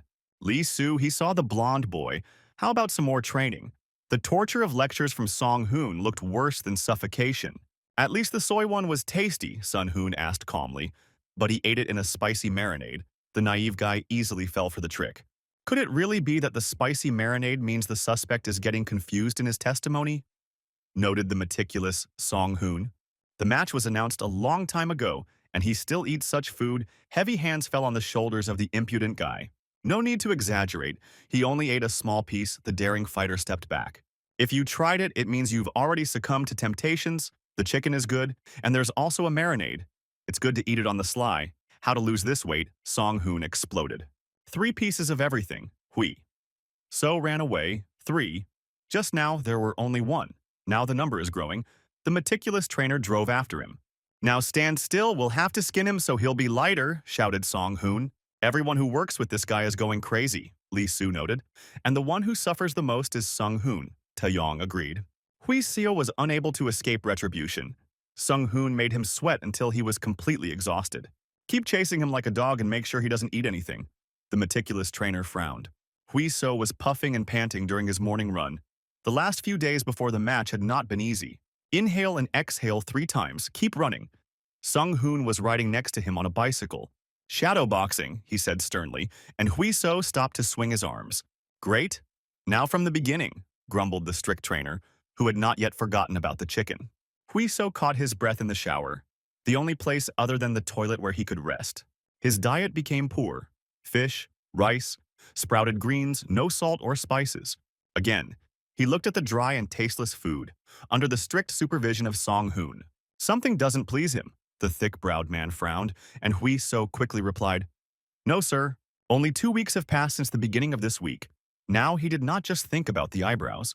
Pareto is unusually developed because in order to reduce their difference in weight, the guy would have to gain up to 82. In addition, he needed to maintain the same fluid balance in his body. He does not eat carbohydrates or salt. When animals are stressed, they become aggressive. Humans are not far behind. They become sensitive, but can cope with it.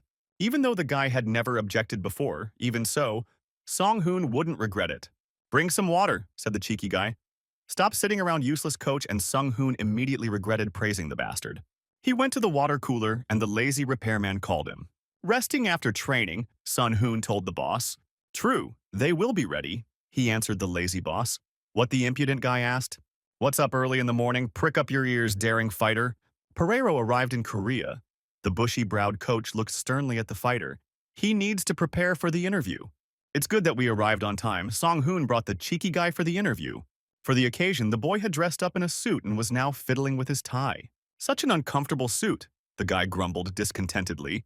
The thick-browed trainer always answered him. Let's go.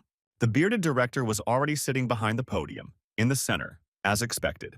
Lee Hui-seo arrived, the cameras started flashing, and the event attracted a lot of attention. Director Hui so waved his hand, as usual ignoring all formal etiquette. "Well trained," asked the director and responded to the handshake. "This is his first conference. Can he handle it?" the director asked. Hui so answered that he will do what he has to, or maybe there are recommendations for him. "No, he can do whatever he wants, just let him not swear," the director smiled. "What are you saying he won't swear?" the impudent guy assured the director. "Since he is so confident, he can sit down," the cunning director suggested. Everyone who was supposed to arrive had already arrived, but the opponent still hadn't arrived. Hui so became tense. The assistant approached the director and quietly whispered something in his ear. "I ask for your understanding," the director made a statement. "The athlete Pereiro is currently stuck in traffic and therefore is delayed. Let's begin the interview with the participants of the joint event." A whisper went through the hall. "It seems that it is difficult to find the way here, especially for foreigners," thought the cheeky guy. But even 20 minutes later, the athlete did not show up, which completely infuriated the old director. "This means there are no manners at all. No excuses will help here," the guy decided. The interviews with the other athletes had already ended, and the microphone was finally handed over to the cheeky athlete. "Here he is, the great one. Let everyone fall down and glorify him." Hui so introduced himself. The first question, as if in school, was raised first in a race. "His past is not revealed," the journalist asked, "and many judge him as a newcomer. What can the athlete answer to this?" "He started training MMA in July last year. The match against Cho Woo-jung was his debut." Hui so confirmed his status as a rookie.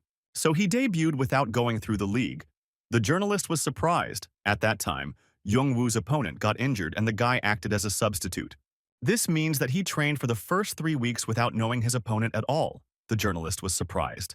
"That's right," the guy replied, and gave the floor to another journalist.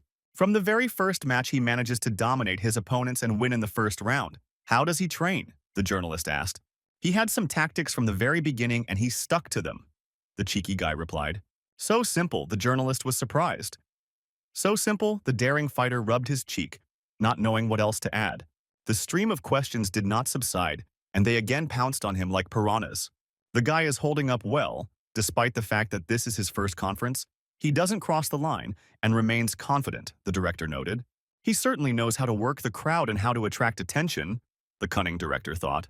The interview was stopped briefly because the one who had been expected for a long time showed up. Fighter Pereiro arrived at the conference as if he had just flown in, dressed in light clothes, as if he had just come from the beach.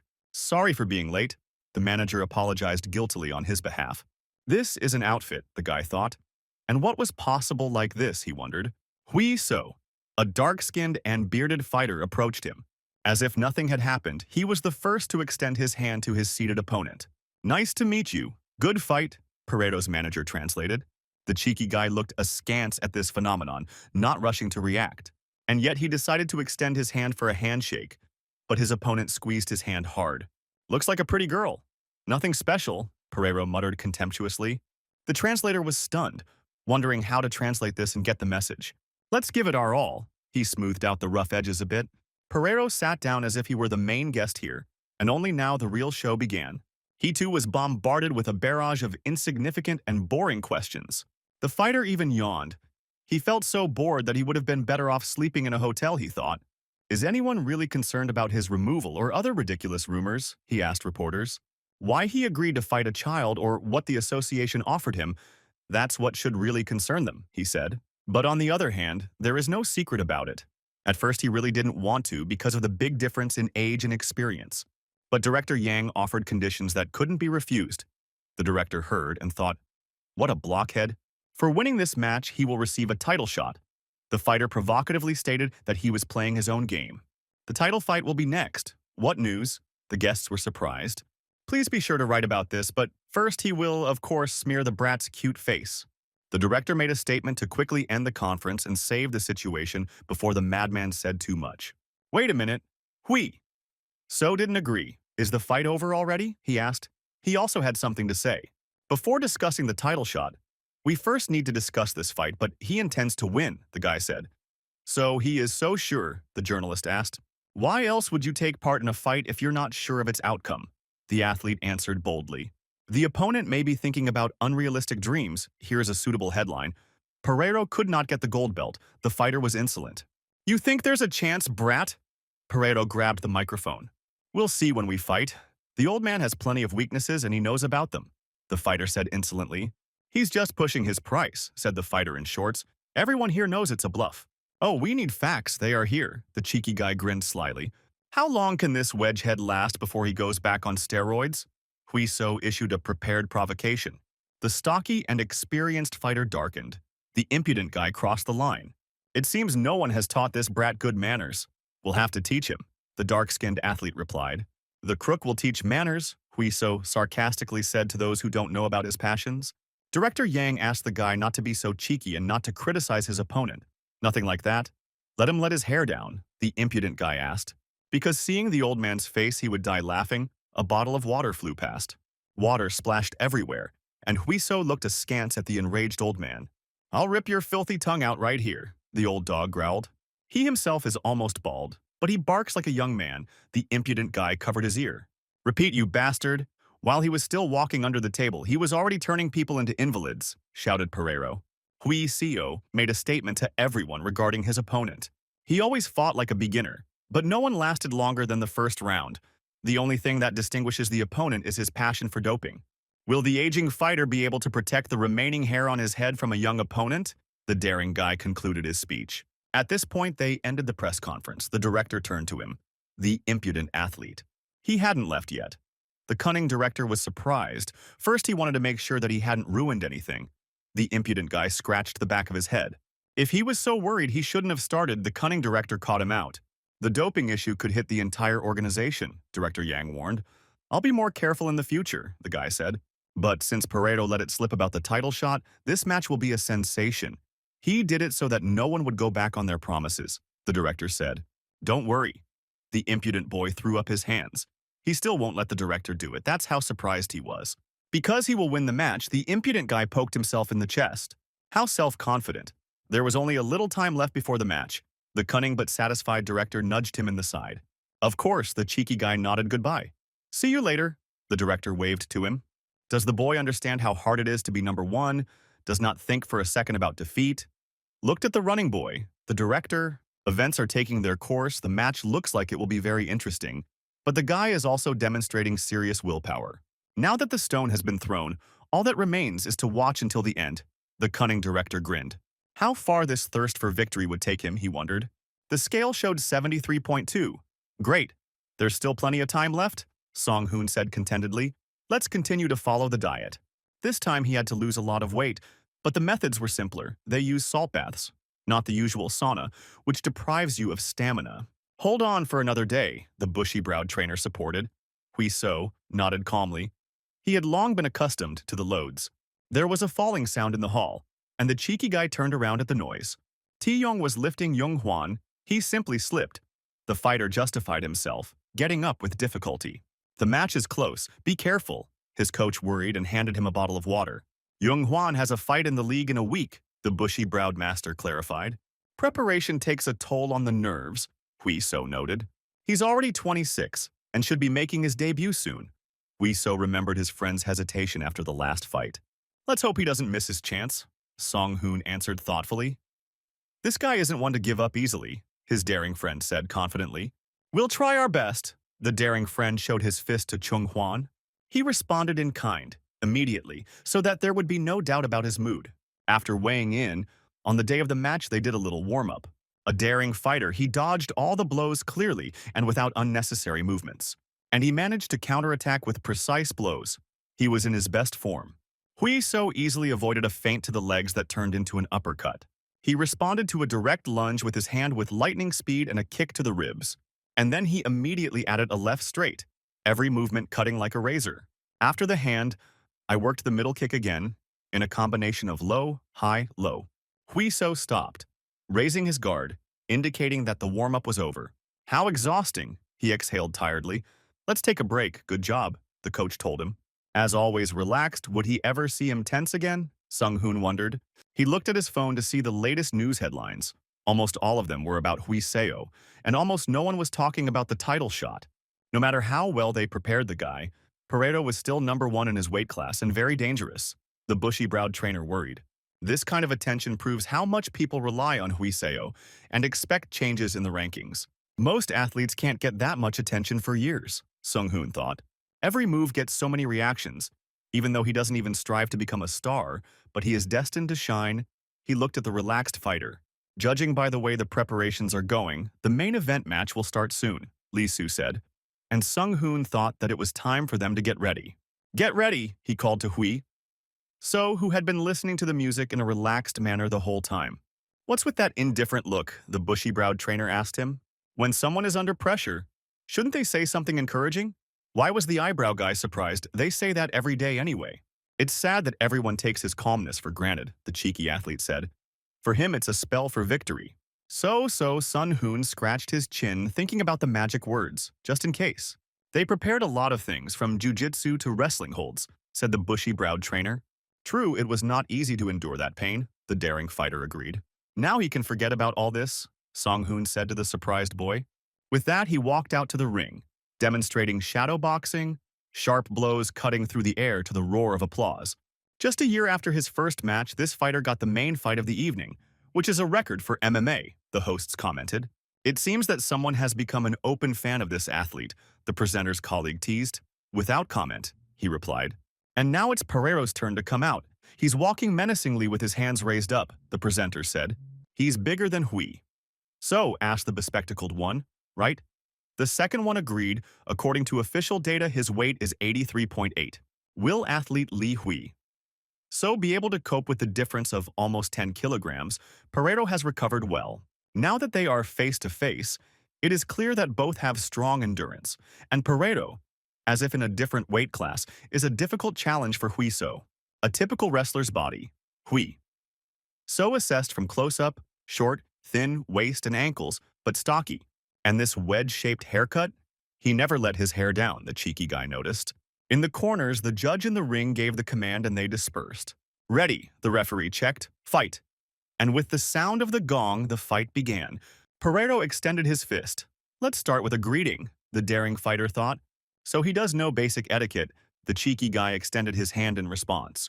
But instead of a light push against the fist, he noticed a full-fledged blow flying to the head. Bam! The match started with a sharp punch to the face, sending Hui So flying back.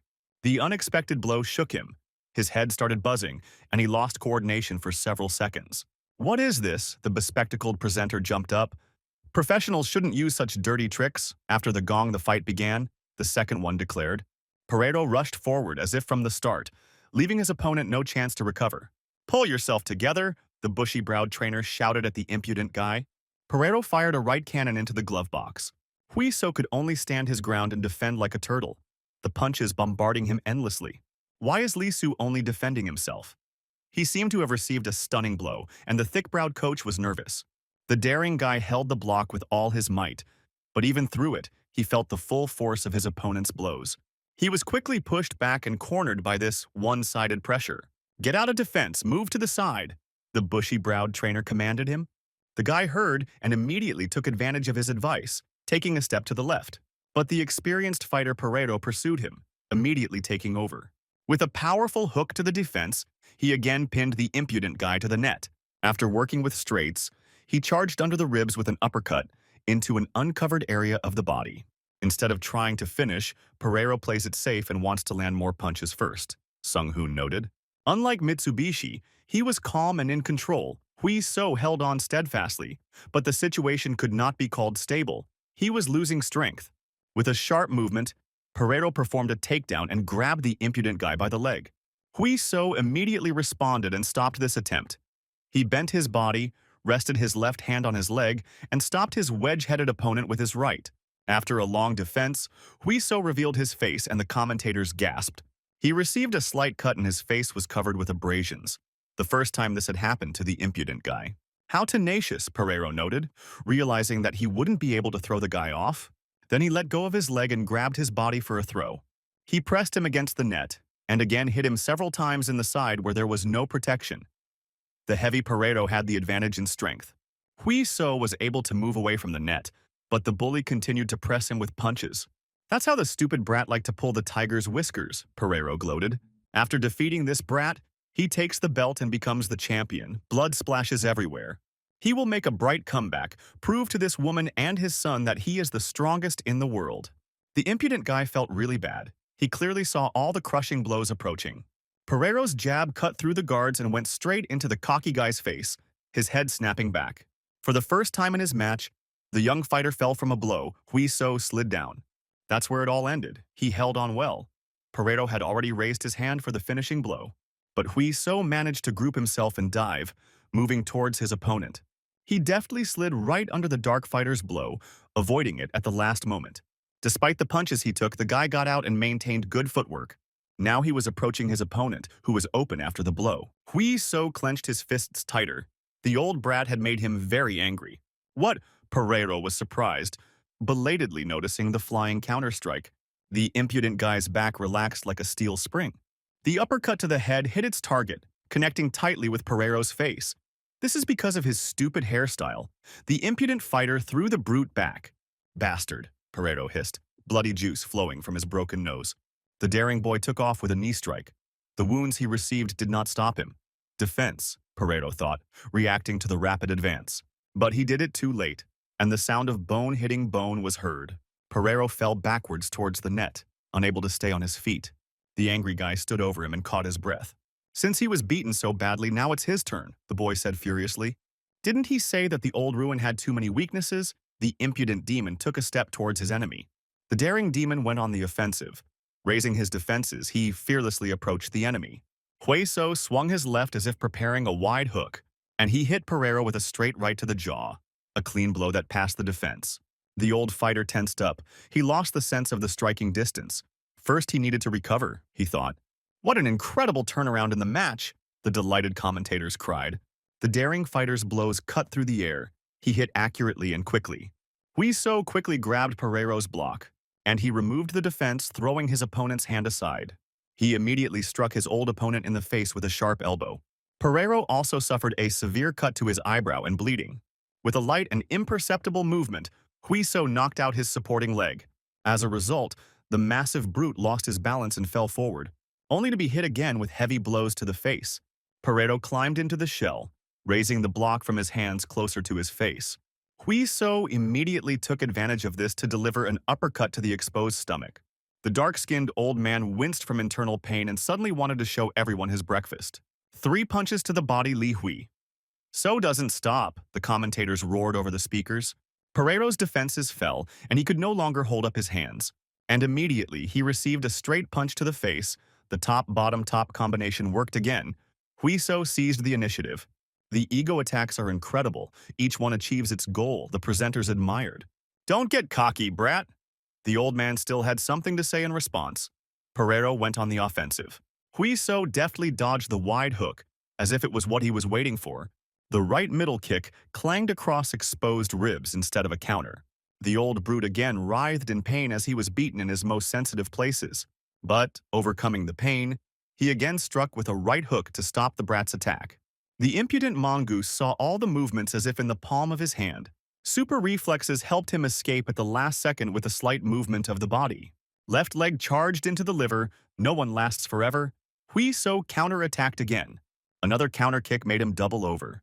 The cheeky guy raised his open palm over his opponent, and he gave the old man a resounding slap. The brute's head turned from the blow. The commentators screamed in excitement, deafening in the ear. Huiso raised his hands in triumph, like a gladiator in an ancient arena. He was not at all afraid to show his back to his opponent. The judge immediately issued a warning and demanded that the rules be followed. The old man became furious, his face turned purple with anger. Great, let him get angry and go crazy, the cheeky guy smiled. The kid has picked up the pace. He needs to be broken, thought Pereiro. Now he rushed forward like a swimmer in a pool. His hands clasped around his leg before he even landed. Thank you for opening up, the cheeky guy grinned. He was waiting for this move. He turned around deftly and made the old fighter fly past by inertia. He was waiting for the capture, Pereiro realized. He immediately grouped himself.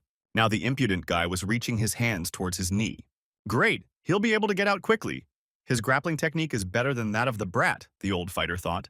He had hoped to take advantage of the pause to rest, but instead he found himself sniffing the impudent guy's feet. The daring guy's high kick almost cut off the old man's jaw. His capture was just a trick. Pereiro was angry that he had fallen for such a trick. He lost his sense of balance, and the blow damaged his vestibular system. Need support, thought the old fighter, and noticed how Huiso was rapidly approaching. The daring boy jumped like a gazelle, and a flying knee strike landed on the old man's head. The ringing in his ears almost made him lose consciousness, and his face looked like a cutlet. Having fallen, the old man tried to climb onto the impudent guy, hugging him with his arms. How to hold on, the impudent demon grinned. That means there is still strength. He was truly glad about this, Huiso thought, moving his legs back to avoid being knocked over. His hands clasped around the old man's thick neck. The guy didn't miss any opportunities. A knee strike tested the strength of Pereiro's defense. He hits like hell. The old fighter cowered like a turtle. The blow reached even through the defense. If he holds on well, then he can be beaten even harder. The impudent demon smiled maliciously. The old man falls to the side without support. Huiso hurries to help him with this. He threw Pereiro away from him, straight to the net. Damn it, thought the old athlete. He's never been hit so hard in a fight. Jab. The old man saw the faint flicker of his opponent's left hand. Or a hook. And a strong one, the experienced athlete guessed, reacting to Huiso's movements. He covered his head, expecting a powerful blow from the impudent guy. I block and counterattack, he managed to think. But instead of a blow, he felt a grip on his neck. The sharp knee was flying towards him again, and even the veteran had difficulty. A sharp blow to the knee knocked him out so hard that it even penetrated his defense, and the old bull's head fell back. He had already accumulated so much damage that he began to float, and everything went blurry before his eyes. Huiso shot the old man with impunity from a long distance with powerful frontal kicks. The bastard won't even let me recover, the old veteran gritted his teeth. Pereiro took the front point position. The commentators explained his actions. In this position, knee strikes and kicks are prohibited. Could his kick be that strong? The boy wondered, since he hid. But unfortunately for Pereiro, the boy knew how to deal with his fist as well. Like a cornered animal, the old fighter retreated back in search of a safe corner. A blow to the back stopped the fleeing man, and a loud slap was heard. No matter what he does, he still gets beaten up. It's useless even to defend himself, Pereiro grimaced. I needed to get away from him. He took a step to the side, mirroring the beginning of their fight. Where are you going? The cheeky guy shook his finger at him. Pereiro is not allowed to leave. For the first time, he himself is driven into a trap. The commentators are excited. Huiso pinned him to the net with sideways shots to the defense to keep him in place. Everyone makes mistakes sooner or later. Pereiro was patient and waited for the impudent guy to make a mistake. Having waited for the blow, he abruptly moved his body away, causing Huiso to fall forward slightly, losing his support. Great, head open. Pereiro loaded his hand for a punch. A sharp overhand unexpectedly shot at the impudent guy. The guy realized it was too late to dodge and instead counterattacked with his elbow. The fidgety bastard gritted his teeth, the old fighter missing the unexpected jab. Elbow, successful elbow attack, the bespectacled commentator yelled. It was impossible. Who called this monster with the reaction of a mongoose, a newbie? Pereiro was horrified looking at his opponent. A clean uppercut cracked into his open head again.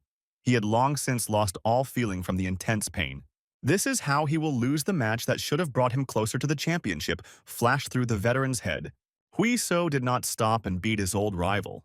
All his efforts went to waste. Pereiro realized that his end was near. He will definitely fix everything. The last hopes in his soul were cut short. Arrogant idiot, his ex-wife whispered in his subconscious. Oh, the old fighter sighed in disappointment as the sentence was already whistling in his ears. High kick Huiso cut him down like a tall tree. Even the coaches' mouths dropped open at such a stormy and dramatic ending to the fight. The back of his head fell back far from the blow, and Pereiro went completely limp. And he fell as if mown down in front of his opponent.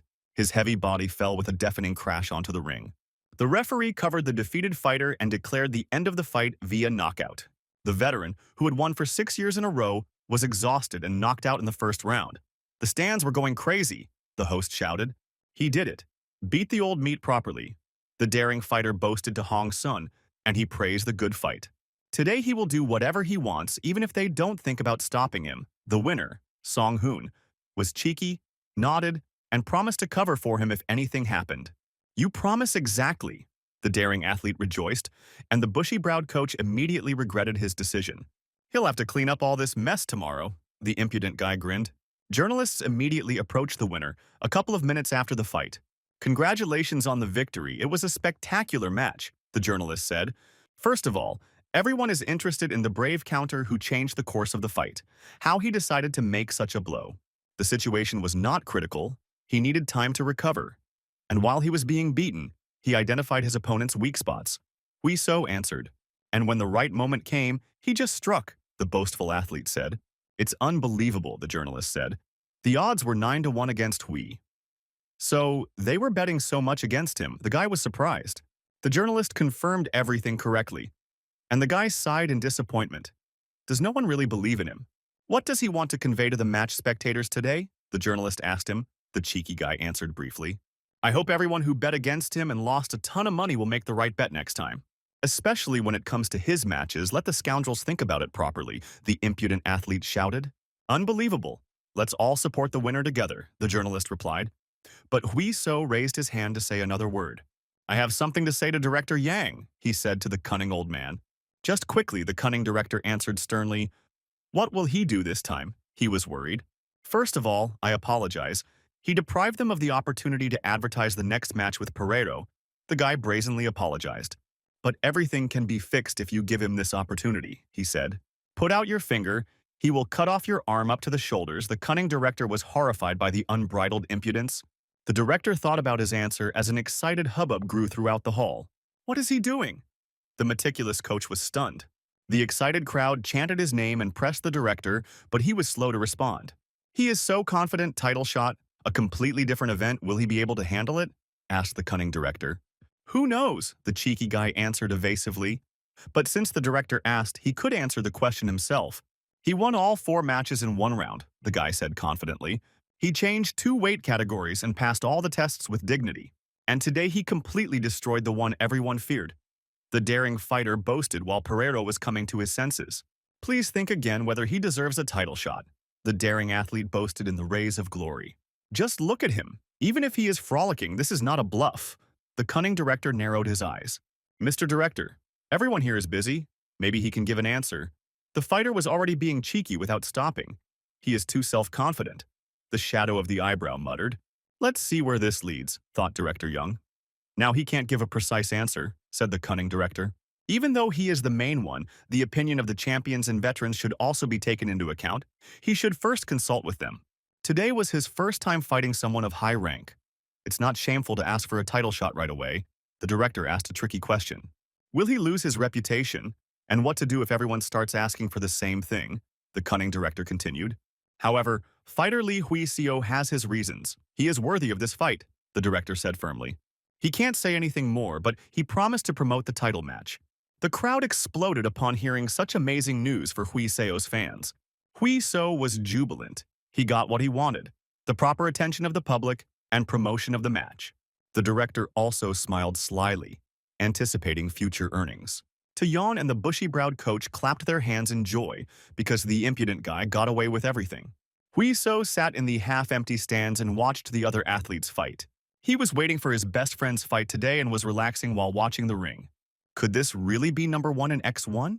The manager asked in a theatrical tone of surprise, as if he had come here completely by accident. Long time no see, the guy said hello to the manager who brought him into the world of MMA.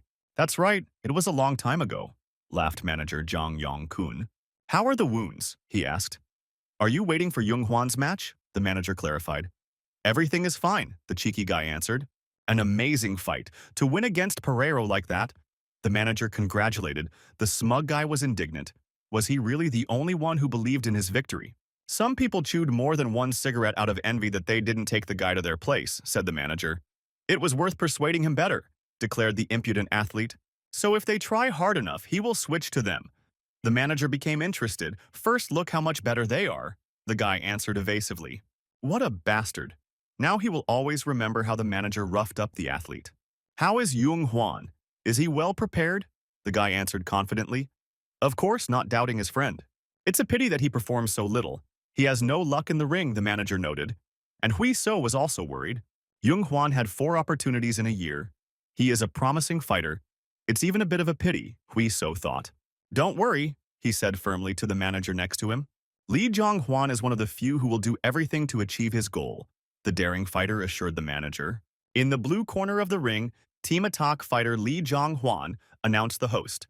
In the red corner, Team mountain fighter Park Chang-sik introduced his opponent. Taeyong watched his protege closely and was very worried about him. He remembered their conversation that took place in the locker room before the fight. Jung-hwan checked to see if the gloves were fastened correctly. The slacker, the hardcore workout enthusiast, called him. "Come here for a minute, we need to discuss something," Taeyeon told him sternly. "Does he know why he gets yelled at in almost every match?" his coach asked him. "Apparently he's not good enough." Jung-hwan looked down. "Of course not, you fool, because they are worried about him," said Taeyeon. "I'm sorry that they brought him into the team and trained him until he was blue in the face," the big guy said with difficulty. He did it because he saw the guy's potential and wanted to see his debut. But in the ring, he seems to become a different person, constantly making mistakes and unable to show himself. Jung-hwan shrank even more from these words. It was offensive to hear such things before the fight, but the words were true. But Taeyeon himself is to blame for this. He grabbed his ward by the shoulders. He shouted, pressed him, and what's worse, he didn't believe in his victory and the result showed itself. Taeyeon admitted his guilt. He guessed that he was ruining the guy's career, but the further he went, the angrier he became and the harder it was to think about everything. "It's a shame I acted like a child," Taeyeon apologized. "In this match, he will not repeat his mistakes. Now let him do what he thinks is right, and he, as a coach, will support him." "Give it your all," the big guy told him, and the boy answered decisively and felt encouraged. The two fighters clashed immediately after the gong sounded, the commentator said. Jung-hwan's opponent was getting closer despite the counterpunches. Jung-hwan did not back down and accepted the exchange in the center of the ring. Jung-hwan's opponent became overexcited and rushed into battle thoughtlessly. But Taeyong's fighter also lost his rhythm. And this happens every time the big trainer got nervous. Jung-hwan's opponent rushed forward like crazy, sending blow after blow. Even though Jung-hwan knew how to move, his legs seemed to have grown into the ring. He felt like he couldn't keep up with his opponent's rhythm. So he will lose again, Jung-hwan suddenly realized and felt clearly. Taking a step back, he heard Taeyeon's advice through the noise of the battle. Jung-hwan took a step and saw a wide blow being swung at him. He tried to dodge, but the blow still reached him, on its way out. Jung-hwan rolled into the ring, his opponent rushing after him. "Damn it," the fighter got angry. "I need to get out of here," he thought. As soon as he stood up, his opponent grabbed him for a throw. Jung-hwan blocked the shot and got a breather, but now he was pinned tightly against the net. Now he hears Taeyeon's voice and his support. The fighter took a breath. "Great, catch your breath, calm down," the big trainer shouted at him. Jung-hwan deftly kicked his opponent's supporting leg, causing him to lose his balance. Jung-hwan held his breath and pushed his heavy opponent away from him. With one throw, they changed the position. Now Hwang had his opponent pinned down. Taking advantage of the pause, he cut off his jaw with a left hook. Also, Jung-hwan felt like he had a great opportunity. "Dodge!" Taeyong shouted at him, and the fighter managed to dodge at the last second. It opened up, and Jung-hwan immediately took advantage of it. The opponent received a powerful counterpunch from the right to the jaw. "He's exhausted. Keep pushing," Jung-hwan's coach shouted. Jung-hwan did just that, and gradually broke through his opponent's defense. He did a great job of completely disrupting his opponent's rhythm, the manager noted. He's deliberately giving it his all, and if he continues, the guy thought everything will work out well. Jung-hwan landed an uppercut to his opponent's gut, causing him to double over in pain. The red-headed one jerked to the side to get away from the attack of the persistent Jung-hwan, and he succeeded. He quickly broke out of the corner. But Jung-hwan had calculated the direction and moment precisely to get closer, and then he delivered a stunning uppercut to his opponent's open chin. Jung-hwan pinned his opponent to the net and unleashed a barrage of punches. The opponent weakened. Jung-hwan felt the taste of imminent victory and accelerated. Just think. He wanted to leave and abandon his younger friend, the athlete reproached himself. But in the past, he will definitely win this match. Jung-hwan swung harder. His opponent cowered like a cornered rat and saw the knockout approaching. Desperate, he instinctively moved to meet Jung-hwan with a punch. They both struck at the same moment, leaving the fate of the entire match hanging in the air. But the opponent turned out to be a little faster, and Jung-hwan missed a powerful counterattack that crushed his face. They were separated for only a few moments. If Jung-hwan hadn't hit so hard, he would have succeeded. The opponent threw him back, and now the fate of the match was once again uncertain. "Jung-hwan, pull yourself together," the big coach yelled at the top of his lungs. But the fighter did not hear him and fell on his back, stunned by the blow. With great effort, Jung-hwan managed to stay on his feet. This left his opponent confused, as he thought he had already won. He decided not to miss this opportunity and immediately rushed into battle. Was he really going to lose this time too? No way! Young Hwan gathered all his courage. He did not retreat, and also rushed at his opponent. Keep it up, now is the time! The big trainer shouted at him. Young Hwan prepared his signature jumping knee strike. The precise blow simply crushed the opponent with a deafening thud. The redhead's eyes rolled back and his head fell back. Young Hwan landed a perfect knee kick and went in for the finish. He sat on top and swung to give his opponent a good punch. The furious blows pinned the red-headed man to the ring. The opponent's defense wavered, and he began to take a lot of punches to the face. Young Hwan pounded like an anvil until the referee told him to stop and stop the fight. Young Hwan was breathing heavily and couldn't believe that it was all over. He looked up, gulped in air greedily, and came to his senses. Finally, he won. The fighter raised his hands in triumph. What a little devil, he made me worry. A big guy climbed into the ring. Taeyeon, the fighter shouted, almost crying. Defeated the devil, the coach spread his arms. Good fight, Hui So said. Happy for his friend, the manager looked disheartened by the results. Two grown men hugged each other in the middle of a huge hall and cried. In the evening, they went out for a walk in some fresh air. This was the first time I saw Taeyong so happy, Hui So noticed. Now his dream of making his debut has become a reality, the cheeky friend declared. He only survived thanks to him, Young Hwan answered. But what did he do? Asked the surprised Hui So. He was going to quit the team. Everyone knew it, Young Hwan said. And the cheeky friend pretended not to understand anything. Each loss distanced them from each other. He kept thinking about how to live on and what to do because fighting was all he knew how to do. But the thought that he would leave his friend alone worried him more than anything else. And so he did not give up. And now he feels a little calmer, and he can look his friend in the eyes. Although he is still far from him, Young Hwan said thoughtfully. No. Hui So disagreed. His friend was much cooler than he was. He was so afraid that he wouldn't succeed in Korean wrestling because of his injury that he simply ran away. The injury was minor and he could have recovered in 2 months. But when it was time to return, everyone had succeeded and his friends simply forgot about him. At first he held on, but then he simply couldn't take it anymore, mentally and physically. But he is different, Hui So said. No matter how hard it was, his friend never gave up. And he always met difficulties head on. That's why he should thank his friend, said the cheeky guy. Because Young Hwan didn't give up? That's the only reason Hui So was able to survive everything. So he has nothing to be ashamed of, said Young Hwan's loyal friend. Of course, if we are talking about skills, he has room to grow, said the self-confident guy. Judging from this fight, Young Hwan has about 60% of the skills of a daring fighter, Hui So boasted. If he hadn't panicked, he would have won easily. It's good that he won in the end. Even though it wasn't the main match, Young Hwan could barely hold back. If you think about it, he debuted first, so he is Young Hwan's mentor, Hui So stated. Will he call him mentor? The cheeky boy teased. The last thread of patience snapped, and Young Hwan rushed at the impudent guy. Hui So stood alone in the middle of the filming set where people were bustling about. Everyone is busy, so that's how the title shot goes, thought the cheeky guy.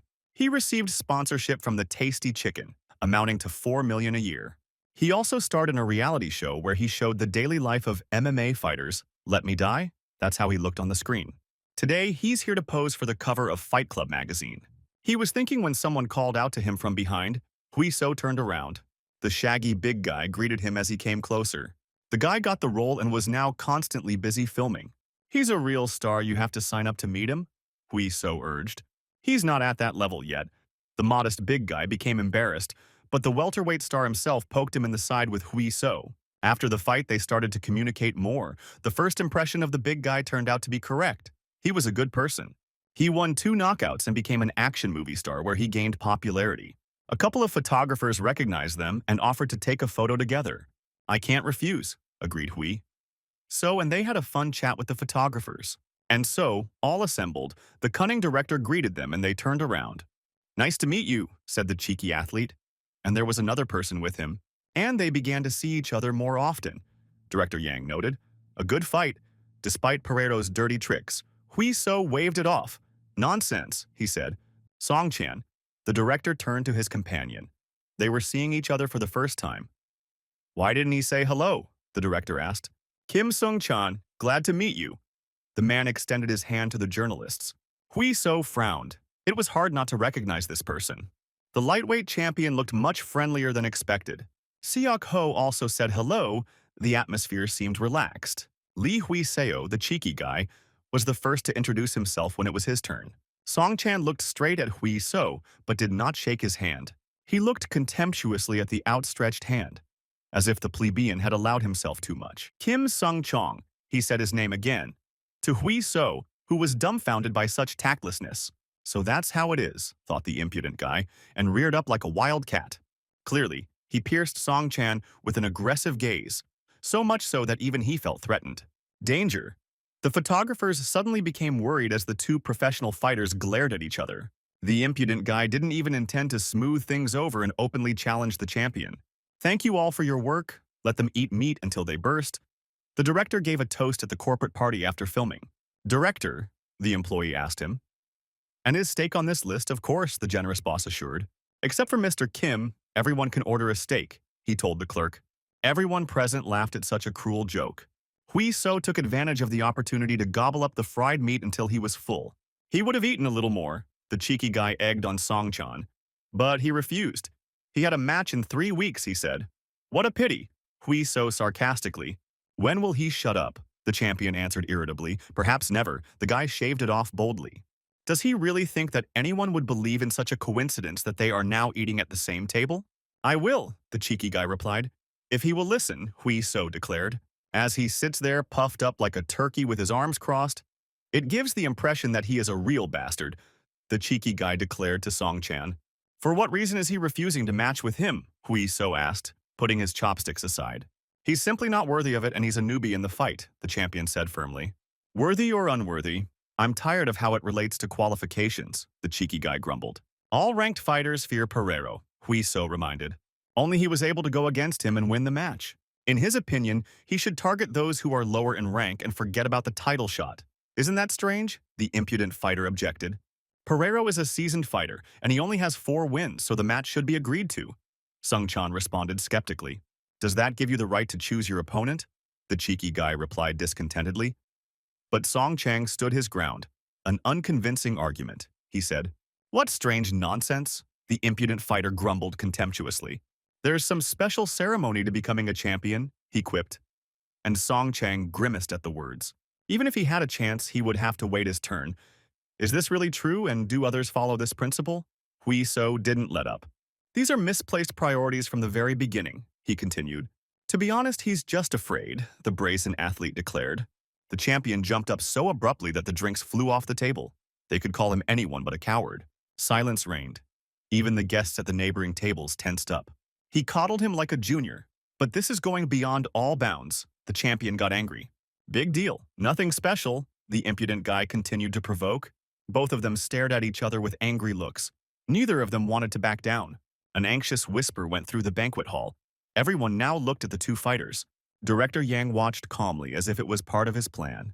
Seok Ho intervened in the conversation, wanting to calm the athletes down. After all, it was not worth swearing in front of the director, he said. It seems he was wrong about him. Hui?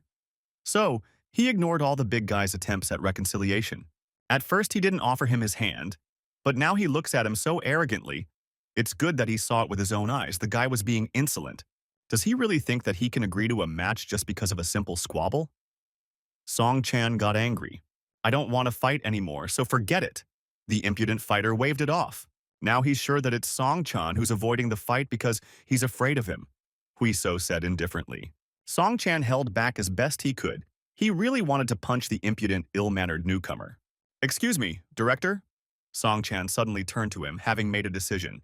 Although he told them to eat until they were full, perhaps he deviated here. Song Chan apologized for leaving before the director. Is everything okay? Asked the cunning director. Song Chan answered in full and glanced sideways at Hui So. He just doesn't see the point in staying here, he answered reservedly, and the impudent boy demonstratively spread his arms. Song Chang promised to come by in person later and apologize. The director nodded and let him go. What about him? The director asked the impudent boy. He's not going to leave. Not at all, Hui So replied. He's not playing the bad guy, he said, throwing a jab at Song Chan as he walked away. The champion left in a gloomy mood, and his fellow athletes returned to meat and drink. The cheeky boy gloated after a successful provocation. What a mess he's made, Sun Ho teased. The drunk guy should have looked at himself in the mirror first, the staggering big guy replied. The guys went out for a walk and some fresh air after a glorious drinking session. The cool soda was pleasantly refreshing after the alcoholic libations. What happened between them? asked the shaggy big guy. Song-chan usually doesn't behave like this with others. He acted selfishly because of a couple of words, the impudent guy answered directly. Since he is the champion, he thinks that now he decides who will or will not be the champion. He stated that he will not fight because of his low rank. Hui So sighed. This would anger anyone, Sun Ho agreed. That's right, the impudent guy punched him. Let him just go out and fight with dignity. It is not an easy head that wears a crown, said the bold fighter. And the big man added that it was about Henry VII from Shakespeare's play. What difference does it make? He had to accept it. The impudent guy lost his temper and shouted, Hui So. His fellow athlete calmly addressed him. Why is he in such a hurry? He asked him honestly. Every time he looks at it, he sees a stallion in front of him who sees the goal and does not see obstacles in front of him. Although they rush quickly, they do not notice what is happening around them. Ordinary life, people rejoice and make mistakes. Don't waste your time. Fighting in the arena is not all that life has to offer, a wise friend noted. When he has no money, he admires nature. When he is sad, he looks at the sky. When he is lonely, he looks at beautiful girls passing by. Song-chan is the same, the big man noted. Whether it's a win or a loss, he should understand how hard it is. You should respect those you compete with. No one is trying to belittle the champion's merits. He achieved them with sweat and blood. The impudent guy calmed down. Right? He is a good person, said Sun Ho. Even though we are talking about the one who beat him in the ring with a devilish smile on his face. Oh, the fighter sighed. These words cut to the very heart. In any case, he was right. The harshness was unnecessary. Hui So agreed. But now was not the time to stop. He thought about his parent. Everyone has their reasons for doing what they think is right, the big guy noted.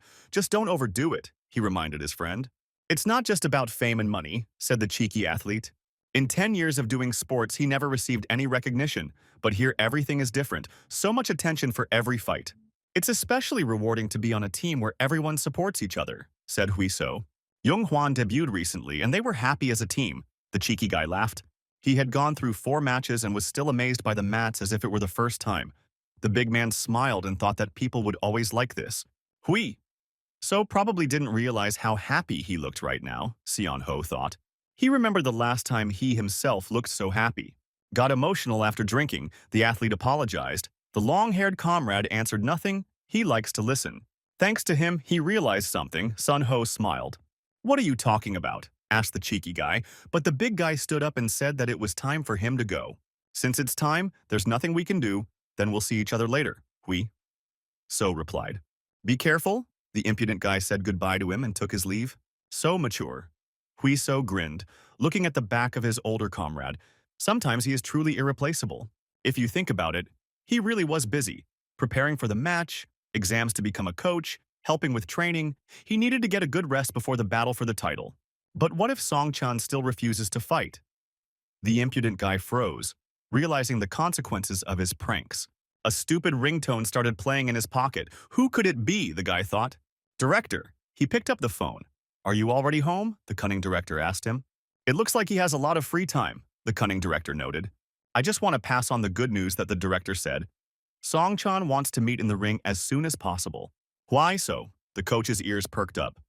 If he becomes a champion, what position will he hire them for? He will appoint Taeyona as a security guard, said the impudent guy. Lee Soo will become a driver. And the boxing coach who is good at texting will be a manager. Hui So bragged. What about him? Asked loyal friend Jung Hwan, pointing his finger at himself. Oh, someone should feed the dog at home, the impudent guy said. And Jung Hwan frowned. Let him repeat it, he said. Now the whole area will know about the title match, grumbled the meticulous Sun Hoon. How quickly rumors spread. The impudent guy feigned surprise. He himself blabbed everything. The bushy-browed trainer grabbed him by the beard. And no one shut him up. He looked sternly at the other coaches. They quickly disappeared. The conversation with the director was over. The meticulous coach asked what the schedule for preparing for the match looked like. Why the rush? The match hasn't been announced yet, asked Sung Hoon. Sung-chan wants to hold the match as soon as possible, explained Hui So. Sung-chan was originally supposed to fight Lim So-hoon, but he dropped out due to injury and 14th rank fighter Baek Hoon was called in as a replacement. He is young. He started recently after winning an undercard match. He didn't have much time to prepare. On the other hand, Sung-chan is recognized as the best fighter in his weight class. It is unlikely that their match will last long or Sung-chan will get injured. Now that he has explained everything, Sung Hoon said, he knows what to do. He looked sternly at the impudent guy. "We'll start preparing for the title soon," said the meticulous eyebrow sticker. "No." The cheeky athlete's jaw dropped when he heard the verdict. "The last match was 2 years ago," Hui So said plaintively. The meticulous coach correctly agreed, and he had already recovered. "No, he still has 3 weeks of rest before the fight is scheduled," Hui So protested like a child, "but he already blabbed about the fight," Sung Hoon noted. "Think carefully, you need to prepare properly for the match," the coach frowned. "In a title match lasts 5 rounds, will he be able to win if he always fought to one? What if the fate of the fight is decided in the third? The higher the rank, the more cardio loads the athlete has, and the harder the training, the bushy-browed trainer nailed the fighter. Or he will simply miss this opportunity to become stronger," Song Hoon said sternly. "No way," the daring athlete was fired up with fighting spirit. "Then let him stop whining. We are talking not only about the upcoming fight, but also about all subsequent fights," the eyebrow-shaped man reminded. "And the director asked him to come to Song Chan's next match," Song Hoon said. "The seats in the VIP zone were already booked and he couldn't refuse." "I don't want to," said the stubborn fighter. "Song Chan, he wants to show off in front of him, and he can't stand that. At the last conference he tried hard to praise him. Song Hoon just spoke from the heart," the guy bragged. "Just go like on a school excursion," the meticulous coach whined. "How I want to hit him," the impudent guy hissed through his teeth. "Why didn't they consult him first?" whined Hui. "So, it's a requirement of the association and it will benefit everyone," said the bushy-browed coach. They simply took advantage of it. Hui So did not calm down, and the bushy-browed master stubbornly turned away. "He will come," Sun Hoon asked the fighter. "Who knows, cardio in the summer. Training. Now he will go to rest." The impudent guy left. "Call me later," Sun Hoon pestered, and the impudent guy demonstratively covered his ears. What a child. The bushy-browed trainer looked after him. The director greeted Song Hoon politely when they arrived for the title match. "It's good that you came," he said. "Sorry that it's late." The meticulous eyebrow sticker apologized before the impudent guy showed even an ounce of regret. "He was afraid that they wouldn't come at all," the director said. "How could they refuse him?" Song Hoon answered politely. "He was glad to see him too, Mr. Gloom," the old sly fellow joked. The boy, as usual, spat on all propriety. "It's hard with him," the director asked sympathetically. "They fight every day," the bushy-browed trainer agreed. The boss suggested having a drink after the match, but Sung Hoon had to refuse. They had already started preparing for the match, and he was keeping an eye on the guy. Even during the vacation, the director was surprised. "They are going to use the time to the maximum," the meticulous coach explained. "We cannot relax while the youth suffer." The responsible coach declared his solidarity. "So we'll put it off until next time with Sang-guk and Yoojin," the director shrugged. They took their leave and hurried to their seats in the box. The match was about to begin. "That's why he loves the attack team," the director told his assistant. "This team is good from management to training and mentoring, so they produce good fighters," he said. "Is this upstart really that good?" Yang's assistant wondered.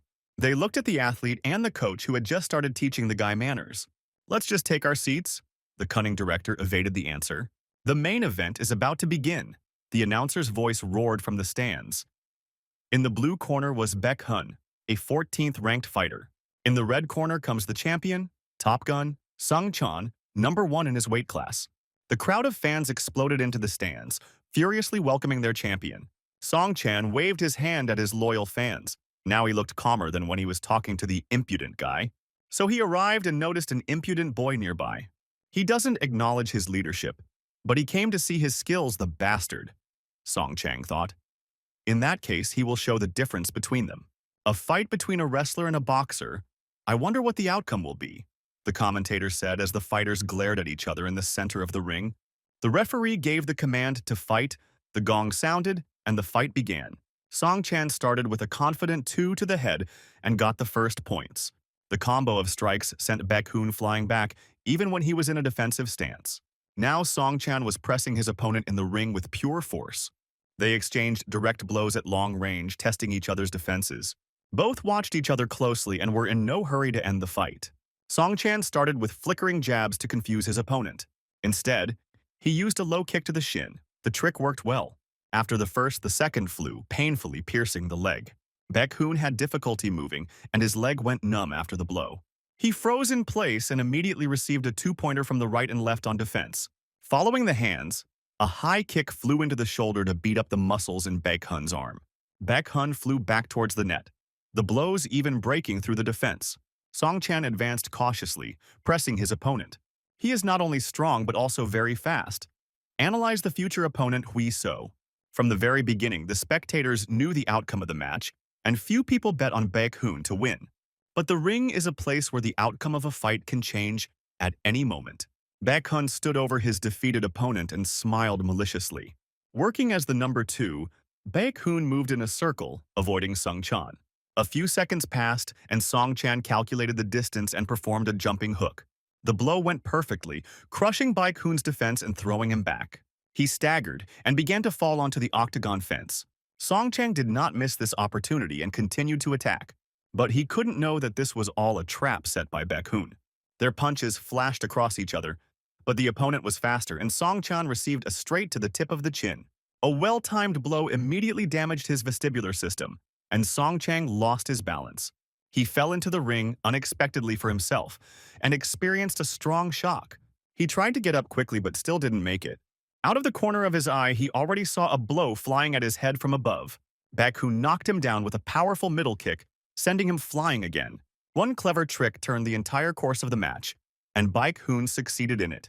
After this, Song Chan came under a hail of blows and was unable to defend himself from them, as he had not yet recovered from his previous injuries. Baek Hoon seemed to drop his mask and showed his true abilities and complex techniques. If Song Chan were an ordinary person, he would have collapsed long ago, but his hardened body still held up. He was even able to land a few light counterpunches, but he failed to slow down Baek Hoon's pace. He only grinned and continued to press. Now that Song Chan's defense was weakened, he himself found himself pressed against the net. The match ended when his coach threw in the towel, deciding it was better to avoid serious injury. Song Chan was unable to get his act together until the end of the match and looked completely broken. After this match, the title of the main champion goes to Baek Hoon, the host happily announced. The host asked Song Chan a few words about the match, and he regretted that he had not studied his opponent better and had prepared poorly. It was a shame to give up halfway, but the decision was not unfounded, the defeated champion said. But this is not the end. He promised all the fans that he would become stronger and return to the ring, and again asked the fans for forgiveness. This is how unexpectedly this match ended, the host said. Now let's move on to the interview with the new champion, the host said. He gave him his word. Hui So watched the defeated champion. Let's go, said the cheeky guy to the bushy-browed trainer. Don't you want to listen to the end? He was surprised. The match is over. If we don't hurry, we'll be back late, the guy said. Okay, the coach agreed. Just let's talk to the director. They will go. Sun Hoon said goodbye to the director, but he simply froze, too discouraged by the outcome of the fight. Director? The bushy-browed trainer called him again, and he finally paid attention to him. I'm sorry they had to come all this way to see this loss, the old director said. Let's eat next time, he suggested. He had things to do now, and they bowed goodbye. An unexpected result, Song Hoon noted. That guy didn't expect it either, the cheeky guy replied, referring to the champion. Who would he like to fight in the defense match? The host asked Baek Hoon. It was already decided, he replied. Li Hui. So, the impudent guy heard his name from the arena. The director promised him a title match, and by a lucky chance, the opponent just now announced Baek Hoon, and Hui So turned around abruptly. How about you speak up, Baek Hoon said, addressing the brash boy directly. Get up. He has something to say, the new champion challenges. What a bastard, the impudent guy got angry and exhaled heavily. He climbed into the cage, and a high-voltage atmosphere immediately reigned between them. What does this mean? What do they want to hear from him? Asked the impudent fighter. Just a straight answer. He just challenged him to a fight, Baek Hoon said. Or Hui So won't participate, the champion taunted. There is always one provocateur, and it is him, said Hui. So, it was like that before Sung Chan was the champion. Now everything has changed. Why? The impudent guy asked the champion directly. Just giving him a chance, said the newly minted cunning champion. Why doubt? Just say thank you. No, he poked Hui So impudently. It's a lie. You think you deserve the belt when you just became a substitute and by a lucky chance won the matches, the cheeky guy said. Stop pretending to be nice. You think everyone here is stupid, he continued. This is what he thinks, Hui. So made a statement. He did not let go of the microphone. Now that he won, he needs more attention, so what he did was call Hui Seo, who was quite popular, and he was there. He was in such a hurry to call him before Hui So left. And now he says that he is giving the opportunity. The impudent guy got angry. No one will fall for such cheap provocations, the daring fighter declared. If he wants to compete, let him make an official request and not put on a show for children, sharply shaved off the impudent champion Hui So. There seems to be a misunderstanding here, Baek-hoon said, but the cheeky guy quickly shut him up. What irritates me most are idiots who assert themselves at the expense of others, Hui So answered rudely. He made the first move and violated personal boundaries, poking at the champion Hui So. If he wants to discuss any misunderstandings, he should do it after he wins the match, Hui Seo said. Having said this, he simply turned away, not giving his opponent a chance to respond. However, he still won't be able to do it, Hui so boldly declared at the end. That was it. He threw the microphone down and walked away as if he was the master of the situation. The crowd chanted his name, and in an instant he captured the attention of all the spectators. He stole the champion's attention in the blink of an eye, the old director noted. Sorry, wait. The director heard a familiar voice. They are together, he tried to explain to the security guards, the bushy-browed trainer. Yeah. In his dreams, the guards didn't believe him, taking him for an ordinary spectator who wanted attention. What a down-to-earth guy, the assistant said to the director. He is a boxer, the unshaven master stated confidently when they conferred. Boxer, they blurted out at once. Hui So and the bushy-browed trainer. That's right, Song-guk continued. This is the kind of counterpunch that outfighters use. Look carefully, said the unshaven master. Long-range fighting style, he said. The video clearly showed how skillfully the former champion was shot from a long distance. This is a midway strike. In Song Chan's place, anyone would have fallen, the unshaven master declared, these light and rhythmic steps. Here, Sun Chan gave in. The master noted. He defended himself from the hook and moved to the left. Baek-hoon took advantage of this and countered with a left. He has fast hands, and the advantage of boxing is that he is always collected no matter how he changes his position. Even if he knew about it, it wouldn't help him, the guy thought out loud. Song Chan found it difficult to answer this. Of course it was difficult, but there was a moment when it opened up, Song-guk said. This was the moment when Baek-hun made an uppercut to the solar plexus. Let's start from this moment, the master explained. After the blow, he froze in place and waited for Song Chan. The champion quickly counterattacked, and Baek-hoon seemed to be rooted to the ring. And then he took a clean punch to the jaw they saw in the footage. You see, the unshaven master noticed. Why do you think Baek-hun suddenly froze and seemed to lose control? He asked. Song Chan thought that after being hit, his opponent would go back on the defensive. But in boxing, this is the perfect moment for a counterpunch. This guy won't be able to hold out for long, the old master said, so we need to finish quickly. Song-hoon smiled.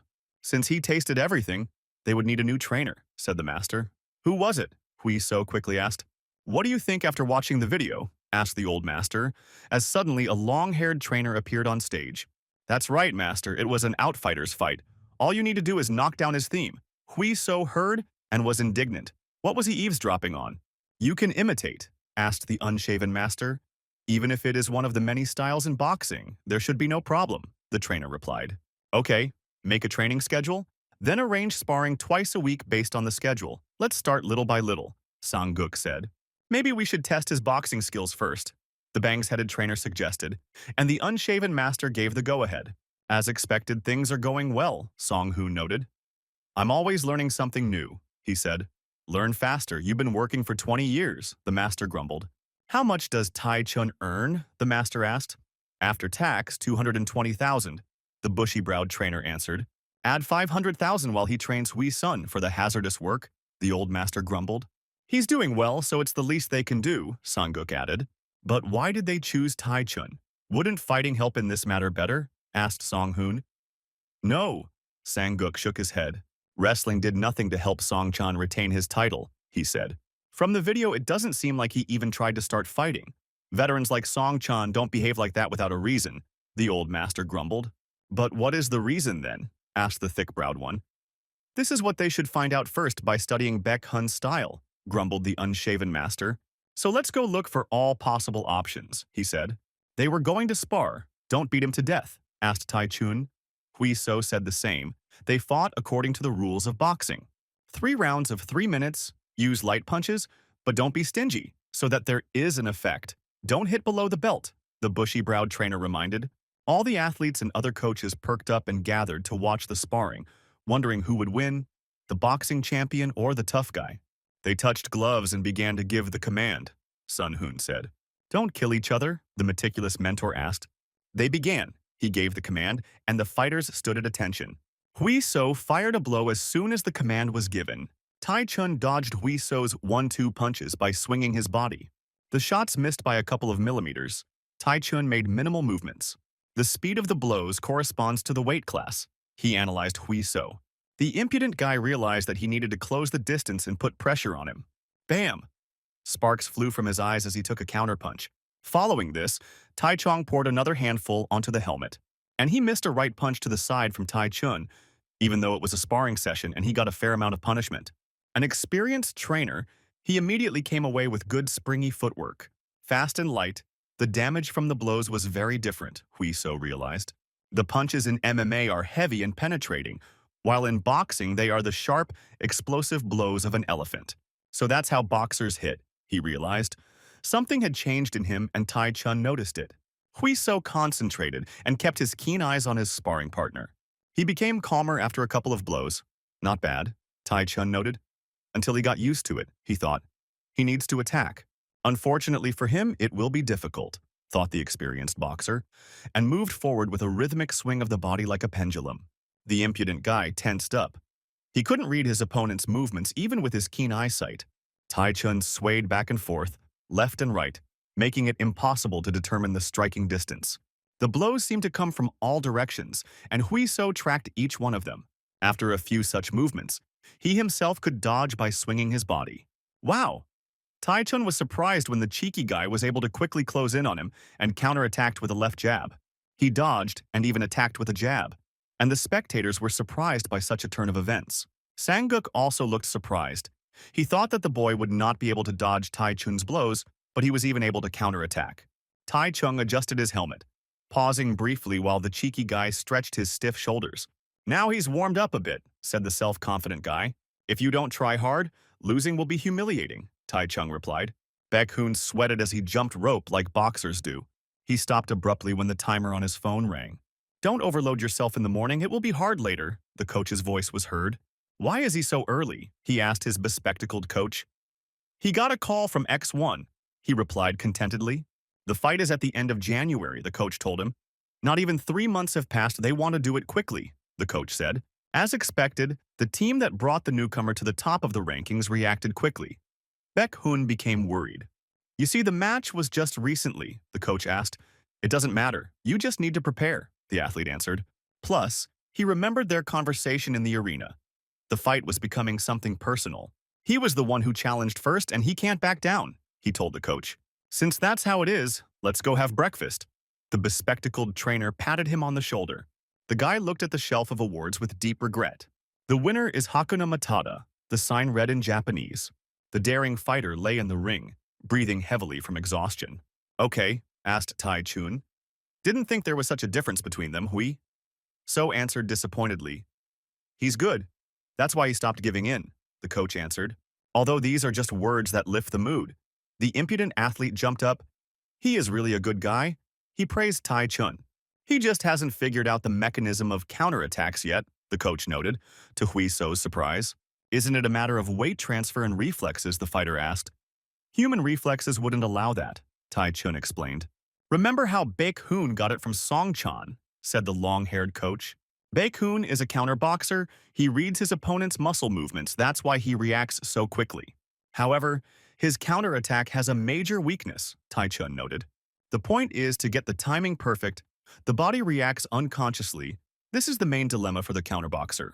So this can be used against him. The daring fighter rejoiced. Right on target, the boxer's trainer agreed. It's not a matter of bragging, and there's nothing to compare it to, but his fists are no slower than Baek-hoon, Tai Chun said. If you can dodge these punches, Baek-hoon's punches won't hit you either, the boxer's trainer said. That's it. He will train for 2 hours every day, Tai Chun said, and Hui So thanked him for his work. Tai Chun watched the talented young man leave the ring. A good imitation of Baek-hoon, the grumpy master praised. Difficult to repeat everything exactly, Tai Chun noted. How is Hui So? The unshaven master asked. Excellent. Much better than the arrogant professionals. And you saw for yourself that counterattack was delivered with perfect speed and precision. Tai Chun noted. Just keep working, this role is very important now. Sang-guk grumbled contentedly. Tai Chun was also motivated. This time, training would bring even more options to his fighting style. And since we were talking about a star, he would take advantage of everything, the master thought. The preparation for the title began. Kun pressed Hui so tightly to the net. The heavy fighter overpowered the lighter opponent. The cheeky guy didn't panic. He pressed his knee against Kun's knee. A quick sweep and a push, the bully flew back awkwardly. Next, they trained in a circle, changing opponents every couple of minutes. Hwan started with his favorite handhold and directed it towards Hui So's neck. The daring fighter was extremely concentrated and saw every movement. He counterattacked, but Hwan managed to dodge the blow. The friend ducked under the blow and tried to make a pass to the legs. He managed to catch on thanks to his precise movements. Hui Seo grabbed him under the arm and pressed his body against Hwan's to keep from falling. He swung down powerfully and landed on his forearm, holding Hwan down. The ceiling was gray. Hwan was surprised, but why wasn't he looking at it, he thought. With a deafening crash, he fell into the ring after being thrown. "Get him out!" they shouted from the audience when Hwan couldn't get up after a powerful throw. His friend didn't feel sorry for him at all. A minute to rest, and then the command came again from the hall while Hwan's body was removed from the arena. "Excellent!" roared the daring fighter. He was thirsty for battle, and his fighting spirit was at its peak. Hui So started by working on the paws that Sung Hoon was holding. The sharp volleys sounded like cannons with a dry pop. Sun Hoon felt the strength increase in his palms. The cardio loads made themselves felt. Intensive training was put together to increase Hui So's endurance, running 10 kilometers in the morning and other exercises. He used the method of training in circles, sparring against 5 people, and then practicing punches after a break. The punching training was also used against Baek Hoon's counterpunches. Hui So gritted his teeth, received a blow to the body, but his breathing did not falter. He instantly responded with a low kick to the leg of the bushy-browed trainer. Then came punches to the paws with explosive combinations. And again, a kick to the body area. The constant alternation of legs and arms required colossal endurance. They used a lot of low kicks to control Baek Hoon's fast movements. Well, that's all. After hearing the command, the guy immediately fell down to rest. "The training isn't over yet," the meticulous trainer grumbled. "I know," the impudent fighter answered discontentedly and sat down for a couple of minutes. Next came the sparring with Tai Chun. Hui So confidently moved forward. His punches have improved due to the guidance of his boxing coach, Sung Hoon noted. But he is still slow to respond to counterpunches, the bushy-browed trainer noted. Right now he is watching Tai Chun's strikes. The bushy-browed trainer turned away for a second. "Tai Chun," the cheeky boy called out to him worriedly as the coach sat down to breathe, feeling dizzy. "Okay," asked the bushy-browed Sung Hoon as he climbed into the ring.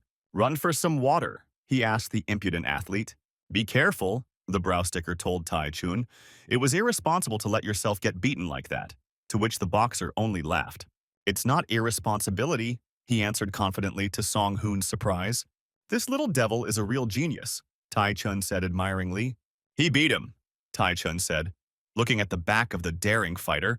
At the beginning, everything went as usual. He worked on the body and held Hui So back. During the combination, Tai Chun noted to himself that he lost his rhythm. If he attacks at this moment, he will definitely hit, the boxer calculated. By doing a jab, he will destroy the rhythm. Read and destroy the rhythm, Baek Hoon style. Too easy for Hui Sung. Tai Chun's hand shot out to counter, but instead it hit the air. Hui So was able to dodge. To miss during a counterattack means to get counterattacked yourself. Tai Chun missed a powerful right. "I read his moves and ended up getting a midway strike myself," Tai Chun explained. "He really did it." Song Hun was surprised. "That's right during the strike," Tai Chun replied. Feint is a very complex technique that even experienced fighters cannot handle. The guy was able to deceive and knock down Tai Chun himself. On the first day, he barely avoided being hit when he first started. The changes were not only due to sparring, but also due to cardio loads. 3 rounds of 2 minutes each turned into 5 rounds of 5. Since Tai Chun said that in the 3rd round, no matter what Baek Hoon did, he wouldn't be able to defeat their fighter, Sung Hun thought. Perhaps even Hui So will find it easier to fight Baek Hoon than the former champion, Tai Chun noted. "But don't tell him to get cocky," Sung Hun said. "What is this?" they asked the fussy guy. "The one who brought some water," answered. "The polite one," declared the coach. Tai Chun walked out of the locker room with a towel on his head, catching his breath. "Here he is, Hui." So jumped out and scared the hell out of the coach, the ghost screamed. "Why is he still here?" the boxer wondered. "He just wanted to talk a little," the impudent fighter asked.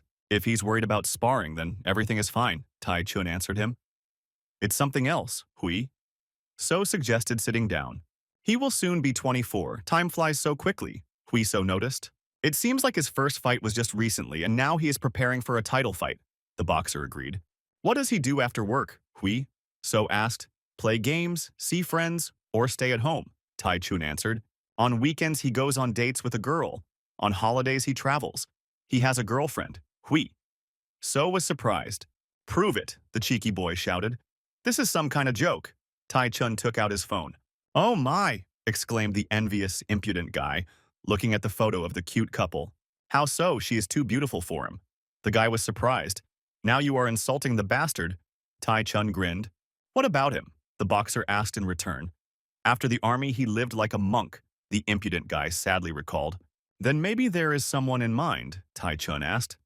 It is hard to date if you already have something you are crazy about, the fighter answered with annoyance. Finding girls in this sport is not easy, and it will affect the reputation of the gym, the cheeky guy thought. There's also Yujin, Tai Chun suddenly remembered, and this caught the impudent guy off guard. Why did he remember the Thorn? The embarrassed guy was indignant. Isn't she a cutie? The young trainer was surprised. Oh well, it's better with a tree, the naive guy denied. They look good together, Tai Chun slyly responded to this.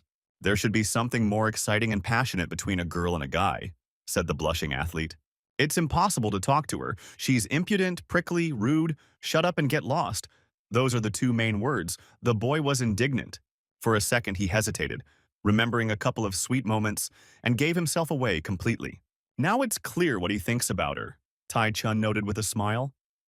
He doesn't think anything. The daring athlete denied the obvious. In any case, it's definitely not her. Definitely, he repeated.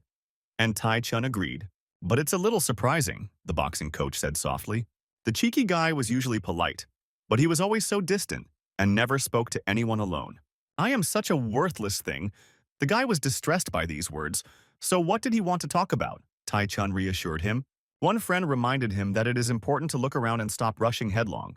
The guy answered thoughtfully. At the time, he thought it was a bad idea to stop because there was a title fight ahead. But after Sung Chan was defeated, the fans' reaction surprised him. No one will tell you when it's time to go into the darkness, even if everything is fine on the outside. But in reality, you are completely empty inside. After such experiences, he realized what he had been missing all this time. Partners who are always ready to help you after many hours of training and to help each other, although they have no special reason for this. And he is not the only one participating in the battle. They are all participating in it. If you think about it, he is grateful to many people. The daring guy opened up. He never thought that he would receive support every day. At first, he didn't know how to respond to it.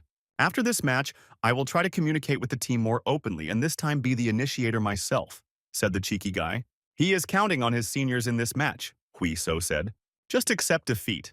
Tai Chun suddenly teased him after such a sad speech. The end of January came quickly and the weigh-in day arrived, with sports journalists already waiting for it. Fighter Lee Hui Seo arrived with his dream team. The flashes of dozens of cameras blinded him for a few seconds. The level of attention is completely different for the title match, Sung Hoon said.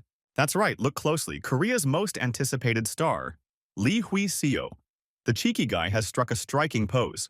And he knows a thing or two about recklessness, Song Hoon noted. He wouldn't be himself without it, the old master grumbled. He's here too, the journalists exclaimed when they noticed the second fighter. Current champion, Baek Hoon, arrived at the weigh-in with his team. Both fighters were determined to win and looked straight at each other. Fighter Lee Hui. So, weight counted, the judges announced when the scales showed 70.2 kilograms. Baek Hong, weight red, 70.4 kilograms. Stir down, both of them, stood in a pose for a photo op and kept a low profile. The host asked the fighters a couple of questions before the match. The first question was directed at Hui Su, whether he has difficulty changing opponents in the title battle. There were no problems. You just need to take into account different options, as everyone is preparing, the cheeky guy answered confidently. A question for Baek Hoon. He shone brightly in the title fight. But what about his past? Nothing is known about it yet. Since he was 18, he has been performing for Japanese organizations like Gladiator. They don't know much about him because he hasn't gained popularity. He doesn't hide his past, Baek Hoon said. If they want, he can tell. Song Hoon scratched his chin in a very strange way, wondering what exactly the master asked. He checked all the gladiators' records. The fighter Baek Hong was not mentioned there. The old master guessed exactly how he was looking for him. By name, of course, the bushy-browed trainer answered. He couldn't lie to everyone openly, Song Hoon doubted. An alarming guess came to the old master. Could it really be him? Sang-guk thought. The unshaven master said he would go to the car to check something. Why did he do this when the interview was not over? Sung Hoon was surprised. The unshaven master looked at his phone for a long time and searched for the necessary data. Damn it! He suddenly grabbed his head, realizing the reason for their ignorance. The day of the fight arrived, and 11,000 spectators gathered to watch the arena.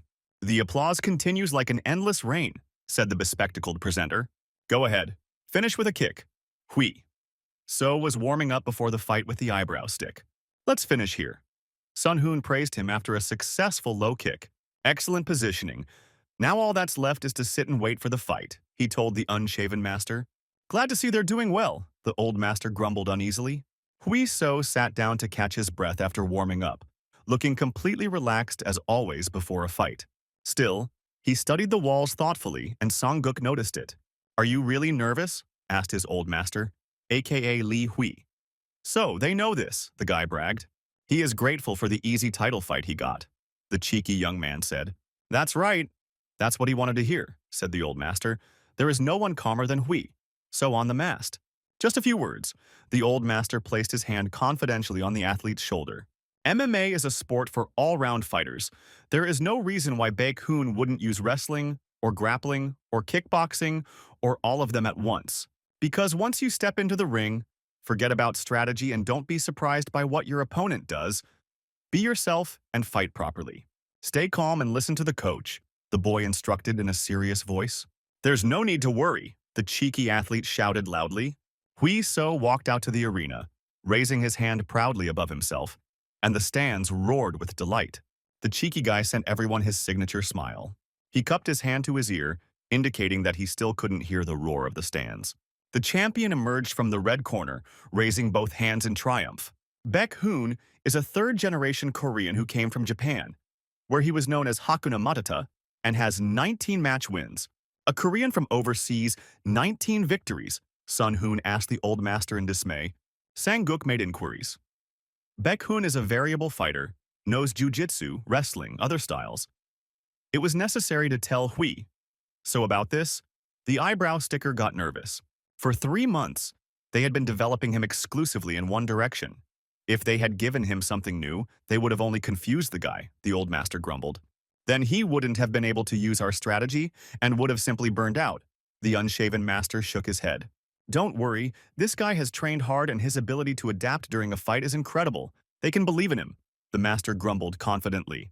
The fighters had never fought each other before and yet both were confident but cautious, the lead commentator said. The bespectacled coach watched his athlete closely. He too was concerned about the fight. Hui So is a talented fighter. Few can surpass him in this, Baek Hoon told him in the locker room. Is he really going to lose? The bespectacled coach asked. No way. This is a good opportunity to eliminate a strong opponent before he becomes even stronger, Baek Hoon replied. This time he intends to show his worth, the champion said. Show them what he really is. What an incredible fighter he is, the bespectacled coach thought. Blue is ready, asked the referee in the ring. Hui So took a stance. Red is ready. Baek Hoon also stood in a stance and showed readiness. Fight! The gong rang, and both fighters walked out charged into the center of the ring. The match began and everyone was filled with anxious excitement. The fighters were in no hurry to attack each other. Hui So opened the fight first, starting with a left jab. A low kick followed sharply. Baek Hoon froze, not knowing how to react. And the champion missed this blow due to a feint.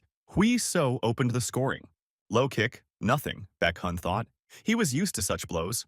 He immediately responded with a kick to the cheeky fighter's thigh. He shifted forward sharply and raised his knee for a high kick. But Hui So, with the reflexes of a mongoose, deftly dodged the sharp blow. And he responded with a quick kick to the thigh of his motionless opponent. Baek Hong suddenly performed a grab and caught his opponent's leg. He pushed Hui So forward like a bulldozer to knock him down. As expected, he didn't just use boxing. Bend your body forward, Sun Hoon shouted advice to his fighter. Hui So reacted and managed to shift his body weight forward to avoid falling. Realizing this, Baek Hoon launched his leg and moved to throw. He grabbed Hui So by the body. Moving further, he walked behind the back and grabbed the impudent guy tightly.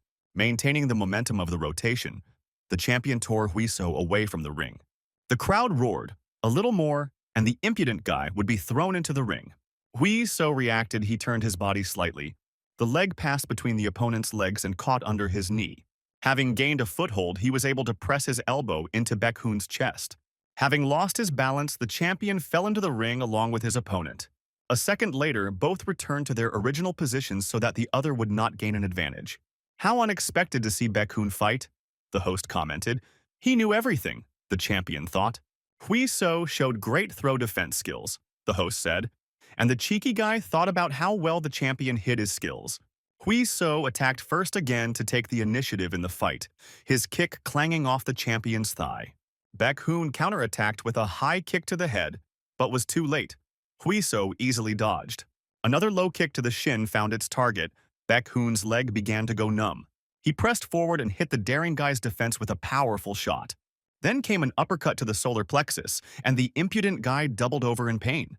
Another successful combo of blows broke the block of the impudent guy. Huiso tried to break the distance, but Baekhoon was already pressing with a direct punch. He suddenly changed direction and suddenly counterattacked Baekhoon. But the experienced boxing veteran was no pushover himself, and he struck earlier, changing the direction of his fist. His straight turned out to be a feint. Huiso winced in pain as he received a clean blow to the face. The champion didn't stop the combination and fired another straight one. But this time he received a counterattack, a right to the head. Huiso swung for a right kick while his opponent froze. The swing turned out to be a feint, and Huiso jumped to close the distance between them. The jump turned into a powerful strike, and the attack passed the champion's defense. Baekhoon was pushed out of the center, a warning sign for the outfighter. Sensing Li Huiso's weakness, he attacks. The host's words roared through the speakers. A quick counter jab stopped the brash guy's attack. Having stopped him, the champion made a middle kick to the open body of his impudent opponent. Huiso put up a timely defense, preparing to meet the opponent's leg. Baekhoon's leg twisted like a snake, and with a twist of his hip, he shifted the blow to the head area. Huiso quickly bent down to the rig, almost folding in half. A sneaky blow with a changing trajectory grazed him on the back of the head. The guy was saved by his super reflexes. A Brazilian strike from Baekhoon, the commentator reported. Huiso calmly moved aside. Even from this, the champion dodged, caught his breath. He was hoping for this blow. There was something he couldn't do. The daring fighter's head was spinning from the number of possible options that he should be wary of now. An incredible match. What combinations? As if they were filming a movie, and these reflexes the presenters went crazy with delight. He's good at everything, Sang-guk grumbled. But that doesn't bother Hui. So, the bushy-browed coach noted. He had responded well to all the blows, but the real problems would begin now. The unshaven master worried. Huiso took quite a bit of damage and was already tired.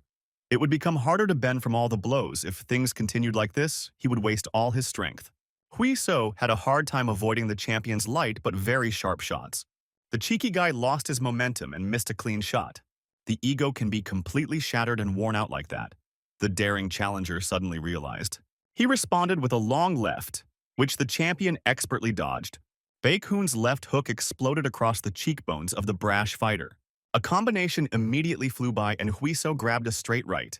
They stood in the center of the ring. No one wanted to retreat. The blows flashed like lightning. At some point, both of them took a powerful blow to the head from each other. Their counters crossed, but for a split second, Huiso took the damage first. As a result, he again had to dodge furious attacks. How unnerving. Sang-guk clenched his fists. Although the guy held up well, he was slowly being pushed towards the net. Baekhoon switched from punches to kicks and raised his knee up.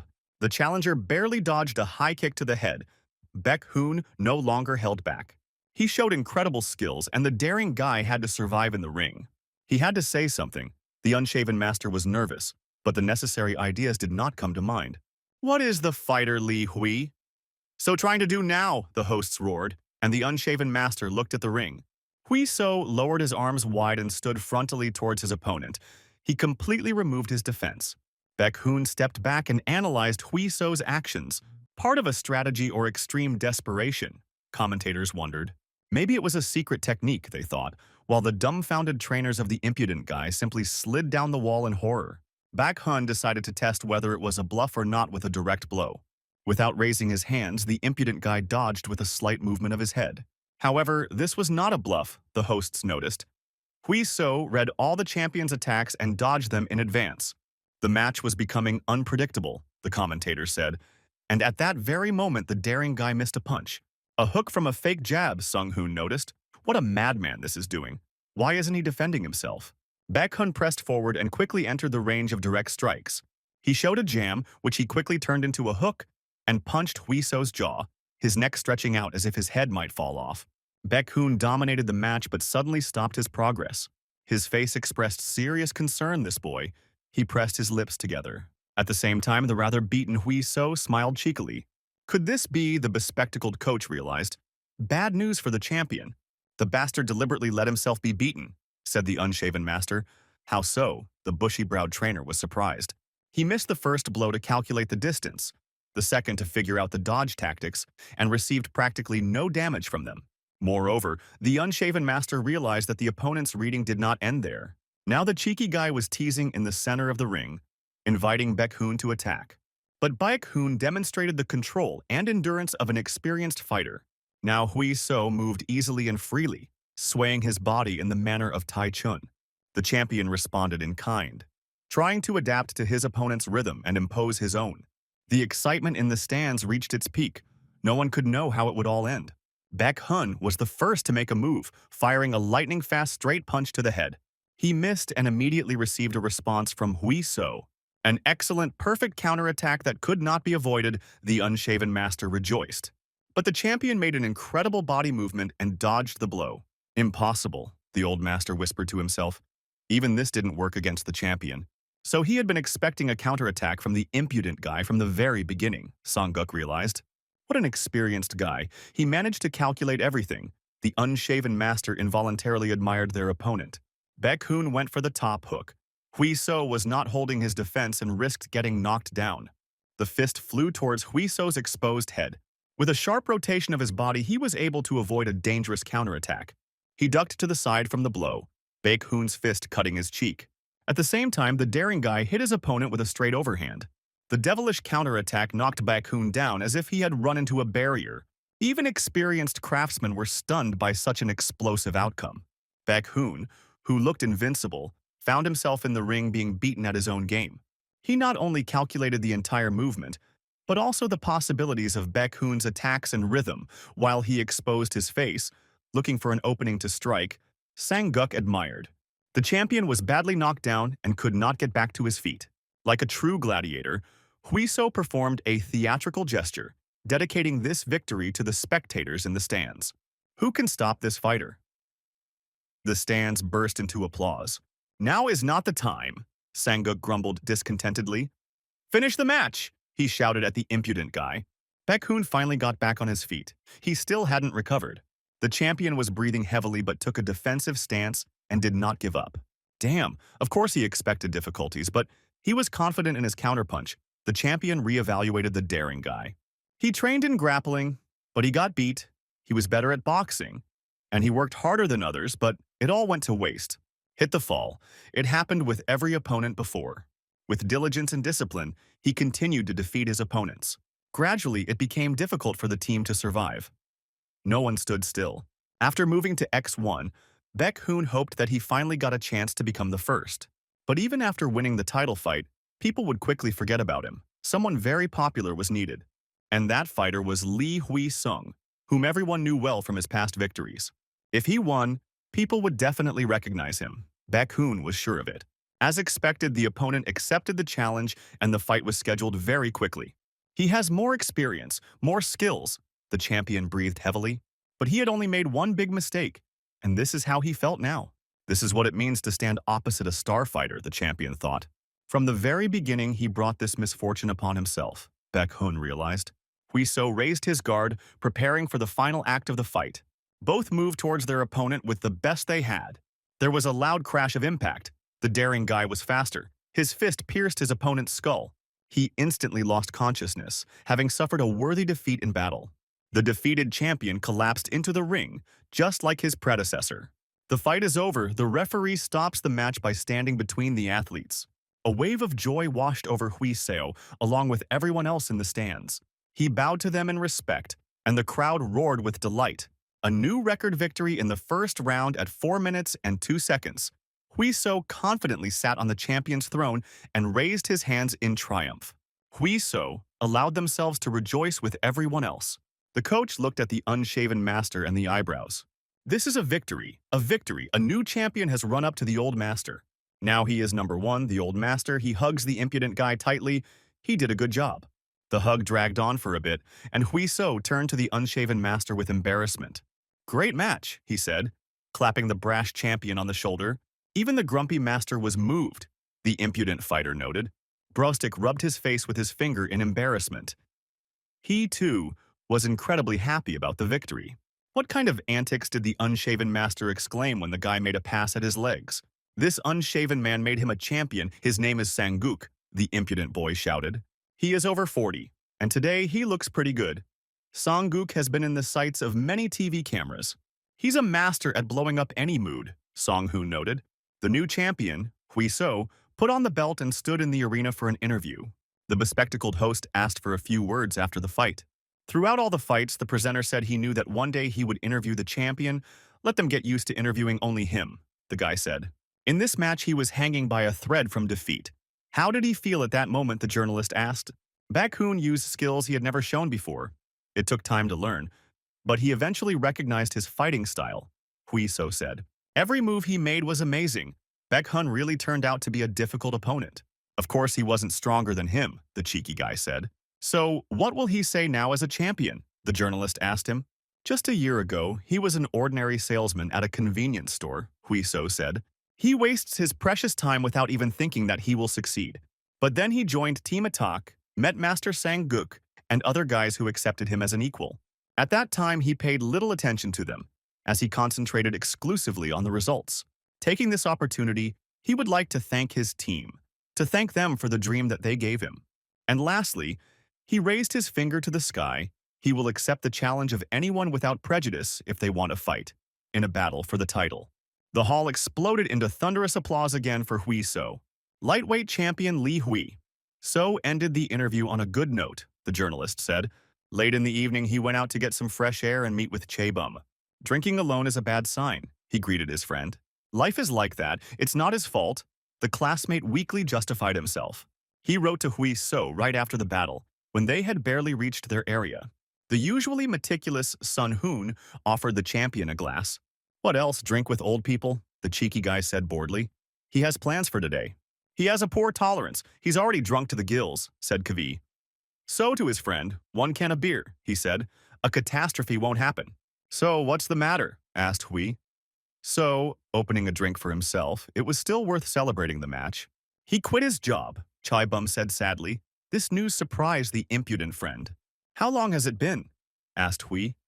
So, it's been a month already, the unemployed comrade answered. He had only worked there for 7 months. What was going on? The guy was surprised. It was painful to listen to. Asked Chae-bum to stop, and he lit a cigarette. He took a deep drag. The words didn't come easily. His throat was sore. Chae-bum exhaled. The cheeky guy waited patiently. As he promised himself, he was watching others more now.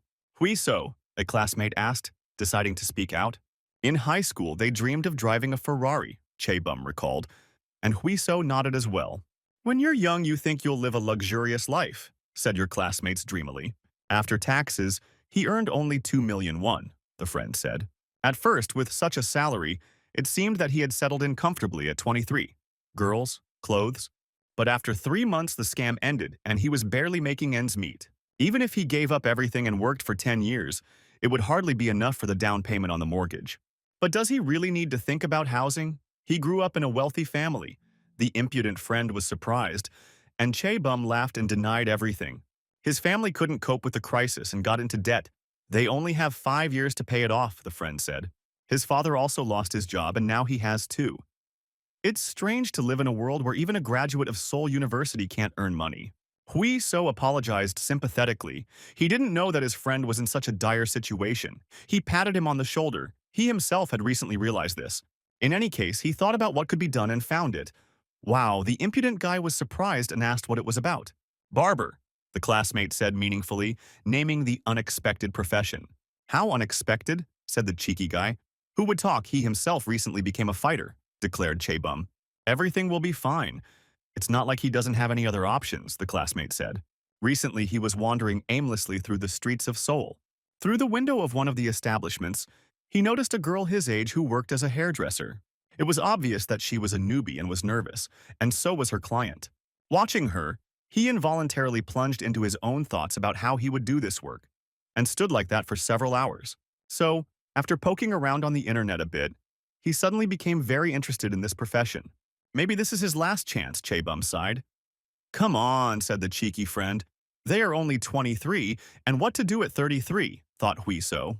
If he were older, he probably wouldn't even try because, while he's young, he wants to try himself in what his heart desires, a friend shared. Doesn't this make the gray everyday life brighter? Blurted out a classmate, already quite drunk once the entrance philosophy went, noted Huiso. You'll have to work hard. He can't help in any way except listening, said the impudent friend. And that's all that's needed, said Chaebum. And they clinked cans. Both of them downed a fresh, cold beer in one gulp late in the evening, and they exhaled loudly like two old men, the alcohol quickly taking hold of both of them. This story made him wonder how long he himself could remain an MMA fighter, Huiso thought. Now he is young and full of energy, he will definitely be able to do this until he is 30, but what then? Taking into account a 15-year career, 2 matches a year, he will have 30 matches in total. There weren't as many chances of getting into the octagon as he thought. The season matches flew by like fleeting fragments of life. It's already 11, it's time to go home. Chaebum got up from the bench, really? The impudent friend was surprised. He didn't need to go anywhere, he asked. But don't relax, the classmate noted, and Huiso agreed with him. Thank you for the meeting, see you later. Chaebum waved goodbye. Hey, unemployed alcoholic, the drunk fighter called out to him. Pull yourself together and let's give it our all, his cheeky friend suggested.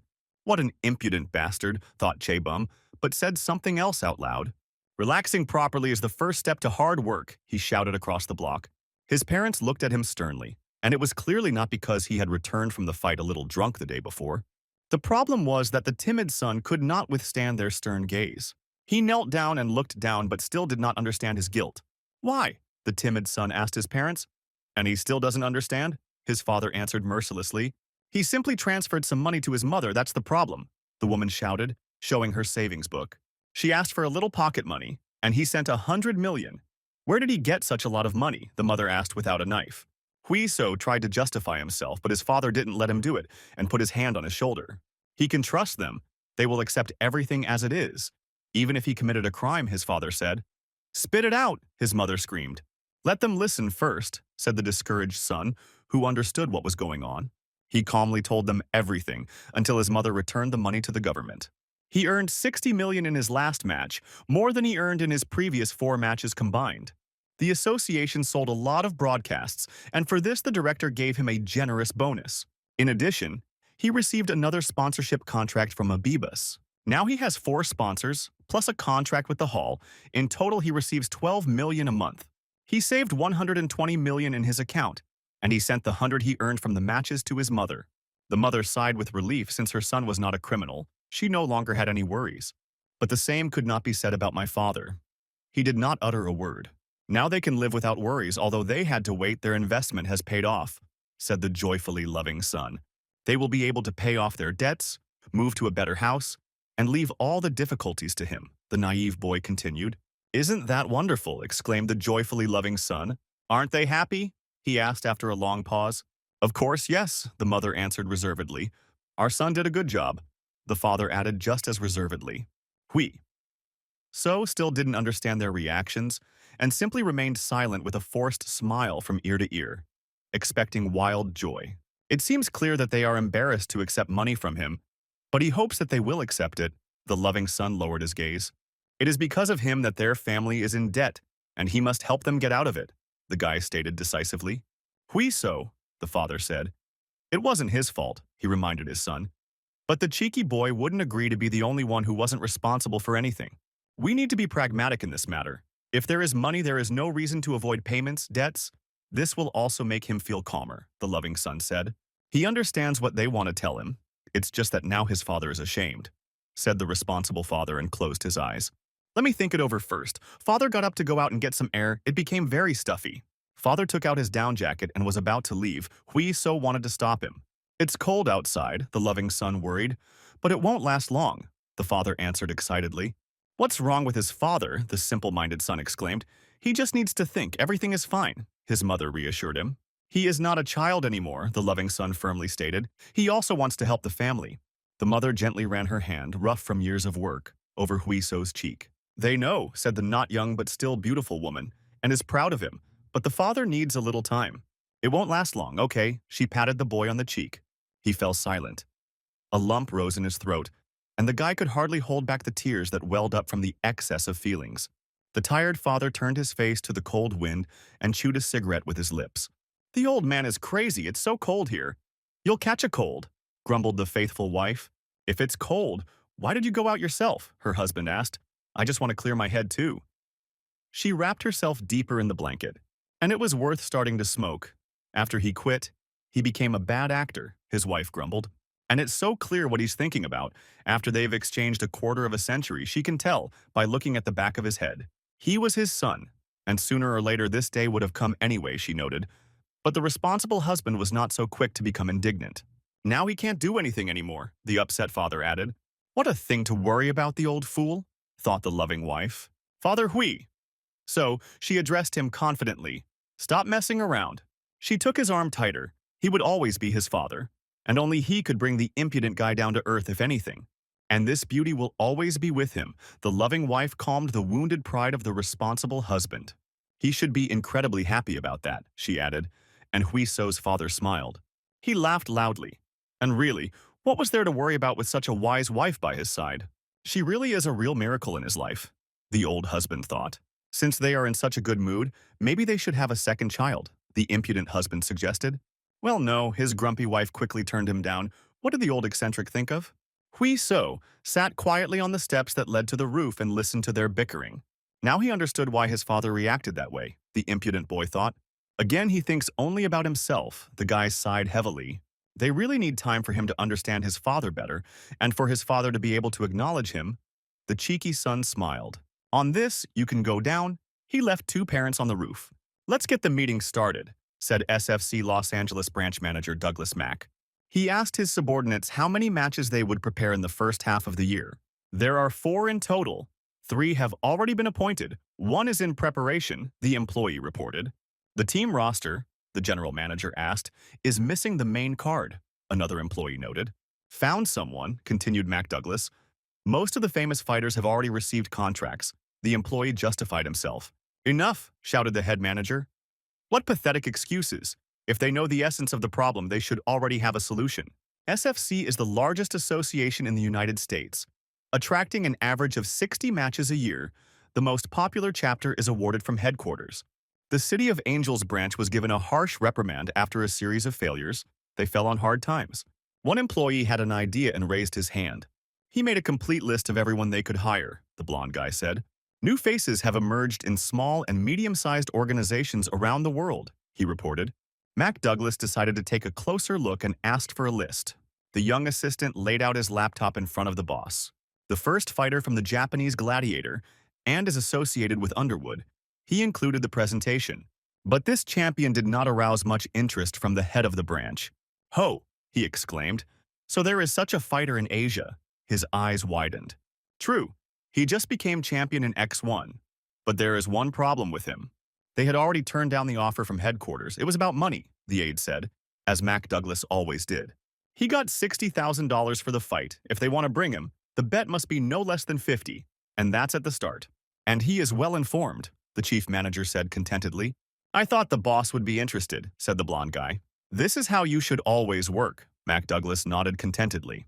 Let them contact the first 2 on the list and let him send the second one's details separately, the chief manager asked. It's good that there is a person who does the work for everyone. The boss looked sternly at the lazy people in the office. Just like when he wasn't there yet. He scolded negligent employees. The blonde guy walked over to the scanner to quickly make a copy of the report. The report featured a photo of the fighter and the Korean Association. Today is the Lunar New Year, Song-hoon solemnly announced.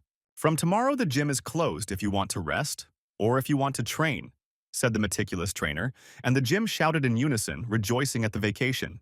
For those who still have matches to attend, the coaches will be watching them, and a few poor souls sighed heavily. There is no need to force yourself. It's okay if they don't come. The gym will simply break the contract with them, the bushy-browed trainer gently warned. Is there anything to say? He asked, and the audience answered in unison. No, that's it. It was time to drink. Everyone except Hui. So ran towards the cafe. The cheeky guy sighed. He had no one to spend the evening with. What is he doing here? He decided to relax, his faithful Zhong Huan suggested to him. I don't feel like it now, the cheeky friend apologized. Another time, Young Huan asked in surprise what was the matter. I'll go home, nothing special, said the cheeky friend. Sorry, said Young Huan.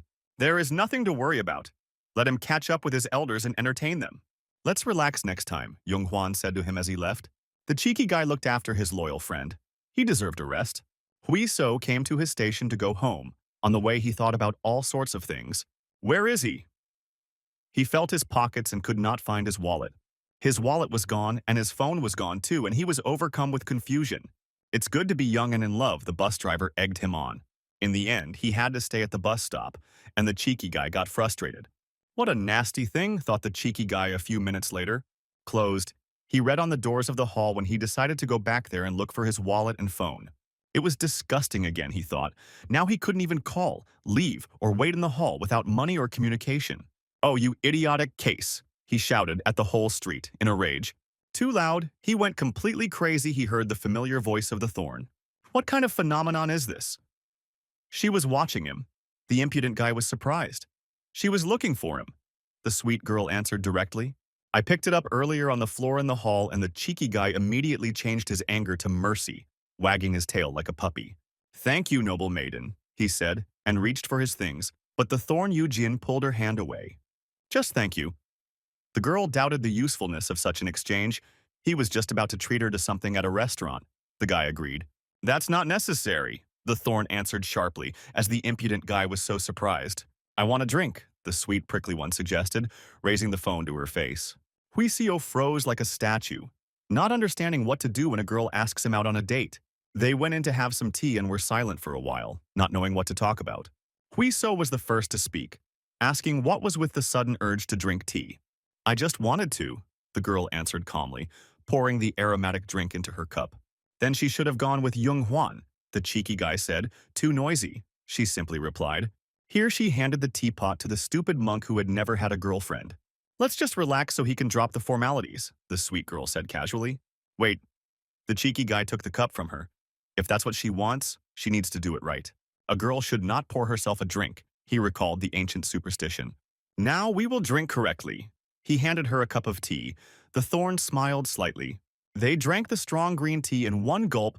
The first cup went down well. They both exhaled loudly, the drink immediately sending warmth through their bodies. So what happened anyway?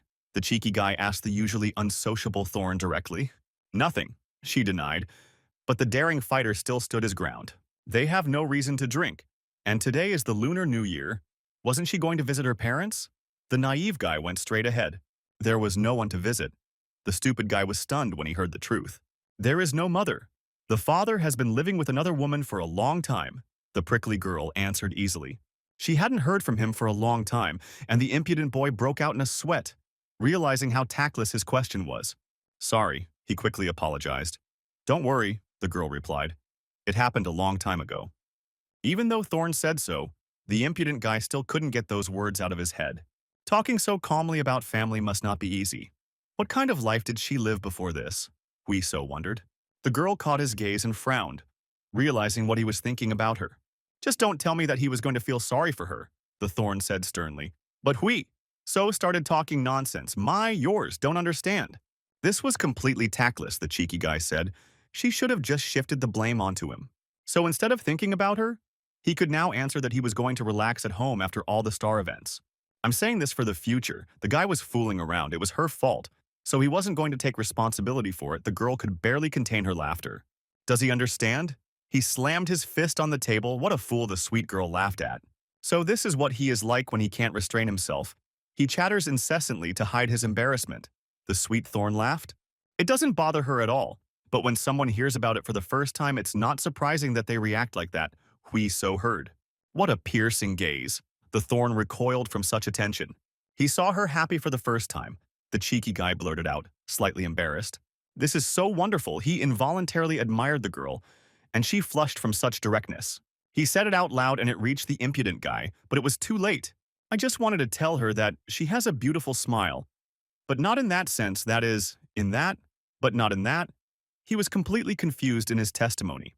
Simply, the guy made another attempt to justify himself, but they were interrupted by the waiter. Meat to order. He put the food on the table between the couple. They fell silent in embarrassment. Even the tea shop worker felt awkward around them, and he quickly left. In the end, they just laughed, realizing how childish they looked. It's hard to believe that she's drinking tea with him now. The beauty leaned back. It was she who invited him on a date. The naive guy protested. Why her? The sweet Thorn disagreed. She's been doing well with it so far, the girl let slip. I managed, the cheeky guy thought. Let's move on. I told Jin what he would do on the weekend. She changed the subject.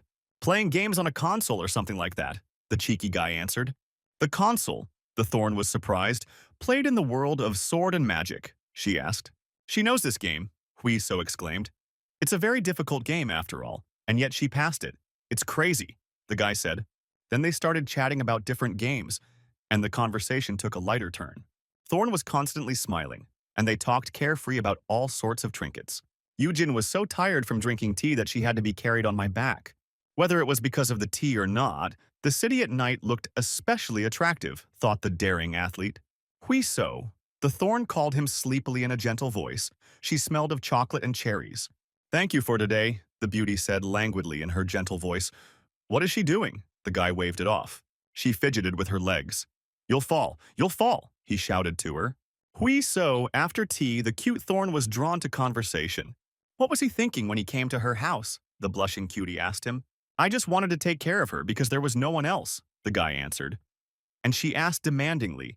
And what else would she want? He was surprised. What about her? She also took care of him. Although they didn't get along very well, the guy remembered the nuts and chocolate. I just wanted to, the sweet Thorn replied and laughed. Time flew by as they walked home and continued chatting about various little things. But what is he doing right now? The daring fighter breathed heavily. Why was she so sweet? Why was she so close? Questions swarmed through his head. We've arrived, the impudent guy exhaled heavily. Although the girl didn't weigh much and he was a trained athlete, the journey wasn't short either. Sleep. He threw his luggage on the bed and caught his breath. He was slightly intoxicated by the smell, and she looked so small. He wiped the sweat from his forehead, catching his breath. What a mess. The guy looked at the athlete's room full of scattered things. Apparently, the lonely life had relaxed her. Thorn turned over on its side and snored quietly. It was uncomfortable to lie in clothes. She opened her mouth cutely, like cats do when they are deep in sleep. A good opportunity to get some dirt. An interesting idea struck the daring guy. But first he had to undress her, and he pulled the girl's coat and socks off. That's better, Hui.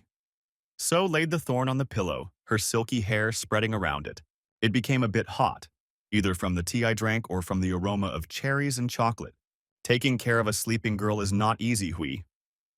So exhaled. She should thank him later.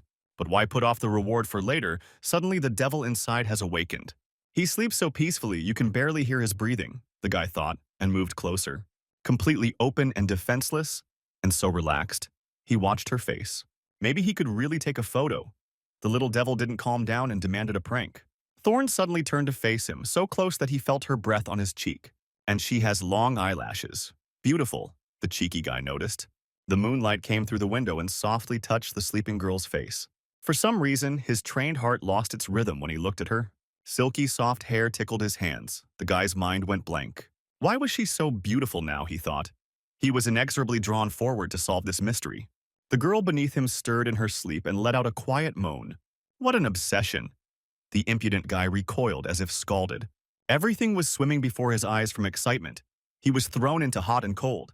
Just a little more, and there would be no turning back. The guy broke out in a sweat. It doesn't matter how much tea he drank, he's not crazy enough to do that to a sleeping person. It was time to give him a spanking. He made a firm decision to flee the scene of the possible crime. If he stays here for another minute, who knows what other thoughts will come to mind. She jumped up as soon as the lock on the front door clicked shut. The girl got out of bed. Her head was still spinning, but now for a completely different reason. His face was so close that his hot, intermittent breath burned my skin. Ah! The embarrassed Thorn screamed and buried itself in the pillow. What a fool, thought the cutie, calming down a little. After that day, they didn't contact each other until the end of the weekend, and the puzzled guy returned to the gym. They collided as soon as he entered. Her eyes also widened when she noticed him. "Thank you for seeing me off that day," said the Thorn in a normal tone. The impudent guy wanted to talk about this, but Yujin immediately retreated. "What is this, an escape? Hui?" So was surprised it can't be, he thought, or she remembers everything. Which means she wasn't sleeping then. It dawned on the daring fighter. "We need to find out everything urgently. Wait!" he shouted after the fleeing Thorn. "Congratulations." 3 coaches blocked the guy at once and destroyed the morning silence of the hall. She had already told everyone that the guy broke out in a cold sweat when he misinterpreted their appearance. He offered SFC on equal terms. The daring fighter was stunned when he heard the amazing news. "That's right," said the browstick. "If he wins the title defense, he will be able to immediately move to the SFC," the super athlete shouted. Oh, he wanted to talk to Yujin. He almost forgot about something important. The cheeky guy. What a wonderful time for these two. The coaches spoke strangely. "What was this about, Hui?" So asked anxiously. "They both have matches on the main card," Sung Hoon said. "He will defend his title.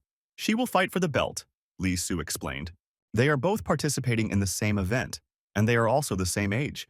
It's hard to believe," Lee Su said enthusiastically. "Support each other," Sung Hoon said, and the cheeky fighter looked at Yujin, who had come into view again.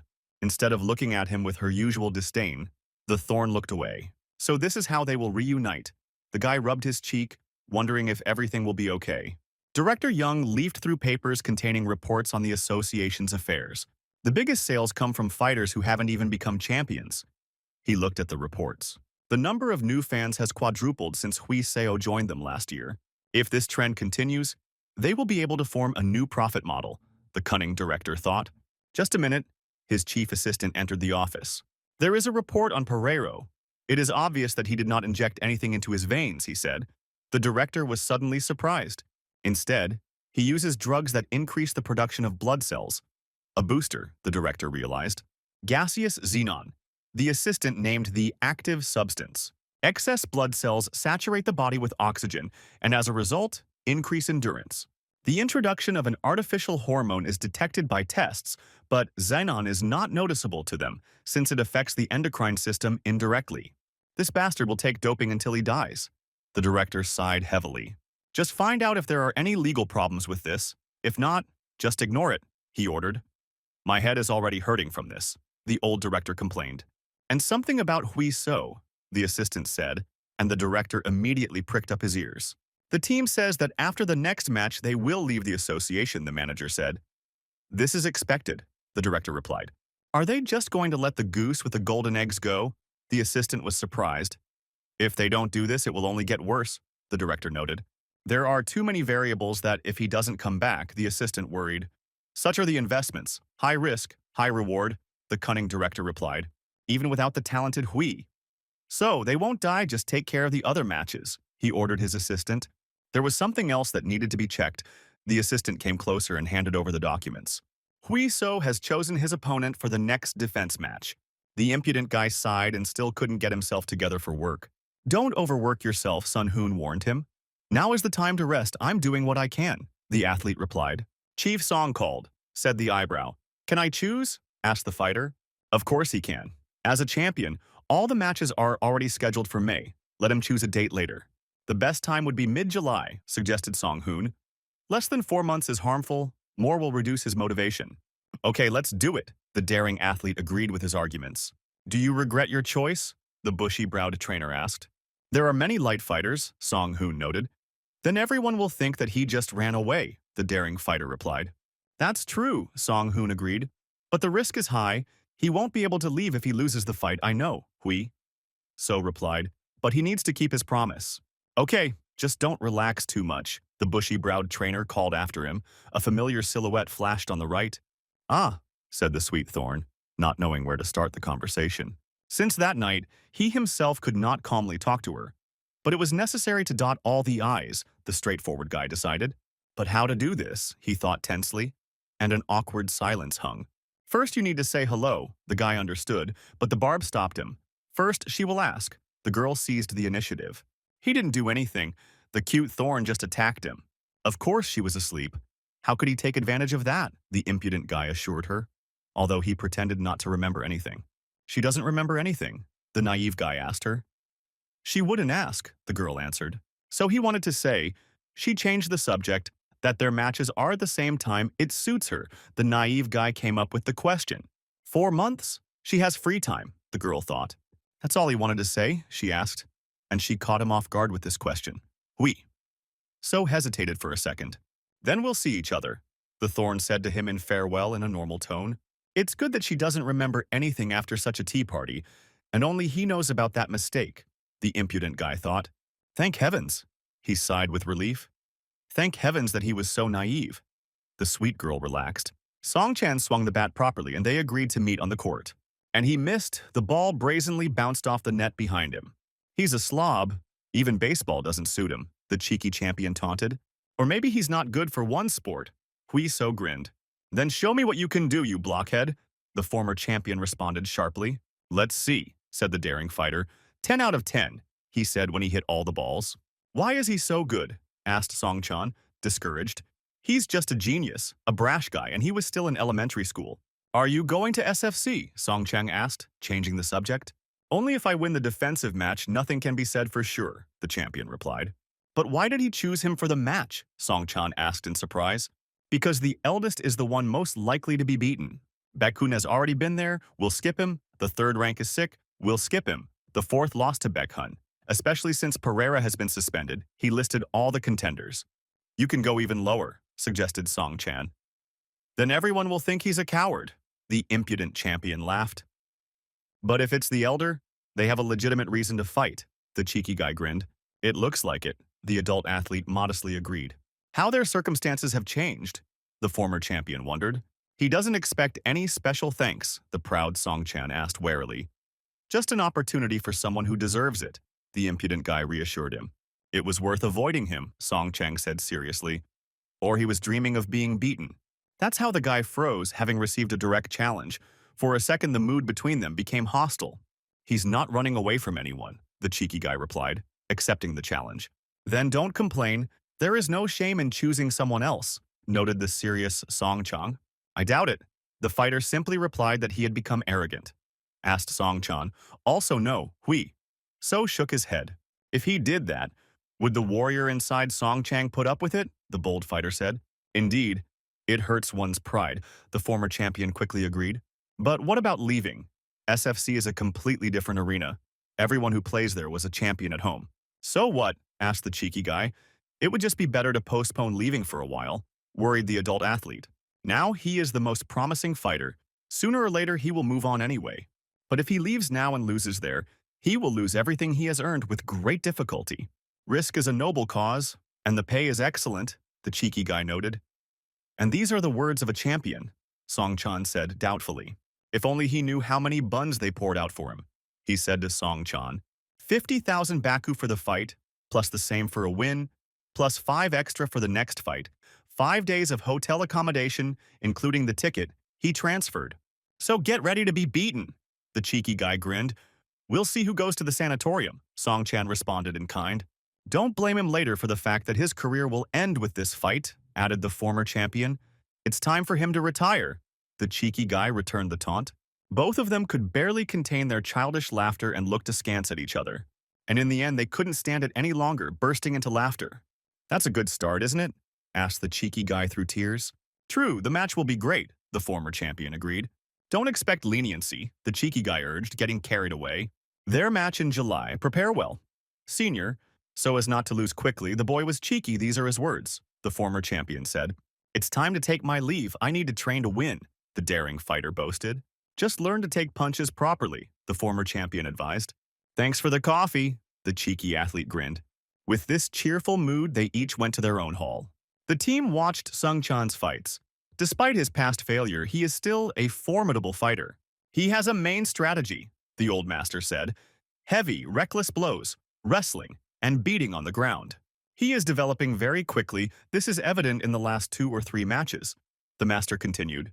Given the style of a daring fighter, Song Chang will definitely get involved in wrestling and close combat. How to deal with this? Asked the unshaven master. Fight or flight? suggested the daring fighter. It won't work, the master immediately dismissed. If he runs out of steam, he will be finished. Then the counterattack, the frivolous athlete declared, is also not possible. If he misses, he will get under the roller, and it is difficult to read Song Chan's movements. The daring athlete thought, learn all this and watch the video again. The old master gave the task. Huiso turned on the replay and focused on the recording of the fight. Song Chan's only loss, although it seemed accidental, held a clue. Baekhoon was able to catch the powerful champion and knock him out with a precise blow. Here it is, the impudent athlete noticed. The main thing is, he is left-handed, the fighter shouted. Well said, the old master. Song Chan had a hard time because of the difference in arm length when stanced on the left. If the champion were to become wider, Baekhoon would work as a lefty. If he were to go forward, he would switch to a right stance. He can use the left stance too, the old master said to the surprised boy. When he strikes, he himself unconsciously adopts this stance to maintain balance, even though the damage is small. I always knew that there was a genius slumbering inside him. The arrogant guy became arrogant. They use it. But Sung Chan is not an idiot. Both fighters use wrestling. So the guy will need to build a body that can withstand all the stress. Now he understood what kind of thinking he needed to keep in his head, the unshaven master told him. There is no effort without pain. The daring athlete repeated the ancient motto. Who squats like that without falling forward, without sticking out your butt? Taeyeon grumbled. Now that's good. He praised the daring guy for whom hard times had come. Great, he said when the guy finished squatting with a 70-kilogram barbell. They started the very next day, following Taeyeon's special strict program. Deadlifts, back extensions, weighted pull-ups, in a circuit for 3 sets to strengthen the lower back, lats, and hamstrings. Next are exercises for the abdominal wall and press using a special technique, leg lifts, exercises with rings, pulling the barbell towards and away from you. But that's not the end of it. After practicing throws with a heavy bag, Dai Daeyeon, the daring fighter puffed. Wow, does anyone want an extra lap? Asked an exercise fan. 10th, he shouted to the guy, and he collapsed from exhaustion. No, no. The big man picked him up gently. There's still a lot of work to do, he said. Maybe it really will kill him, thought Huiso. He swung a weighted stick while standing on an inflatable hemisphere, an exercise for balance and dynamic muscle strengthening. Great. The last set was clapped by a healthy monster. Why is he such a weakling? He's always been a weakling, right? Every phrase Taeyong said caused physical pain. In the end, the impudent guy collapsed where he stood, exhausted. Taeyong is doing a great job, said the old master, looking at the squeezed lemon. And how tolerable? Asked Sanguk. Enough to not die, the daring athlete said. Even if it's difficult, just accept it. In any case, it's for his own good, the old mentor encouraged. I'll get used to it soon. The guy waved it off. What are you talking about? If he gets used to it, Taeyong will simply increase the load. The master quickly interrupted him. It was worth keeping silent in a rag. Hui So felt sorry for him. Rest for 10 minutes, then get ready for sparring, said the unshaven master, which surprised the impudent fighter. With him, this old man can still show a couple of movements. The master warmed up. The lazy master's back made a dry, cracking sound. It sounded painful. The unshaven master grabbed his sciatica with his back, and Sun Hoon immediately ran to help. They climbed into the ring, the old master warming up slowly. The day after tomorrow, the old man will turn 50. Be more polite, Song Hoon said to the impudent guy. Don't overexert yourself, master, asked the eyebrow stick. And the old man grumbled. Enough noise. Let's get started. 2 rounds of 3 minutes. Huiso can only use straights and jabs, Sung Hoon said at the beginning. Both took a stance. Huiso was in no hurry, not knowing what to do. That's why the old master started the fight with a left straight. A series of straight punches from the unshaven master, Huiso dodged by swinging his body from left to right. And then he responded with a straight right and a left-handed stance, expecting the master to defend himself. Take it easy, brat, what are you doing? The trainers shouted at him, howling with displeasure. What are they doing, ill-mannered monkeys? The old master chuckled and remembered his youth. Now he's going to get more serious, so watch carefully, he told the cheeky guy. Having gathered himself, the old master walked forward, and quite briskly for his age. Not bad, noted the cheeky guy, who had already gotten close. Make a feint, he thought, watching the old master's blows. The blow fired itself, more of a reflex. The unshaven master missed cleanly into the jaw. Oh, the impudent guy realized what he had done. How could he not understand? The boss is being killed. The bushy-browed trainer screamed throughout the hall. It's a shame that this plebeian allows himself to do this. The others angrily stood up for the old man. It was a light blow. The guy justified himself. He hadn't worked for a long time, the lazy master noticed. Everything was fine, he reassured everyone. Can you explain everything in words? The fighter asked. No, the unshaven master shook his head. From his own experience, it is more important. Then let's continue, said the cheeky guy, and prepared for the lesson. They started, and Sung Hoon, who was the judge in the ring, gave the command again. How can one relax in such a situation, Hui? So complained to himself under such pressure from the coaches. Let's just start with a light punch, he decided, and fired off a couple of jabs. This time the old master got to work and showed good dodges with his body. Oh, Taeyong and Lee Su noticed this and sighed in delight. The unshaven master made a pass to the legs and approached the young fighter. A feint or a grab, the daring champion assessed his actions. He thought too slowly. It was easy to defend against something like that. Where did the fist come from, he noticed with his sharp gaze? But too late, the old master's direct blow hit him hard on the head. What kind of attack is this? The impudent guy looked taken aback. Well, how delicious, maybe some extras, the old master grumbled contentedly. This is the way to defeat Song-chan. The lazy master sat down tiredly on the ring, barely coping. He exhaled noisily. He missed the blow of the lazy master. There is still a long way to go, thought the impudent guy. Let's check, Sang-gook suggested to the confused champion. Let's see how he learned his lesson, said the old master. Hui-so agreed and remembered all his feelings during the fight. Standing in a square, the master pretended to grab the leg. While the real target is an invisible hook to the head, the daring athlete concluded. Because of the southpaw stance, Song-chan's attention will be lower. If the number of grips increases, it will limit his movements. The old master asked the boy if he could do it. Forget it if you can't. The mentor interrupted his thoughts. The more options there are, the more difficult it is for the opponent, which means the best strategy is to forget about this option. But when this happens, the opponent will no longer have anything to worry about. The master has completely confused him. And he really thought about this nonsense, the old master noted. The impudent guy creaked his brain cells, simulating all the actions. Let's take a break, practice this blow, all your free time, he said to the young man at last. Thank you very much, mentor. The impudent athlete bowed low. He was filled with a thirst for overcoming difficulties. Hui-so focused on shadow boxing and simulated real combinations. He made quick movements, copying his mentor's style. His back was arched like a drawn bow and looked powerful. The right hook cut dryly through the air as the boy released the bowstring. He exhaled calmly. He felt exactly what he needed, that very feeling. There is room to grow. It is still unstable. No one will expose themselves to attack and wait for it. You can't do everything in one moment. You need to put in more effort. Hui-so dressed hastily. Oh, what people! He saw the back of a petite girl. Yu-jin, the impudent guy called out to the Thorn as usual. Are you finished? He asked her, and she quickly nodded in response. Well done. See you tomorrow, she told him, and hurried before anything unnecessary happened. Wait, the cheeky guy told her, and scratched the back of his head. Well, that happened, the girl thought. How about going for a walk together? He suddenly suggested. They walked together in silence.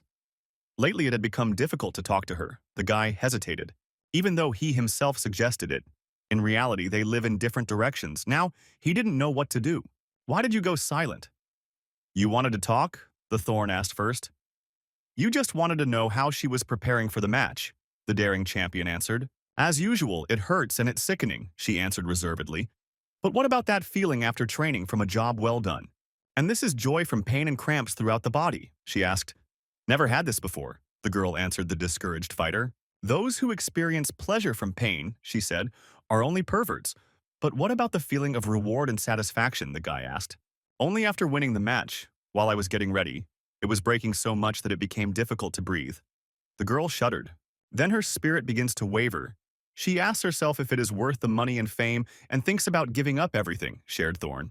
And what about the satisfaction from becoming stronger? Hui? So clenched his fist, the girl only sighed. No one worked hard because they enjoyed it, the cutie said seriously. But that's what he does. The guy was dumbfounded, but he didn't say anything out loud. Then he is amazing. The beauty Eugene understood everything from his gaze. Even after 2 years of torture, he finds something attractive in them. It's not that he likes pain. It's just that when you learn something new, you immediately want to apply it. He rubbed his chin. The sweet Thorn smiled and burst out laughing. What a fool she thought she was.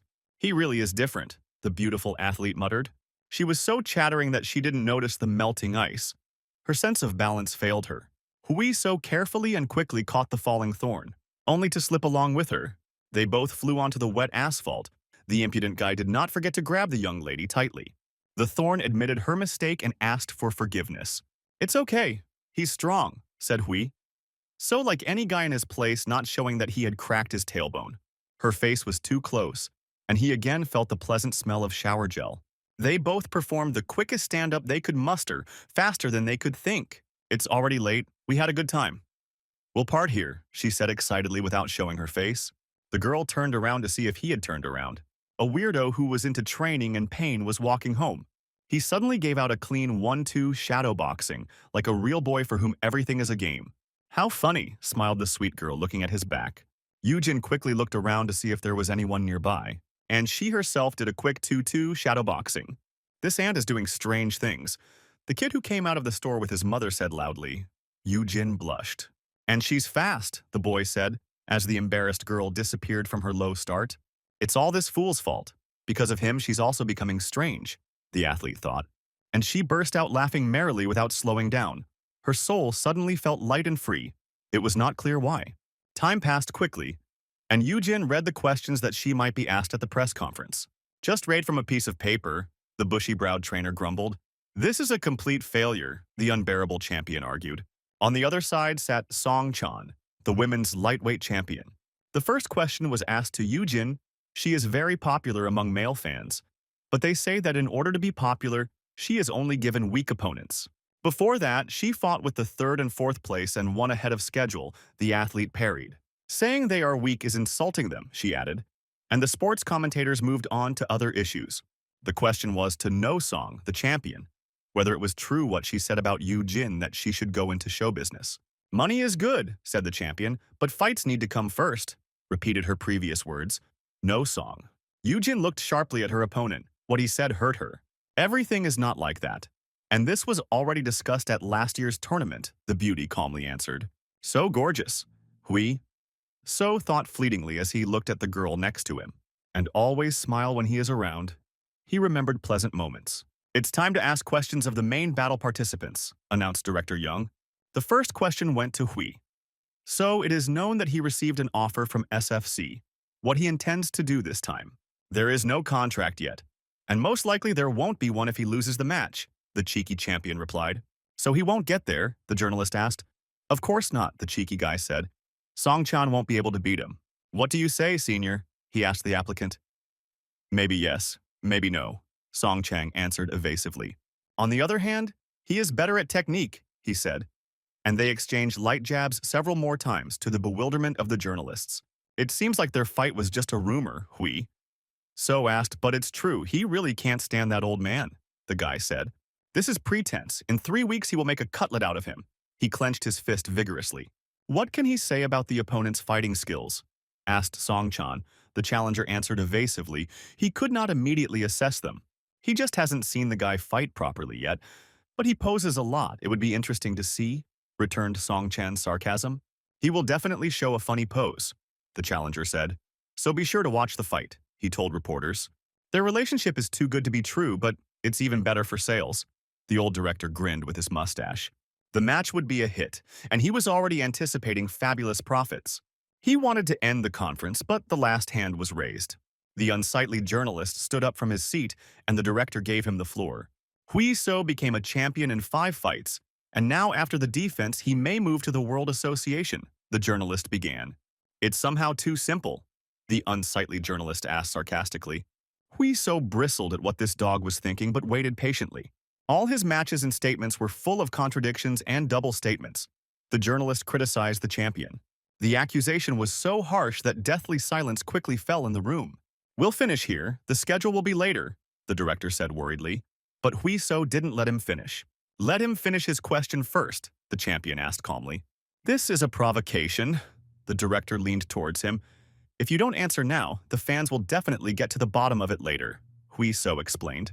"Let him try," suggested the cheeky guy who never ran away from a challenge. "What does this madman want to do this time?" The director is no longer in the hall, which is worse. But in the end, he resigned himself. The guy still can't be shut up. "Go ahead," he allowed the unsightly journalist. After Baek Hoon became champion, Hui So took advantage of the opportunity to claim the title, the journalist said. Isn't there too much favoritism since others can't do that? The unsightly journalist sarcastically asked. He also said that the champion cannot choose who he will fight if the fans want it, the journalist read. These were his words, or they were added to the article by the editors. Yujin looked at the corrupt journalist with disdain. These are his words, and so he chose his own opponent for the title fight. What is his answer to this? The unsightly media employee quipped. Thank you for your in-depth investigation, Hui. So thanked sarcastically. First, Pereiro was nominated for the title fight, and he defeated him. And only on this basis did Shot demand the title. Of course he took advantage of public opinion to get the fight, the guy replied. But didn't that deprive him of other opportunities, the journalist countered. But he won this match, the fighter shaved the journalist off. There is only one champion, which means everyone should be given a chance, even him, asked the daring fighter. The world consists of competition and struggle. Of course, you have to be worthy of the title. Would Director Yang arrange a fight if he wasn't sure? The guy continued. Then why did he act so aggressively towards Baek Hoon, who also wanted his chance? The reporter asked timidly. It was Baek Hoon who challenged him. He wanted to use him, the daring champion replied. And therefore he too had to use Baek Hoon. By the way, who does he work for? He simply asked Hui. So, a confused journalist. His place of work and name, they wrote them down. Hui So asked, and the journalist panicked. He knows everything about him, answered Hui.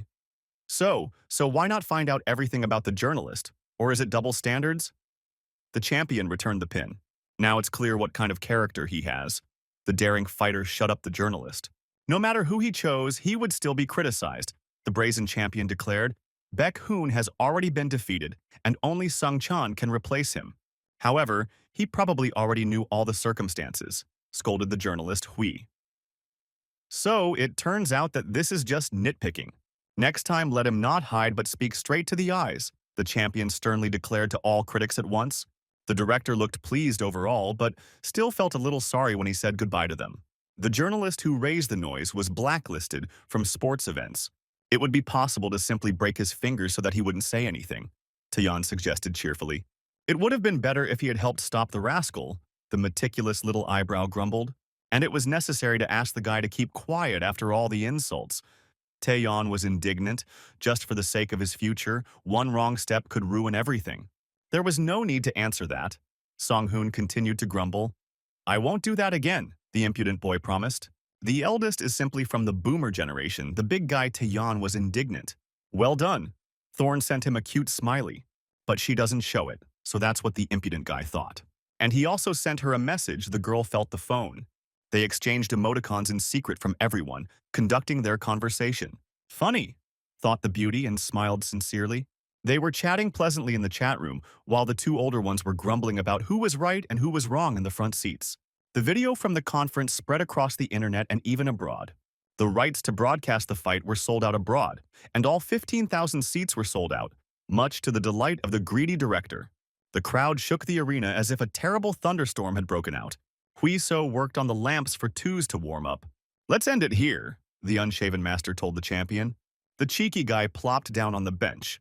As usual, he was not at all nervous before the fight. Unlike him, someone was very nervous, Hui So turned around at the loud claps. Take it easy, shouted Coach Yujin. The girl had been giving it her all from the start. She was determined and could not control her violent temper. Let's finish here, the worried trainer told her. She was okay, the cheeky girl didn't calm down. You're burning up before the fight like a newbie, her trainer quickly reprimanded her. A little more, the boisterous athlete did not calm down, but the trainer looked at her sternly. Take a rest a little, the old master intervened, seeing her burning. Master, the cheeky athlete addressed him, and her coach sighed. Okay, the girl resigned herself after persistent demands to cool down. She exhaled loudly, catching her breath and sat down next to Hui So. So stubborn. Are you nervous? He asked the athlete calmly. The fight is for the title, the girl admitted, and he is not nervous, Hui So bragged. The girl shared that she constantly doubted whether she would be able to win, whether everything would go to waste. He's just talented and maybe he doesn't realize it, the girl said. Yes, he really believes in himself, Yujin replied. A cheeky guy. And at the same time, no, the confident champion noted contradictorily. When he was wrestling, he always felt guilty and anxious, but now he is calm. But not because he is talented. Hui So looked towards the bustling team that had not finished preparing for the battle. Now the whole team is rooting for them, worrying about them, thinking about them, taking care of them, said Hui So. How can one think about defeat when everyone is confident of her victory? He asked the girl. He really is special. The cutie smiled and calmed down a little. There is no one like him, she noticed. That's why she doesn't have to worry about anything, the confident champion added. Easy to say, Yujin replied. Since he is exceptional and says that she will win this fight, then so it will be, the bold guy confidently declared. Don't doubt it, he encouraged the girl. Today, she will definitely become a champion. Not much encouragement, smiled the sweet Thorn. She would soon see everything for herself, the impudent champion assured, and they clashed gloves. She will return soon to pass on the spirit of victory to him, the cutie confidently declared. I'll wait, the confident champion answered her. Don't let me down. In the blue corner, the beautiful, smart girl with a striking style, Yu Mi-jin. The stands roared with the voices of fans. In the red corner is the champion No-sun, nicknamed the Lioness, and no less a cry arose in the arena with her entrance. This is her third title defense, and she is ranked 11th in the world among lightweight fighters with a knockout punch. They met in the center of the ring. Everyone is waiting impatiently to see how this match will go, whether Yu Jin will be able to avoid powerful blows and win. The referee gave the command to fight. The girls touched gloves and stood in a stance. The massive No-song quickly took up position in the center of the ring, while Yu Jin moved around the edges. The girl moved quickly in search of a more advantageous position. But Sun confidently walked forward, knowing her advantages. They approached each other very slowly and assessed the distance. As soon as they reached the distance, both athletes attacked simultaneously. No. So fired a low kick to the thigh. Yujin responded with a straight kick to the head. But Song stepped back after the blow, and she immediately got hit hard. But the experienced champion quickly regained her balance. Yujin didn't hesitate and rushed after him to impose her own pace of battle. A powerful blow struck the champion's defense, and she dodged again. To quickly turn a dive into a grab and a pass to the legs, Yujin showed good defense and got behind the champion to stop her. The hands of the dexterous Thorn closed into a lock on the neck of her rival. After covering the flame, she immediately drove her knee into his stomach. The champion gritted her teeth as the blow hit her painfully. To break free from the hold, she responded with blows to Yujin's body. It was the challenger's turn to hold her breath from the pain. As she exhaled, she hit the champion with her knee again. The pain was nothing to her. Thorn took advantage of the pause and jerked the champion's body to the left, then to the right, and kicked out her supporting leg, so that No-song lost her balance and began to fall.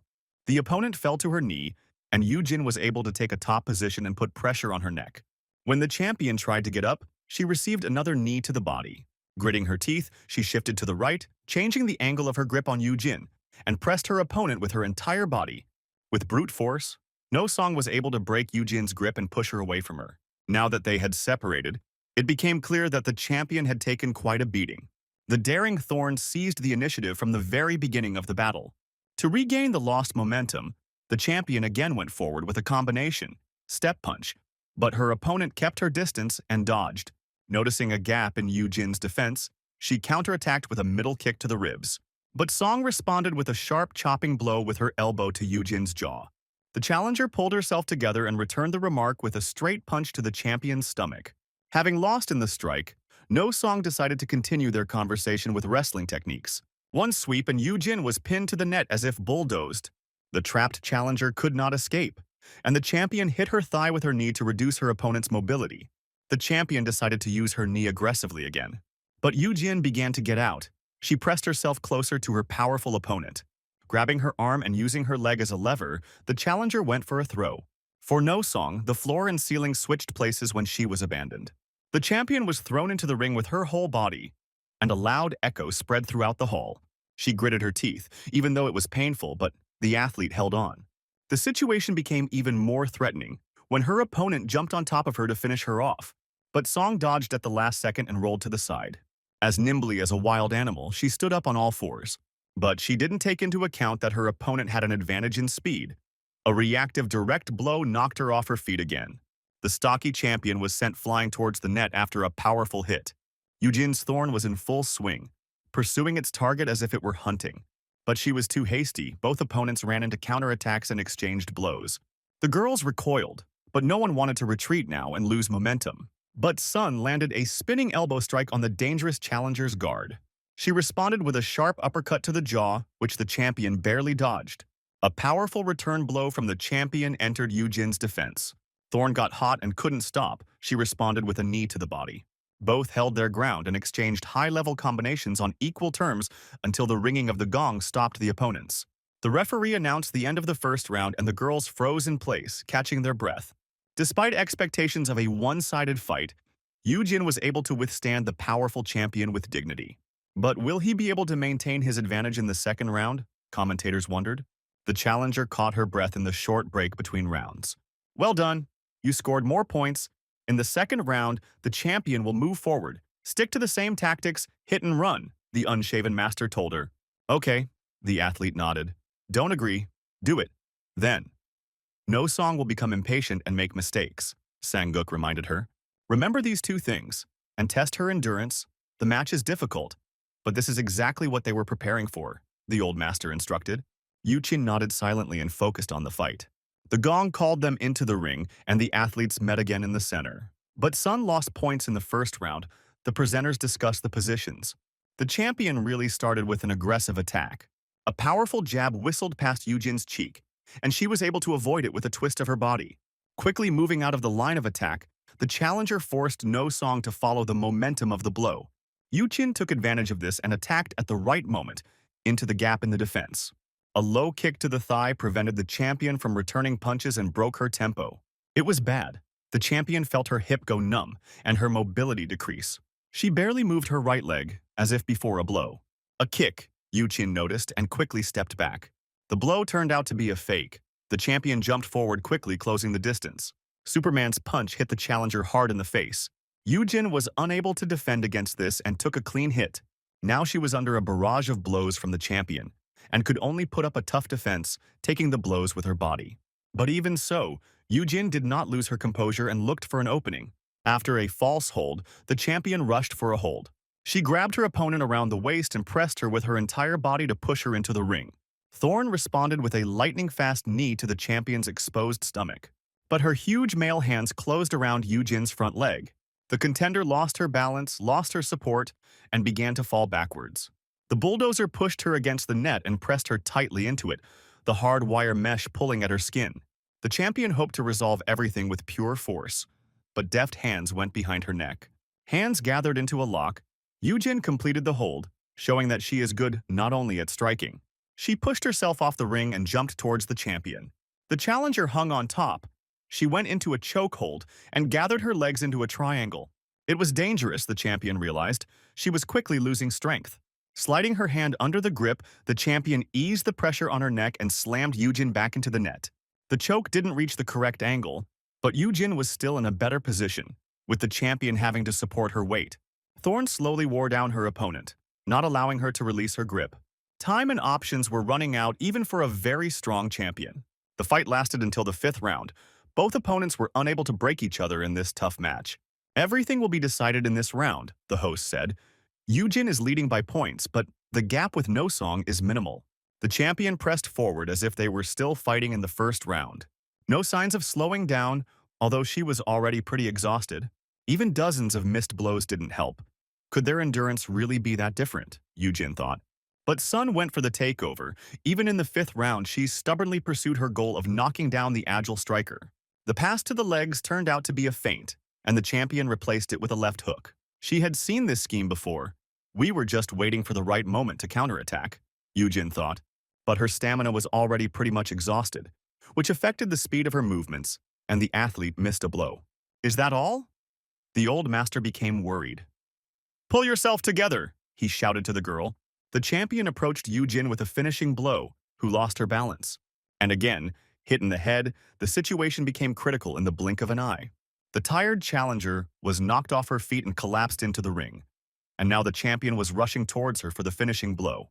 Defend yourself, the unshaven master shouted at the top of his lungs. Yujin lifted her legs to prevent herself from being jumped on, but the formidable champion simply knocked them out of her way and attacked from above. But Sun, having broken through the challenger's defense, the host yelled, the match could soon end. Yujin lay down below, thinking about how to get out of this situation. The hammer struck with a deafening roar from above, straight into the pretender's head. In microseconds, she pulled her face away from the blow that shook even the ring. The champion sat on top and could now pound without stopping. A hail of blows rained down on Yujin, and her opponent seemed not to be tired at all. Yujin waited for the right moment and pressed herself tightly against the massive champion. She pressed her hand against her head to tear the tenacious contender away from herself. There was only a little space left, and it was enough to strike at Yujin. But Song really is good, Yujin admitted. That's what the world ranking means. Normally, she would have resigned herself to her fate by now, but not this time. The girl remembered how she would look that idiot in the eyes after such words. Yujin put her hand towards the champion's face and pressed her foot against her opponent's pelvis. With a powerful push of her legs, she threw the champion away from her. But Song was too focused on the attacks and lost her position, but that didn't stop her from attacking again. The time and space gained between them was enough for Yujin to turn around. The champion's knee was locked and pulled towards herself. With the agility of a cat, Yujin jumped over the champion's leg, and she was able to turn it over with one strong movement without letting go of her leg. The agile and flexible challenger went for a knee lock, and the champion's ligaments began to ache with sharp pain. Yujin grabbed the leg by the foot and moved her hand to the back of her head to engage the muscles of her neck and apply more pressure to the knee joint. But Song wasn't going to give up her leg just like that. She leaned against her opponent's knee, loosening the grip, and was able to turn her leg. He wants to get out, I won't let him, thought Yujin, and grabbed her opponent's knee joint with her forearm. Holding the ankle and placing her leg on top, Yujin went for a painful hold again. All the champion could do was twist to change the angle of pressure and save her joints. She was in hellish pain. No matter how strong or resilient a person is, you can't train your joints. The champion continued to spin like an eel in a frying pan, but Yujin caught her opponent's shin with her foot. Unable to escape, the champion experienced the devil's torment. Like a cornered animal, No Song kicked the challenger sharply and was finally able to break the hold. The champion broke free and put some distance between them to avoid being recaptured. They returned to their starting positions, the champion breathing heavily. This was the last chance to put her down, Yujin thought. Is this really all? She wondered as she wasted precious seconds in the final round. Go ahead, the unshaven master knocked at her through the noise of the hall. Her leg was injured, the experienced master noticed, and Yujin shouted. The grips damaged the champion's ligaments. She could only stand and move, which meant she became an easy target. In order to find any support, the champion crawled to the net. Standing on her injured knee was painful and her leg was shaking. Go ahead, time to give it your all, the unshaven master yelled over the howling stands. Yujin understood everything and began to break the champion's defense with straight punches. A barrage of jabs took a heavy toll on the champion, but she held on, and she even counterattacked to push away the annoying contender. But Yujin clearly saw these weak movements that lacked sharpness. Her counterattack hit the target. Punches to the upper body forced the champion to raise her hands up. As soon as No Song opened up, the challenger gave her an uppercut to the jaw. The champion's head was thrown back like a football. Unable to escape, No Song simply relied on her immense endurance when she was caught in a hold again. A knee strike from Yujin landed on the weakened champion's head. The momentum of the blow sent the massive champion flying towards the net. Wuda Yujin was fiercely fighting for her chance at the championship belt. Hui So was preparing for the fight. The noise from the stands gave a premonition of the match ending soon. Ready, the bushy-browed trainer addressed him. No one else was fussing. Let's go! The cheeky guy shrugged his shoulders. All unnecessary thoughts left his head. Yujin pounded her opponent non-stop until she heard the sound of the gong. The fifth round ended. The referee stood between them in the ring. The champion was breathing heavily. Both girls were caught up in the heat of battle and did not immediately realize that it was all over. Yujin also took a deep breath as the judges counted the points. She felt empty, the noise of the arena washing through her in waves. The fight was over, the girl realized, and let out a cry of victory. Yujin, the old master shouted to her, climbing into the cage. I have no strength at all, she answered him. I know, he told her. She gave it her all. He supported the athlete. I'm very proud of you, she heard warm, fatherly words. This caused a lump to form in the girl's throat, and it became difficult to speak. You had to try harder. The girl almost burst into tears. That was more than enough, the master consoled her softly. The referee brought them forward to announce the results. Her hand flew up, and Yujin was stunned for a second, not knowing what to do. The champion's belt was fastened around her waist, and the noise from the stands was drowned out only by the beating of her own heart. Victory! The new champion raised her hands in triumph. the long-awaited victory that she had been working towards for so many years and months of hard training. Well done, she did it. The whole team congratulated her. Now they have two champions in the hall. Celebrations later, now the Master of Hui. So the solemn ardor of the old master cooled. Speaking of which, the girl thought as the master helped her stand. I told you could, the impudent guy declared in front of her. Thorn smiled sincerely and didn't even argue. She extended her fist to him as she had promised, and returned with a spirit of victory. Why is he so slow? She asked after a short pause, which the impudent guy was dramatically surprised to do. The spirit of the winner is a cudgel, the impudent girl reminded him. That's it, the champion laughed, she remembered, he said. They touched gloves as if she were passing the baton to him. For the first time, the beauty felt so joyful and light-hearted. Huiso also laughed easily, as he usually went into battle as if it was a normal sparring match. He warmed up well, he thanked the sweet Thorn, and he ruffled her silky hair, running his hand over her head. I'll be back victorious before you know it, the champion told her. The beauty's heart began to beat faster again, but she did not show it. The dark shadows of strict trainers hang over the champion. What does he suffer when it's time for a fight? Stop pretending to be cool, Taeyeon took him in his vice. How about saying something to your coaches? Sunhoon slapped him on the back of the head. I'll come back victorious, the fighter belatedly whispered. As Coach Eugene usually said, he intercepted her despite being a champion. It was better than being nervous, the unshaven master replied. One cute Thorn blushed brightly from an excess of feelings. The long-awaited main fight is coming to the blue corner, the hosts announced. Top Gun, Sung-chan. Will he be able to get his belt back? The roar of the crowd exploded all around. In the red corner stood Huiso, the reigning champion, with an equal number of fans screaming in his support. Both stood in the center of the octagon. Sung-chan, looking slightly taller and stronger than Huiso. Hey, old man, Hui. So quietly addressed him. What else did the goldfinch answer Song-chan? What does he think is better, genius or destroyer? As a nickname, asked the impudent champion. I think the nickname Jester would be perfect, said the challenger. He knows the match is about to start, but Huiso kept teasing. They touched gloves before the fight, and each went to his corner. The judge checked their readiness. The opponents nodded. Fight gave the referee the command and both stood up. The fighters moved slowly, studying each other and assessing the distance. The long-awaited match has begun. All of Huiso's matches are bright and fiery, the commentators noted. Huiso opened the fight first, as befits a daring guy. He confidently attacked with straight punches and forced his opponent to move. Song-chan defended himself and looked for an opening to counterattack. He waited for the right moment and responded with an uppercut, turning it into a series of punches, with Huiso already dodging the attacks. Song-chan works much more accurately than in the last match. He has become noticeably better, the hosts reported. But this doesn't stop the champion. He quickly gets closer. Noticing the attack, Song-chan raised his hands in defense, blocking. But the blow was a feint. Huiso charged into the open body with an uppercut, after which he raised his leg for a middle kick, and the fight immediately began to gain momentum. But this time, Song-chan blocked with his shoulder and took the blow. Huiso ran up and did a knee kick. The challenger backed away. A monstrous flying knee struck the thick defense, but it still hurt. The champion's momentum did not wane after one successful attack. He continued. Huiso worked on the champion's thick defense, gradually taking the initiative. Another strong blow to the body made Song-chan bend over. The challenger ducked under the next hook and found himself next to Huiso's exposed body. A blow to the liver, and no one lasts forever. He charged into the champion's side. The champion's series of attacks was interrupted, and the fight was no longer one-sided. Song-chan himself went on the offensive with fast jabs to test his opponent. After a fake jab, the challenger made a pass to the legs. Huiso moved his body forward to defend against the throw. As expected, the fight would be wild from the start. But the passage to the legs was also a feint. Huiso froze in front of the enemy completely open. The challenger's overhand hit him hard on the jaw.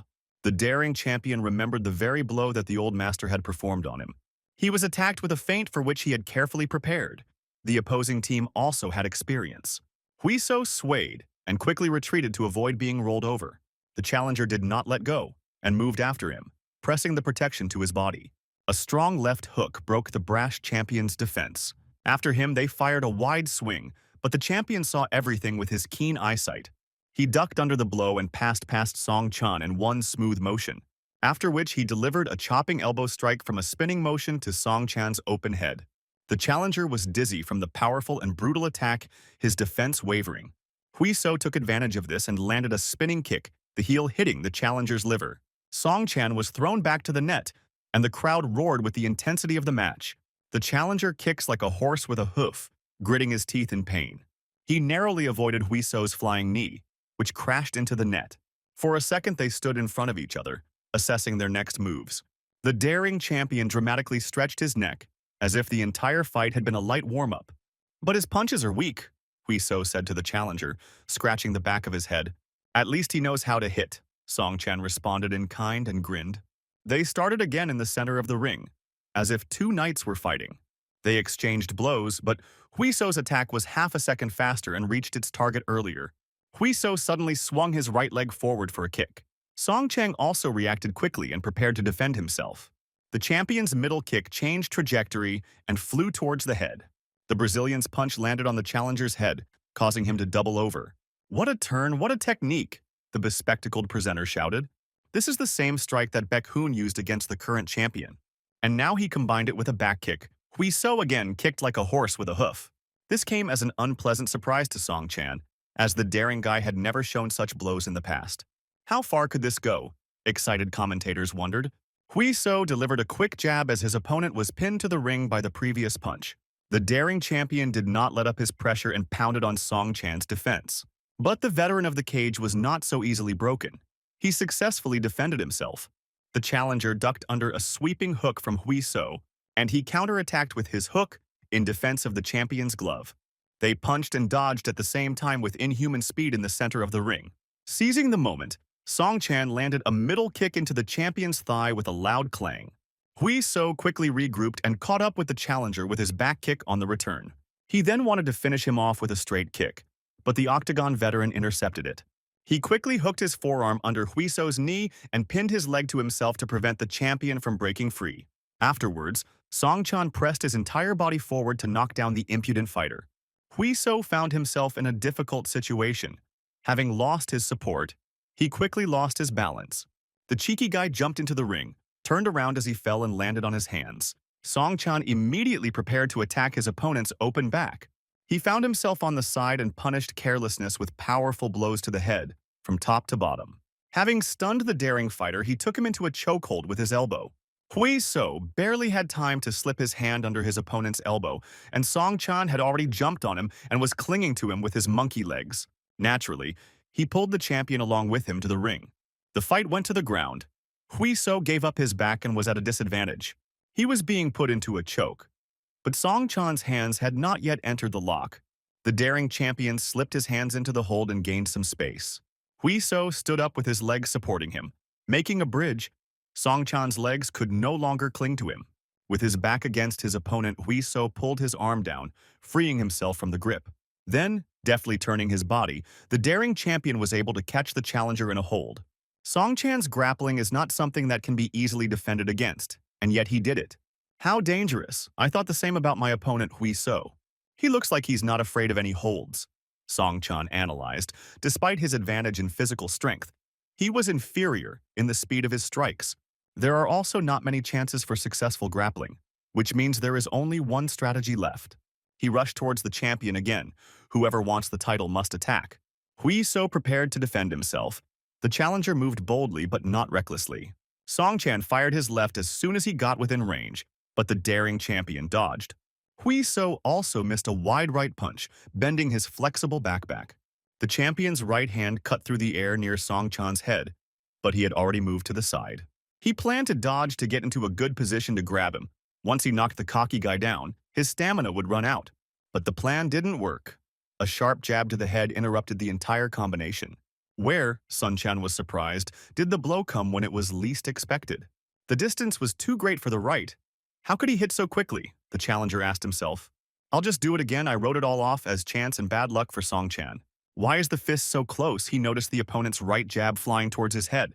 Another right hit the head, so it wasn't an accident, Song Chan realized.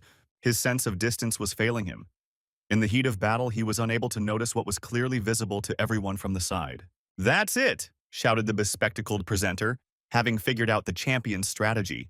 It's hard for the layman to notice. Huiso was punching from a southpaw stance. His right foot was now forward and his right hand was moving closer to his opponent. He had never used it before. What a mockery to master it in 4 months. Song Chang was indignant. No, it's a bluff. Even experienced world-ranked fighters take a long time to get used to this. We need to continue, and then he will make a mistake. Song Chan went on the attack again. Lowering his defense, Wei So flexibly dodged the challenger's heavy shots. Song Chang unleashed a whole clip of full-weight punches, but none of them landed. But he received 2 right jabs as soon as he froze for a second. Even in his southpaw stance, Wei So was able to dodge and attack perfectly. The left straight threw the challenger back, reducing the number of actions available to him. The experienced octagon veteran moved to the side. He went around his opponent on the left, where it was uncomfortable for him to defend himself. But there too, he suffered a setback when he was hit with a counter-high kick to the face. The daring champion was ready for anything.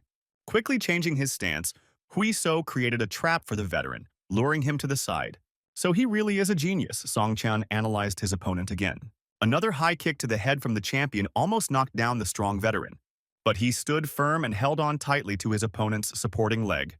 Wei So quickly grabbed the challenger's chest and leaned his body on him, thus shifting his center of gravity. He did not allow himself to be abandoned, and instead pulled himself up like a turnip to the challenger. Wei So's back straightened like a steel spring in a bridge, and he threw Song Chan over himself. Having retained his hold, the daring champion landed on top, the bag exercises coming in handy. Wei So moved forward and wrapped his legs around Song Chan's chest. His shin slid further and gathered itself into a triangle under the knee joint, and Song Chan was caught in a hold. His neck was pressed hard. The champion was sitting on his chest, and it was difficult to breathe. In addition, Wei So systematically attacked him with blows to the side. But it was not for nothing that the veteran was superior in strength to his opponent. He was able to get to his feet and stand up. Song Chan lifted them both up, the champion hanging on him like a monkey. Wei So loosened his grip and was thrown down into the ring, now in the underdog position. The hand hovered over the champion like a hammer, ready to finish him off. This is bad, thought the daring fighter, seeing his knockout. The sledgehammer cracked the ring, sending shockwaves through it. He missed. The challenger was surprised. How could he miss from such a distance? Wei So dodged, moving his head in the last split second before the strike. After this, he threw his leg over the challenger's back and put his hand between his legs. He wanted to perform omoplata, the host realized when Wei So wrapped his leg around the challenger's shoulder. To avoid the pain, Song Chan quickly did a powerful forward somersault, so he was able to break free from the champion's grip, the scales constantly swinging between them. Both were lying in the ring, but the champion jumped up a little earlier and attacked earlier. An explosive uppercut sent the challenger's body flying towards the fence. He almost broke through the fence. They hit him so hard. Wei So performed a plam and clasped his hands behind the veteran's head. His knee then shot out into the challenger's turtle-like defense. But the blow still reached even through Song Chan's block. Gathering all his strength, Song Chan rushed to grab his opponent. He could do nothing more in his stance, but the challenger's hands grabbed the air, and by inertia he continued to fly forward. As if jumping over a vaulting horse, Wei So let the challenger pass underneath him. The veteran was again pressed into the ring. Even in the fight, he was losing to the champion. He tried to get up, but the tenacious champion caught him in a triangle with his elbow. While holding the grip, Wei So spun to the side as if he was using wrestling techniques. "What is going on?" the presenters screamed. An anaconda appeared in the ring. Wei So caught his opponent in an anaconda choke. He'll strangle him, the thought flashed through the experienced veteran's mind. He tried to twist to get out, but Wei So hung like a boa constrictor, a dead weight, and squeezed harder. The champion hooked Song Chan's leg so that he couldn't get up, and his oxygen ran out quickly. The referee stopped the fight a second before Song Chan was completely knocked out. The winner breathed deeply. A slight euphoria from the work he had done overcame him. First title defense, a choke win. Li Hui Seo raised his arms in triumph. "Fidgety as a mongoose," Song Chan told him, breathing heavily. He almost strangled the brat, the challenger grinned.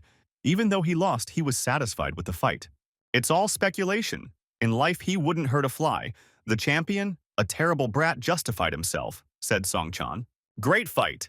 The cheeky guy extended his hand to the loser. "I won't argue. The fight was excellent." Song Chan grabbed his glove. To the sound of applause, the worthy rivals shook hands. "Now it's a shame to show your face," said Song Chan when he stood up. And who was the impudent guy surprised at? He missed a blow from where he least expected it, A small fist painfully poked his leg. The tall champion looked down and saw a brave girl with a strong punch. The little girl almost cried from resentment at what kind of brat the champion thought he was. Si Yon. Come here, her mother called, and the girl quickly retreated. Who is it? The young champion mumbled, asking Song Chan. Wife and daughter, the Octagon veteran introduced them. He is married. The naive guy was surprised.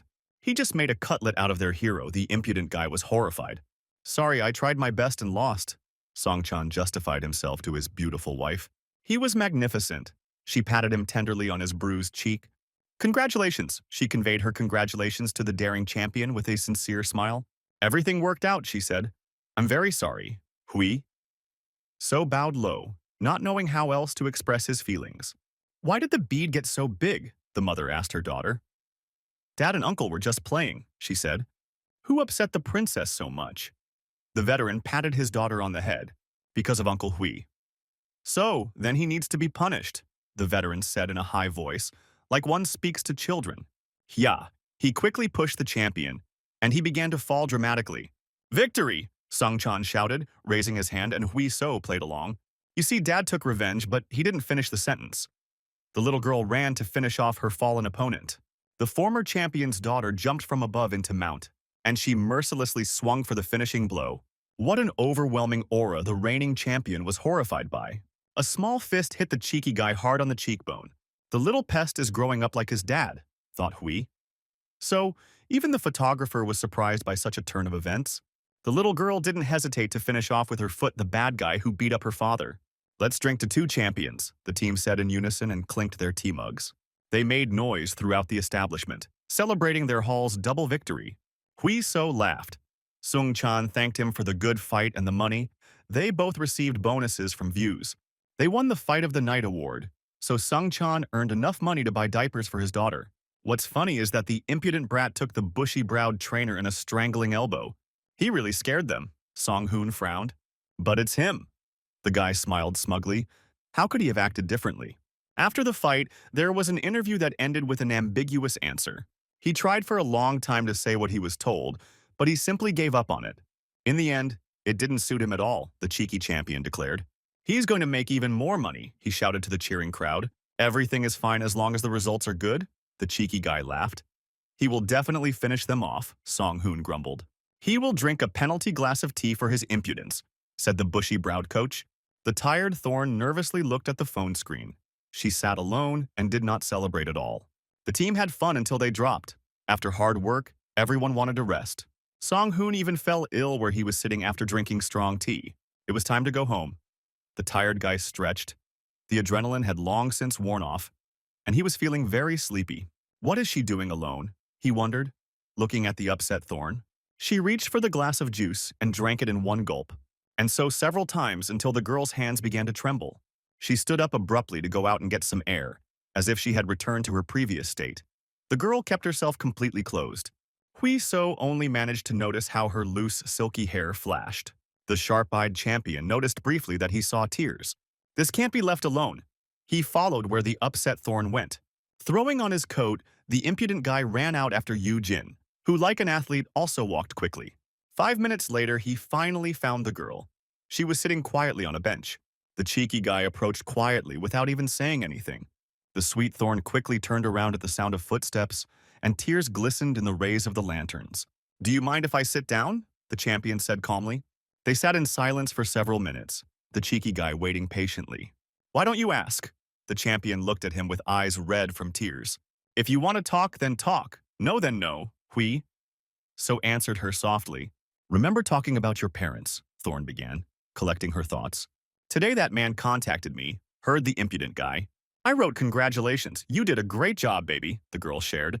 How dare he, after 5 years of silence and stillness, suddenly write such a thing, the Thorn said, sadly. I hate him, she cried out bitterly in the middle of the empty park. He made her life miserable. Scandals. The pain of loneliness, she said. The girl endured the beatings until he eventually left her, as if she were just unnecessary baggage that could be left behind.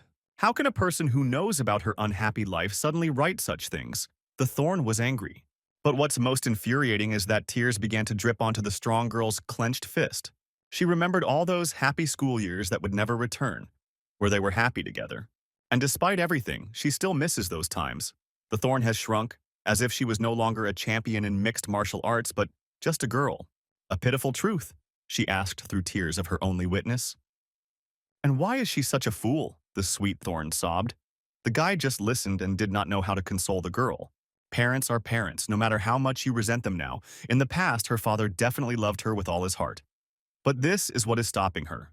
She continued to cry and complain, and he could only listen, thinking that it would make her feel a little better if Yujin let it all out. Hui. So suddenly realized that the quills of a wild porcupine were simply a defense mechanism. If you don't let anyone near it, no one will bite you. But her true nature, bright and smiling, was hidden deep inside. Help me curse him, the sweet Thorn suddenly declared, having spoken her mind properly. Could she really do that? The cheeky guy asked in surprise, playfully. Scolding your father is still a bit too much, Hui. So wanted to say, but she interrupted him. Just curse him however you like. Okay, thought the cheeky guy, recalling all the juiciest curses. He threw them all out at once, as if challenging a terrible opponent to a fight. If you live well, live and leave her alone. Otherwise, he will use his signature uppercut in no time, the impudent fighter shouted. Loser. Hui So screamed throughout the deserted square. The echo of his curses spread far and wide, and he even thought he heard a response. And how did the curse work? The cheeky guy asked the Thorn. Did she feel better? Bloody hell, she said, quietly at first, so that Hui So barely heard. And then, louder each time she cursed everything under the sun. His ears almost burst from the last scream. The girls were a terrible force, thought Hui So. Yujin, he called out to her worriedly when the Thorn fell silent. The sweet girl made a quick grab so he didn't have time to react. The aroma of cherries and chocolate made his head spin. She fluttered into his arms and squeezed him tightly so she could cry properly. Not knowing what to do, the young guy simply squeezed her tighter in his strong arms. He moved closer, her silky hair gently tickling his face, and she curled up into a ball against his chest. They stood like that for a while, just holding each other, in the light of the evening lanterns. Feel better? He asked her. When the wave of emotion subsided, the girl moved away embarrassedly. I'm sorry, she said. The cheeky guy raised his finger up in displeasure. What's wrong? Asked the Thorn. She apologized as if she had hit a wall, if they were as close as they were now, he began. It's worth saying, thank you for having such a wonderful person nearby, the cheeky guy said seriously. Sorry, the Thorn repeated again, but softer and quieter. That's how it was, and then the impudent guy closed his eyes from his pretense. Thank you for being here with her, the girl gave him a dazzling smile, instantly disarming the impudent guy. His trained heart began to race wildly, losing all rhythm. His head went blank and he took a step towards her. All he saw now was how beautiful she was. Oh, is that really it? The girl turned away embarrassedly. It wasn't like she had much experience, but she had seen it in dramas. His large, warm hand gently took her cheek, still wet with tears. He turned her face towards him and did the same with his other hand. Despite the obviousness of his actions, Yujin did not resist. The cheeky guy reached for his reward and she responded in kind. Her ragged breathing tickled the skin of her face. She could hear the frantic beating of his heart. It became so warm, as if everything around had melted. They closed their eyes and awkwardly sought each other's lips. If you give in to the moment, you can forget about everything in the world. But suddenly the girl remembered what she had eaten last. This thought sobered her up more than a bucket of ice water. What's wrong? Why did you stop? The impudent guy asked worriedly. Sausage with onions, that's what happened less than an hour ago. The girl was indignant. Nonsense, smoked chicken leg will cope with them, the impudent guy responded in kind. But the moment had already passed. Pull yourself together, it's all tea and fresh air, the girl resisted. First we'll do it and then we'll think, the impudent guy insisted. Enough of this nonsense. She finally coped with his pressure. It wasn't that she was indifferent to him, but she needed to sort out her feelings and not rush headlong into everything, the sweet girl said. I'm not sure, but he thought she felt the same way, the naive guy answered, hurt. It turns out that these were hasty conclusions. He whined in a disappointed voice, like an abandoned puppy. What a fool, he doesn't understand anything. The sweet Thorn was embarrassed. Hey, brat. The Thorn squeezed his shoulder and leaned over. The athlete's strong hand knocked the impudent guy to the ground. And who is the champion here? Her beautiful eyes that sparkled like stars told him. Dry lips from excitement pressed tenderly to his cheek, which made him drunk again. What is she doing? The impudent guy became even more excited when the girl hugged him around the neck. She rubbed herself against him like a contented cat and pressed herself tightly. At that moment, the monk's soul left his body entirely. She also takes him seriously because she wouldn't kiss just anyone, the sweet cat said. And since it's so serious, I wouldn't want to do everything in a hurry and anyhow, she declared in her thin voice. He can wait a little, said the Thorn, who easily defeated the champion. The impudent guy took a long time to collect his thoughts, becoming as timid as a puppy. He had the most beautiful girl in the world sitting on his mount, so he capitulated unconditionally. The cheeky guy beamed with a sincere smile and obediently wagged his tail. What a simpleton. It's written all over his face, the girl thought. But that is precisely why there is no need to be afraid of him, the sweet Thorn realized. However, he will become calmer if she kisses the other side, the impudent boy declared. The cat wondered whether she should give the rascal a gentle bite now. She moved closer to grab his ear while he was still so naive. Cough. A passerby who appeared at the wrong time started coughing. They drink tea and start a row, the old man grumbled. In fact, he didn't say a word, but everything was clear anyway. The couple, caught off guard, quickly separated. The world has come to an end, the old man grumbled incoherently and walked away. The couple exchanged knowing glances. Oh, this old generation. Unable to contain themselves, they both burst out laughing. Everything was spinning out so absurdly. What are they doing here? She wiped the tears from her eyes again, but this time they were tears of joy. Who would have known, the cheeky guy answered her. And at that moment the phone rang. Hui Seo also received the message. His pocket vibrated. Sun Hoon woke up and said that they were finishing up, asking to come back, the cat read. Same thing, read your message, cheeky guy. This coach is very hard-working, he said. Then let's go. The girl stood up and shook herself off. No matter how much she didn't want to, she had to go. No, wait, there's another side, the cheeky guy said, demanding like a child. If you don't hurry, they'll suspect something, the Thorn said. Then the daring champion wouldn't retreat any faster. Now my back will hurt from standing bent over. He was being capricious, okay? The Thorn agreed. The fool opened up. She looked at his pure and naive face. Puppy, she cracked lightly at the cheeky mixed martial arts champion. What is this? The guy shouted, but it was too late. The cheeky cat ran away. Vredina, he shouted after her. And the Thorn stopped for a second, of course, and that suited her. He knows that it's not that easy with her, the cheeky girl smiled slyly. We need to hurry, she ordered the naive guy to move. What a beast, Hui? So sighed with relief. Now he was ready to forgive anything. This could wait, he thought. Let him sort out his feelings. He could still feel them on his cheek, and his hand involuntarily reached out to his face, exciting memories of her tender, slightly rough lips. He got his reward right after all, the cheeky boy thought happily. The memories greatly improved his mood. How wonderful this night is. He realized he should breathe some more fresh air and only then go. Look here, said the commentator of the video from the match between Hui So and Sung Chan. Look, he calculated everything, said the funny man in the bandana. And in just a few months, the blogger said from the phone screen. He easily switches from right-handed to left-handed. The blogger gave an accurate analysis. But even in wrestling, he gets better with every fight. What a talented fighter. This is a talent that will definitely reach the top, said the blogger in a bandana. Sir, the secretary entered the boss's office after knocking. The schedule for the match in Los Angeles has arrived, he reported to the bald boss. Let's take another look, asked SFC President Dave White. While the champions were cooling off, other athletes were preparing for their fights. The practice of hitting the paws and hanging bags shook the hall. There was a lot of activity, sparring, wrestling, throws, grabs. Yujin entered the restroom. Preparations for the next match had not begun, and she could relax. Why are you sprawled out like a pig? The Thorn greeted me as sweetly as usual.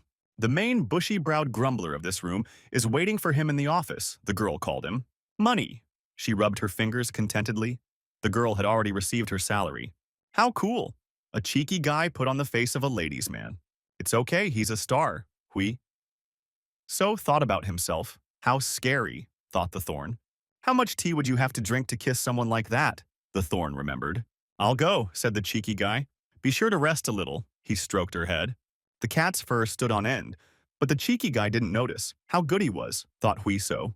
Here, said the ladies' man when he arrived at the coaching room. Sit down, Song Hoon invited him to talk in a reserved manner as usual. It seems like some people these days use excuses to justify inappropriate behavior, hinted Sung Hoon, who said the fighter became wary. Absolutely everything, Sun Hoon stated sternly, and the impudent fighter was embarrassed, scratching the back of his head. So why did they call him here? He quickly changed the subject. Reward for the last match, check the whole amount, gave him the document's brow stick. Hui So's eyes widened like the zeros he counted. There is definitely no mistake, the athlete asked. At first, he also did not believe that it was possible to receive so much for a home match. Sun Hoon agreed. 124 million in words was the amount of the winnings. The biggest contribution was made by the paid broadcasts. Their match achieved popularity, the lowest ratings of the SFC, but it was also a shocking success. If money is the measure, no one has earned so much, which means Hui So is the most valuable fighter in Korea. Song Hoon laid out 4 stacks of documents in front of him, proposals from other organizations. Veil Tudu seems to be a promising option. Highlighted Browstick 1 contract. Sign-on bonus, 10 grand. 65 for the fight, double your bet for a win, and plus 5 for every win on your bet, all in dollars. The terms sounded very tasty to the guy who had just recently scanned the goods at the checkout. But wouldn't it be better to choose SFC? They don't have home broadcasting. Asked the champion Veil are in negotiations. They will have it soon too. Was it because of him that the self-confident champion asked? Was it true? The bushy-browed trainer looked at him sternly. The MMA market is growing, so they are thinking of entering it at the right time, explained Bravastic. The new format will not be easy to gain popularity, but it will do so quickly, Sung Hoon reassured. If he continues there, he will earn money and get the best health insurance in Korea. They have potential, Hui So noted. SFC is still better, as Sung Hoon said earlier. That was the case before. Now SFC has many unfavorable conditions, the bushy-browed coach reminded. According to the terms, medical expenses in the amount of less than $1,500 are paid by the fighter. The problem is that a large amount can be divided into small payments, and then they will be less than the payable limit. In addition, this applies to injuries during a match and does not cover expenses during training. Then they get the rights to his face. He will no longer be able to manage his own social networks and record videos.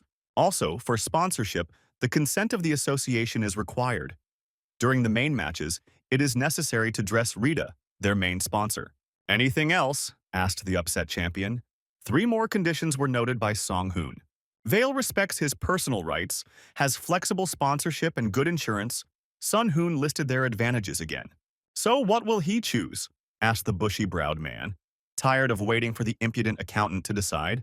I can't choose between these two. The impudent champion fidgeted. Why not try and continue negotiations with both of them?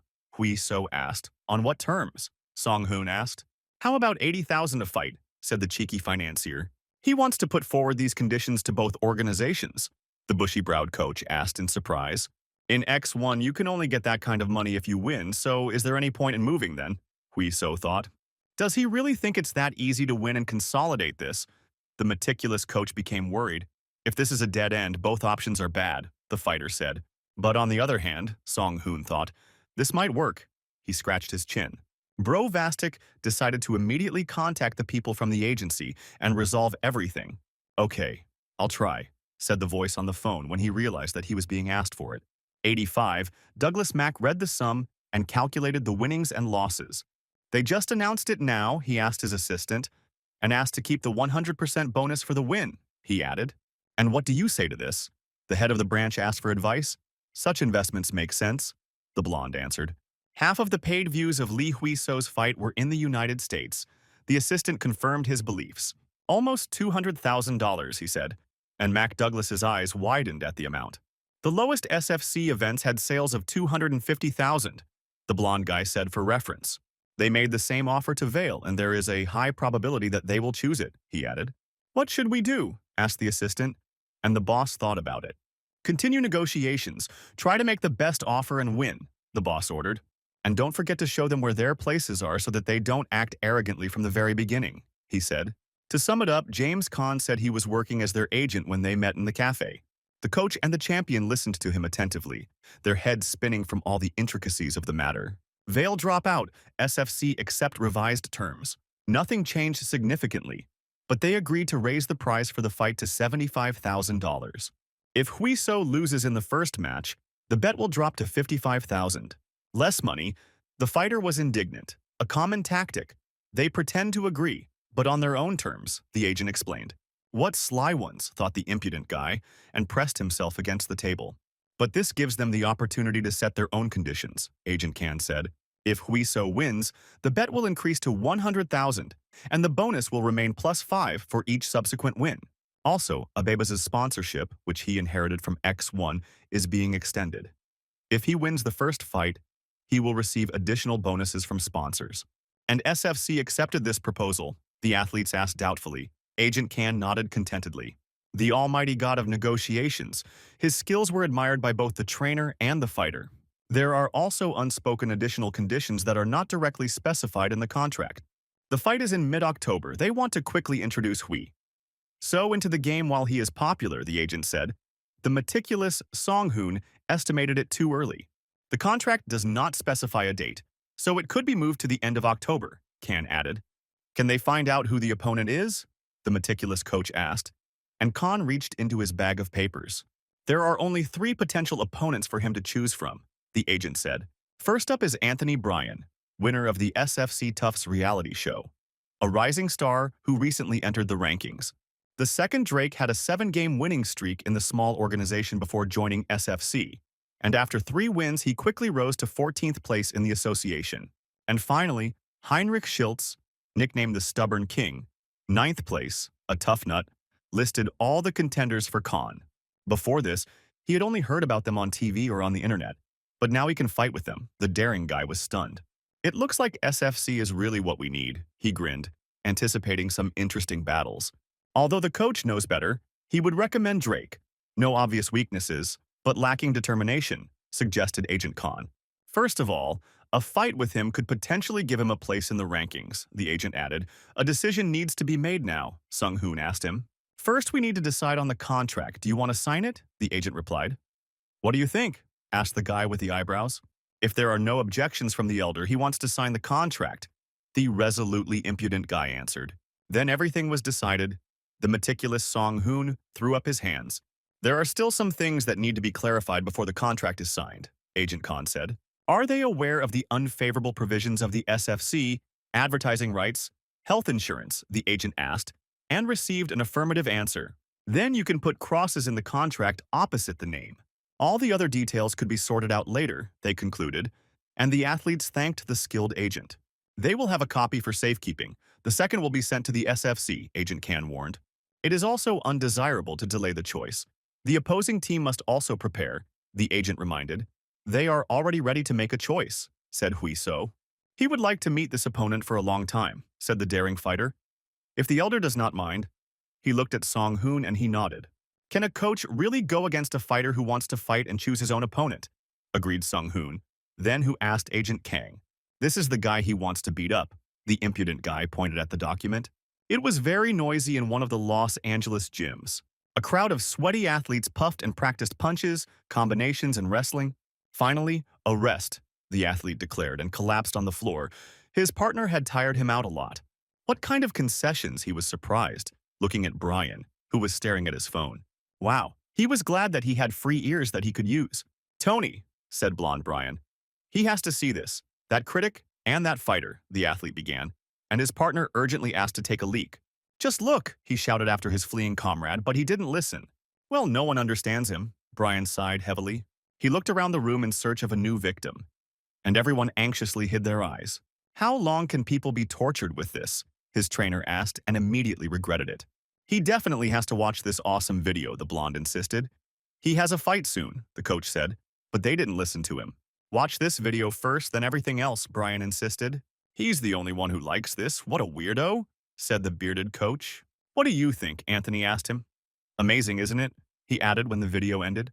The creepy guy in the bandana made funny faces and twitched while talking about the new fighter. A real beast has appeared in Asia, and in the same weight category, Brian was inspired. I would love to meet him once, the blonde fighter said dreamily. As if that was what he wanted, his bearded trainer asked him. He definitely wants to fight him, the coach repeated the question. They are going to bring him to SFC. Anthony was surprised. It's just that he's in Asia, Brian muttered, and the bearded coach shoved the offer document under his nose. What? He recognized his opponent. It was Li Hui. So, Anthony said, they just signed the SFC contract and are considering him as an opponent, the bearded trainer said. The fighter trembled. Put a big cross where it should be. Anthony was inspired by the upcoming fight. Hui So was lying on the mats reading the news, Anthony Bryan confirmed his challenge. Most reactions to this news were skeptical, but that's what the cheeky guy always thought. On the other hand, he was always an underdog, excluding a title defense match. As usual, he just needs to show everyone clearly who he is. With each match, his fighting sense has become sharper. After watching a video, he can clearly imagine his opponent. Hui So began his shadowboxing by trying to visualize his opponent as clearly as possible. As if the opponent was standing right in front of him, the impudent guy saw the blonde's face. He felt its distance, speed, and trajectory of the blow. Hui So moved as if they were in a real fight, dodging the combinations of the larger opponent. He opened up and needed to hit, the instinct of a daring fighter told him. Jung Hwan made a gurgling sound after his neck was nearly broken. Oops, thought the daring fighter, exiting the matrix into the real world. He just sent his best friend flying with a powerful high kick. He's alive, the brazen fighter shouted to the whole room. They won't make him pay for the damage. Criminal Hui. So, how are you going to pay for the damage? Chung Hwan jumped up sharply. They sat down to chat off to the side, near the wall, while Jung Hwan collected his thoughts. As the neck asked Hui So, almost broke. Ready to pay, grumbled the best friend. Why did he show up? The impudent guy asked. He hadn't shown up for a long time, so he decided to remind everyone about himself. Lately, they have become distant. A loyal friend noticed. Hui So had important matches. He's going to fight Bryan. Isn't Drake the better choice? His friend asked, but Hui So shook his head. The fight with Drake is easier, but he only wants to fight the strongest fighters, the confident fighter said. Bryan is the winner of the TAF show. If he wins, he will get a lot of attention. Hui So explained his calculation. As expected, he is special, said Jung Hwan, and yet he came here to tell him something. His friend became a coach, and Hui So was very surprised by this change. Because of certain individuals, the number of newcomers has increased by leaps and bounds, said Jung Hwan, which makes him blush, replied Hui So. What about his fights? Asked Hui. So the number of offers may decrease. Is he ready for this? It's okay. After that match, he realized his limitations and came to terms with them, but he won. Hui So didn't agree. Only barely, his friend sadly noted. He won twice after his debut, but with great difficulty, which is why he had to make such difficult decisions. The main problem was the inability to cope with nervous tension. If this is not overcome, then high achievements can be forgotten. Moreover, Jung Hwan did not expect to overcome his nervousness in the future, and yet he is not one to give up easily, Hui So thought. From this match, he is now an assistant coach for the champion, his friend declared. Jung Hwan asked the brow guy to give him such an opportunity so that he could support the cheeky guy. It's true that he already said something similar. I had to butter up Hui So to hear a few pleasant words. How is Auntie? Asked Hui. So, he hadn't seen her since he quit the store. She is sick, Jung Hwan admitted, making his impudent friend so agitated. After debuting, he couldn't help her much, Jung Hwan said, and she was overtired. Plus his income was low, and something had to be done. She needs to rest and he needs to take care of everything, the friend said. So that's the real reason, Hui So realized. She supported him all this time, but she lost her health, so Jung Hwan could no longer insist on his desires. He sacrificed his dream of building a career as a fighter for greater stability and his single mother. He's now thinking about unnecessary nonsense. A friend has snuck up. Nothing like that was Hui So's excuse. I believed it, thought Jung Hwan to himself after hearing these weak excuses. The timing may not be right, but he can handle coaching, Jung Hwan said confidently. This body can definitely handle champions outside the ring. He confidently pointed his finger. Oh, come on, the cheeky guy teased his newly minted coach. Succeed, shouted Jung Hwan, for he had staked all his savings on it. I don't hear the answer. The new coach looked at the lazy champion. I will definitely win, chanted Hui So. Great, then let's start the special super training immediately, the young trainer flared up. The lazy bastard will gnaw the earth, the young trainer thought with a smile. He himself will be the first to get tired, thought the daring fighter. What is he doing after practice? Hui So asked, and Jung Hwan replied that he was free. How about a couple of glasses of tea, suggested the cheeky champion. Training for the fight starts tomorrow and he wants to go to tea houses. His friend was surprised. The main question is dark tea. Light or rice, the champion said. Dark tea, Jung Hwan drooled. Was already last time. Rice tea soju is better, insisted Hui So. They argued for a long time which tea house to go to and what to eat with it, chicken breast or cold snacks from the pub. Then today he's treating, Jung Hwan's best friend proudly suggested. We drank tea until we were full. The strong champion dragged his friend, and in the end we took pork breast. After yesterday's tea party, Hui Seo was sweating profusely during training with young Huan. Next, the young and ruthless coach commanded. "Gather the sheets," he shouted to the impudent champion, and he grabbed the ropes. "Throw the cabin boy away, go ahead," shouted a friend in the voice of Sergeant Hartman. "Spin faster," he commanded. Hui So took the hand grip trainer. Next, the coach shouted, "Hui." So grabbed the heavy weights. He performed a lot of double throw reps to strengthen his shoulders. Jung Hwan counted out the required number, and Hui So rushed to the rope. "No legs or start all over again," declared the tough coach. Hui Seo jumped down heavily. "The final step," Jung Hwan said, "in their circuit training." "I hope it doesn't crack," thought the daring champion, and pulled the Belaz tire with all his might. With a powerful jerk, he was able to put her on her butt and push her forward. The heavy tire flipped over. After all the grueling exercises, the last one was especially difficult. 19 minutes, declared the stern and young coach. Wow, for all 4 sets, it was the program of wrestlers in the national wrestling team. Chung Hwan was happy with the results. Why did they try to do something they couldn't do? It's the magic of especially gifted trainers, the cheeky guy grumbled. But he managed, his friend objected.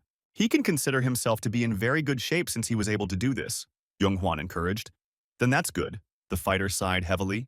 In any case, a meeting with the blonde would require preparation, the daring athlete thought. He doesn't often hear praise for him. Jung Hwan was surprised. From what was shown on the Tough Show, Brian has excellent mental and physical stability. He is such an incredible fighter that it made him want to fight and win even more, said Hui So. So it's different, muttered Jung Hwan, and they called him. Coach Song. My friend picked up the phone. Okay, I'll betray you. Jung Hwan obediently answered. Their agent called. He wanted to pass on the message, comrade, but the impudent guy was completely out cold. He snores like a pig. His best friend smiled. Tomorrow he'll be even more annoying, he thought. In the meantime, let him sleep. He carefully covered the source of income with a blanket. Hui So fell into a deep sleep, the effects of yesterday's tea party still evident. Fine, said Jung Hwan. He'll definitely make some money on the bets. Try hard, Golden Egg Hen, the trainer smiled. Brian sat in a special tent and read various news. It was difficult to breathe in the thin air. I had to take more frequent breaths. Bearded coach Alex watched these efforts with skepticism. It's Anthony's time, he told the fighter, and the blonde climbed out of the tent. Then he was put on a treadmill with a filter mask, which made breathing difficult. He was constantly out of breath, but he kept up the pace. At the end, Anthony felt completely exhausted, as he should be after a good workout. He gave it his all. The bearded coach patted him on the shoulder. Come by after training, let's talk, Alex asked, which made Anthony worried about the conversation.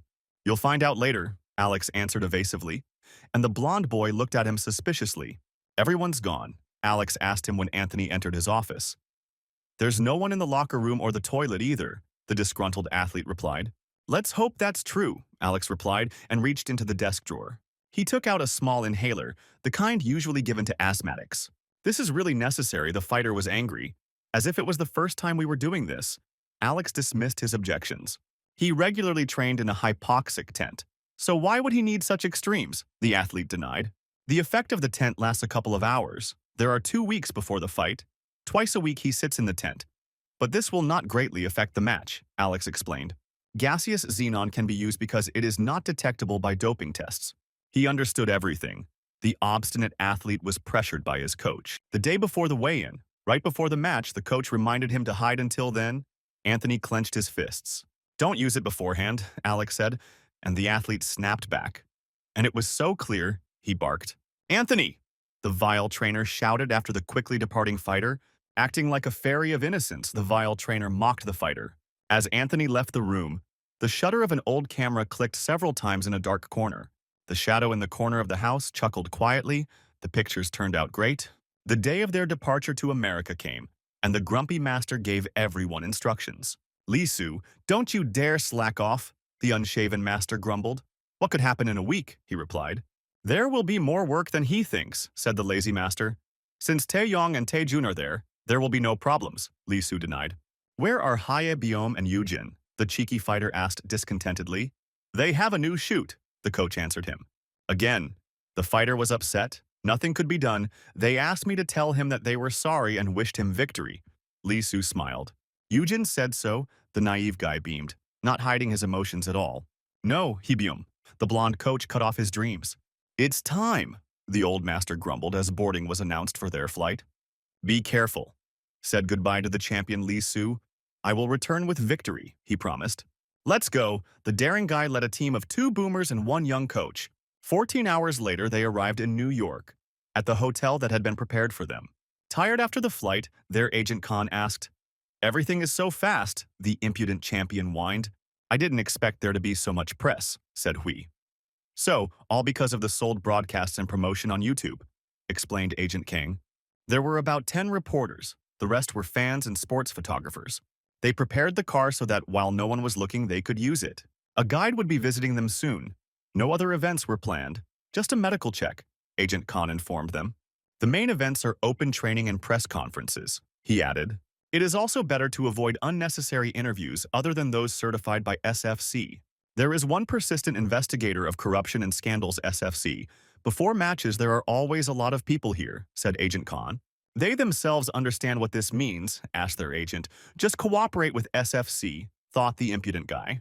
Then their useful Agent Khan left everything at that. The old master also left with him. See you tomorrow. The lazy master fighter left for the junior coach.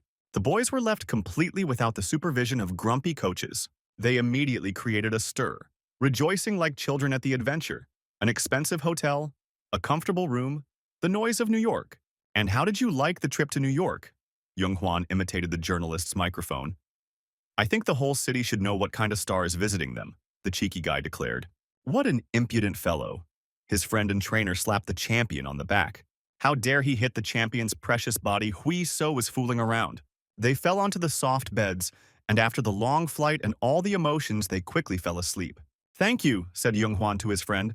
Thanks to him he travels, but they are here for work. The cheeky friend waved off. Of course, the young coach answered his best friend carefree.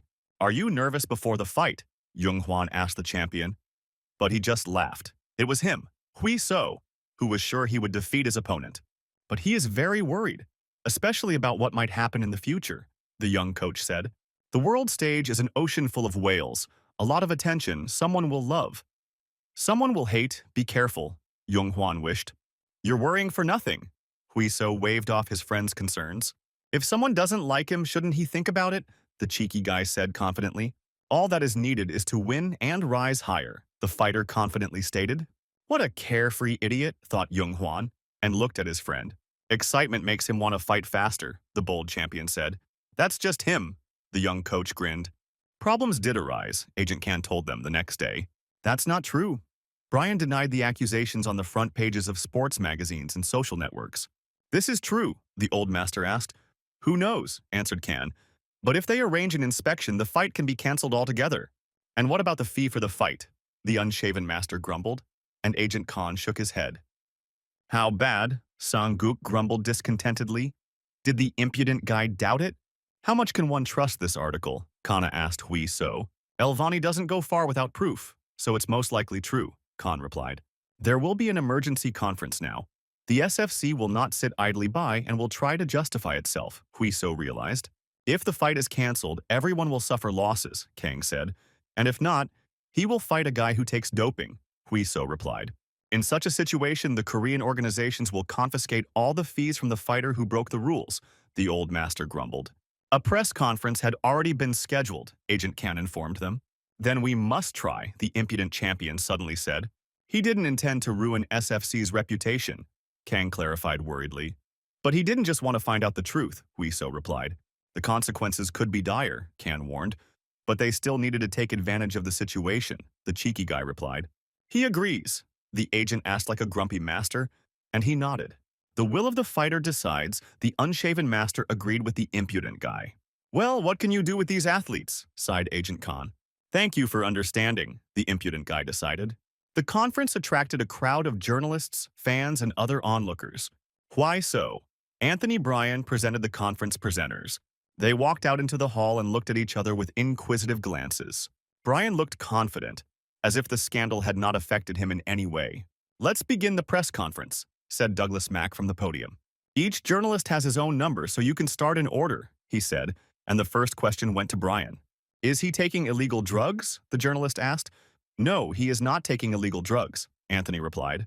It's all a lie and a provocation. The fighter justified himself. If anyone disagrees, let them present evidence. Drugs, doping. He is constantly under suspicion, and there are also rumors about a deal with Alex Griffin, the journalist said. Alex is just a coach and he has tough training methods, Brian answered freely. The conference was becoming more and more like a warm bath. They're nothing more than rumors. Anthony easily justified himself, looking smugly at those gathered. There are CCTV recordings showing that they met alone in the hall, another journalist said. They met everywhere because Alex was his coach, Anthony said. The journalist objected. But the meetings always took place outside of working hours when no one was there. That day, they had a fight over money. The conversation was not very pleasant. Then he ran out of the office. The blonde fighter was brazenly lying. It's personal, but he can tell if required, Anthony bragged. After all, this is for questioning, and the press conference, maybe they will pay attention to Mr. Lee, Brian said. Agent Khan thought badly. Anthony got away with all the accusations. They are professionals and can destroy Hui. So moreover, they deliberately ignored him in order to belittle the Korean's importance. If this continues, Hui Seo's importance will diminish in the eyes of the audience, Kang thought. Then he wouldn't mind taking a doping test, the journalist asked the blonde athlete. Even now, Brian grinned smugly. Since he agreed so easily, a hubbub went through the hall, which means the whole story really is fiction. More questions, Douglas Mack asked, but the reporters remained silent. He wanted to end the conference, but one cheeky guy prevented him from doing so by raising his hand. Besides asking questions, he has the right to express his opinion, the cheeky guy said. Then let's give him the floor, agreed Mac Douglas. Thank you, answered Hui So. First of all, it was a great show. It was fun, the fighter said, and the journalists tensed up. Great game. He even believed it, Hui So sarcastically said. And even Anthony tensed up at his words. But it's all a lie, Hui. So slapped the table and stood up. Let me tell you what a vile bastard this guy is, he said. I protest, they shouted from the audience as if they were in court at a hearing. Is he accusing them of whitewashing Brian? The journalist asked, thereby giving himself away completely. If the answer is obvious, why ask? The cheeky guy wondered. Too stupid a question for a reporter, Hui So said. Then what should they have asked? The bearded journalist asked insolently. Brian has a lot of coaches, what's the point of asking about them, Hui? So pointed at the opposing team. Why would he open up? Brian asked. Just because of rumors, he quipped back. This is such a secret information. Does the guy who is about to lose really have secrets? Or maybe he brought doping here right now, Hui So said. And his opponent wavered. That's it. The usually reserved Song Hoon chuckled quietly. This is baseless slander. The rival was indignant, but Hui. So, he explained. It will not be baseless, he said. It was clear that he was going to use the EPO hormone stimulant. The effect lasts for 72 hours, the impudent guy began. Those who have at least a drop of brains understand that today is 3 days before the fight, continued Hui. So, he has not yet taken doping, and a test can be done. Anthony posts a lot about his training, but it's just a distraction. The daring guy nailed his opponent. The hormone, secreted naturally, does not last long, but has a positive effect on athletes. But how will they then notice the difference? They asked from the audience. Is it safer to take doping before the fight? Said Hui So. EPO levels can only be confirmed by a blood test, but needles can cause injury to the athlete. Modern tests will have a hard time detecting artificial EPO levels, but you can examine your body for injections. Is it true, Brian? The cheeky athlete asked. He is not a drug addict. This is already too much. Anthony was indignant and approached Hui. So, what is he trying to achieve? The blonde asked. If he is wrong, he will publicly apologize, the impudent fighter declared. The delirium enraged Anthony. Hui So cut off his objections. He saw his fights in TAF, the cheeky guy said. From the outside, it looked really cool, Hui So said.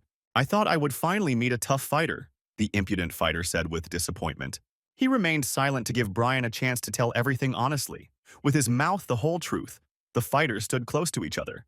Now he doesn't see him as a rival, and he doesn't care whether he comes with doping or not, said Hui. So, and Mac Douglas liked it. As soon as the fight starts, I'll bury you alive in the ring, the impudent guy growled. The headlines were blown away by Brian, Agent Khan, who was jubilant about how well everything had worked out. It was cool, he told the fighter, but Hui So responded with restraint and thought. He would be the star of this match, his Agent Khan assured him, and Mac Douglas liked it. He was right. The daring fighter agreed. I didn't know he was well-versed in doping drugs, Kang said. And he doesn't know anything, Hui So said. The old master helped him. Hui So pointed to the coach. Not really. But how did he manage to make so much noise about such information? The old master asked Agent Khan. Stop talking nonsense, the old master slapped the insolent guy on the back of the head. Brian is now morally shocked by what is happening. Khan smiled contentedly. Nasty thing. He kicked the empty bucket so that it bounced across the entire hall. I told you it was unnecessary, Anthony shouted throughout the room. All the time spent, all the efforts, are now tainted with the stigma of a cheat. The athlete was angry. Lee was right. He came to the conference with a can of gasoline to burn everything. He had to admit his mistake. Brian punched the wall and the coach hurried to calm him down before he got injured. How can he calm down now? The blonde boy was indignant. It's all already happened, the coach snapped. He's so calm because he has nothing to lose, Anthony said in response. This is partly his fault, because he is the head coach and he missed everything.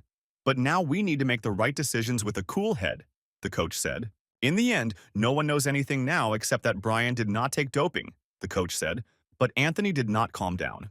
Everything is fine, his trainer stated confidently, and the fighter fell silent. He's upset now, but there's no need to do anything he'll regret. But then what to do? Asked the upset guy. Take out all the anger and resentment in a fight with Li Hui. So the coach answered him. After all, he is the one who is to blame for everything that happened, and he needs to take proper revenge. The coach switched his attention to the impudent opponent. If it weren't for Li Hui Seo, the conference would have gone quietly. He was the one to blame for everything, the coach repeated.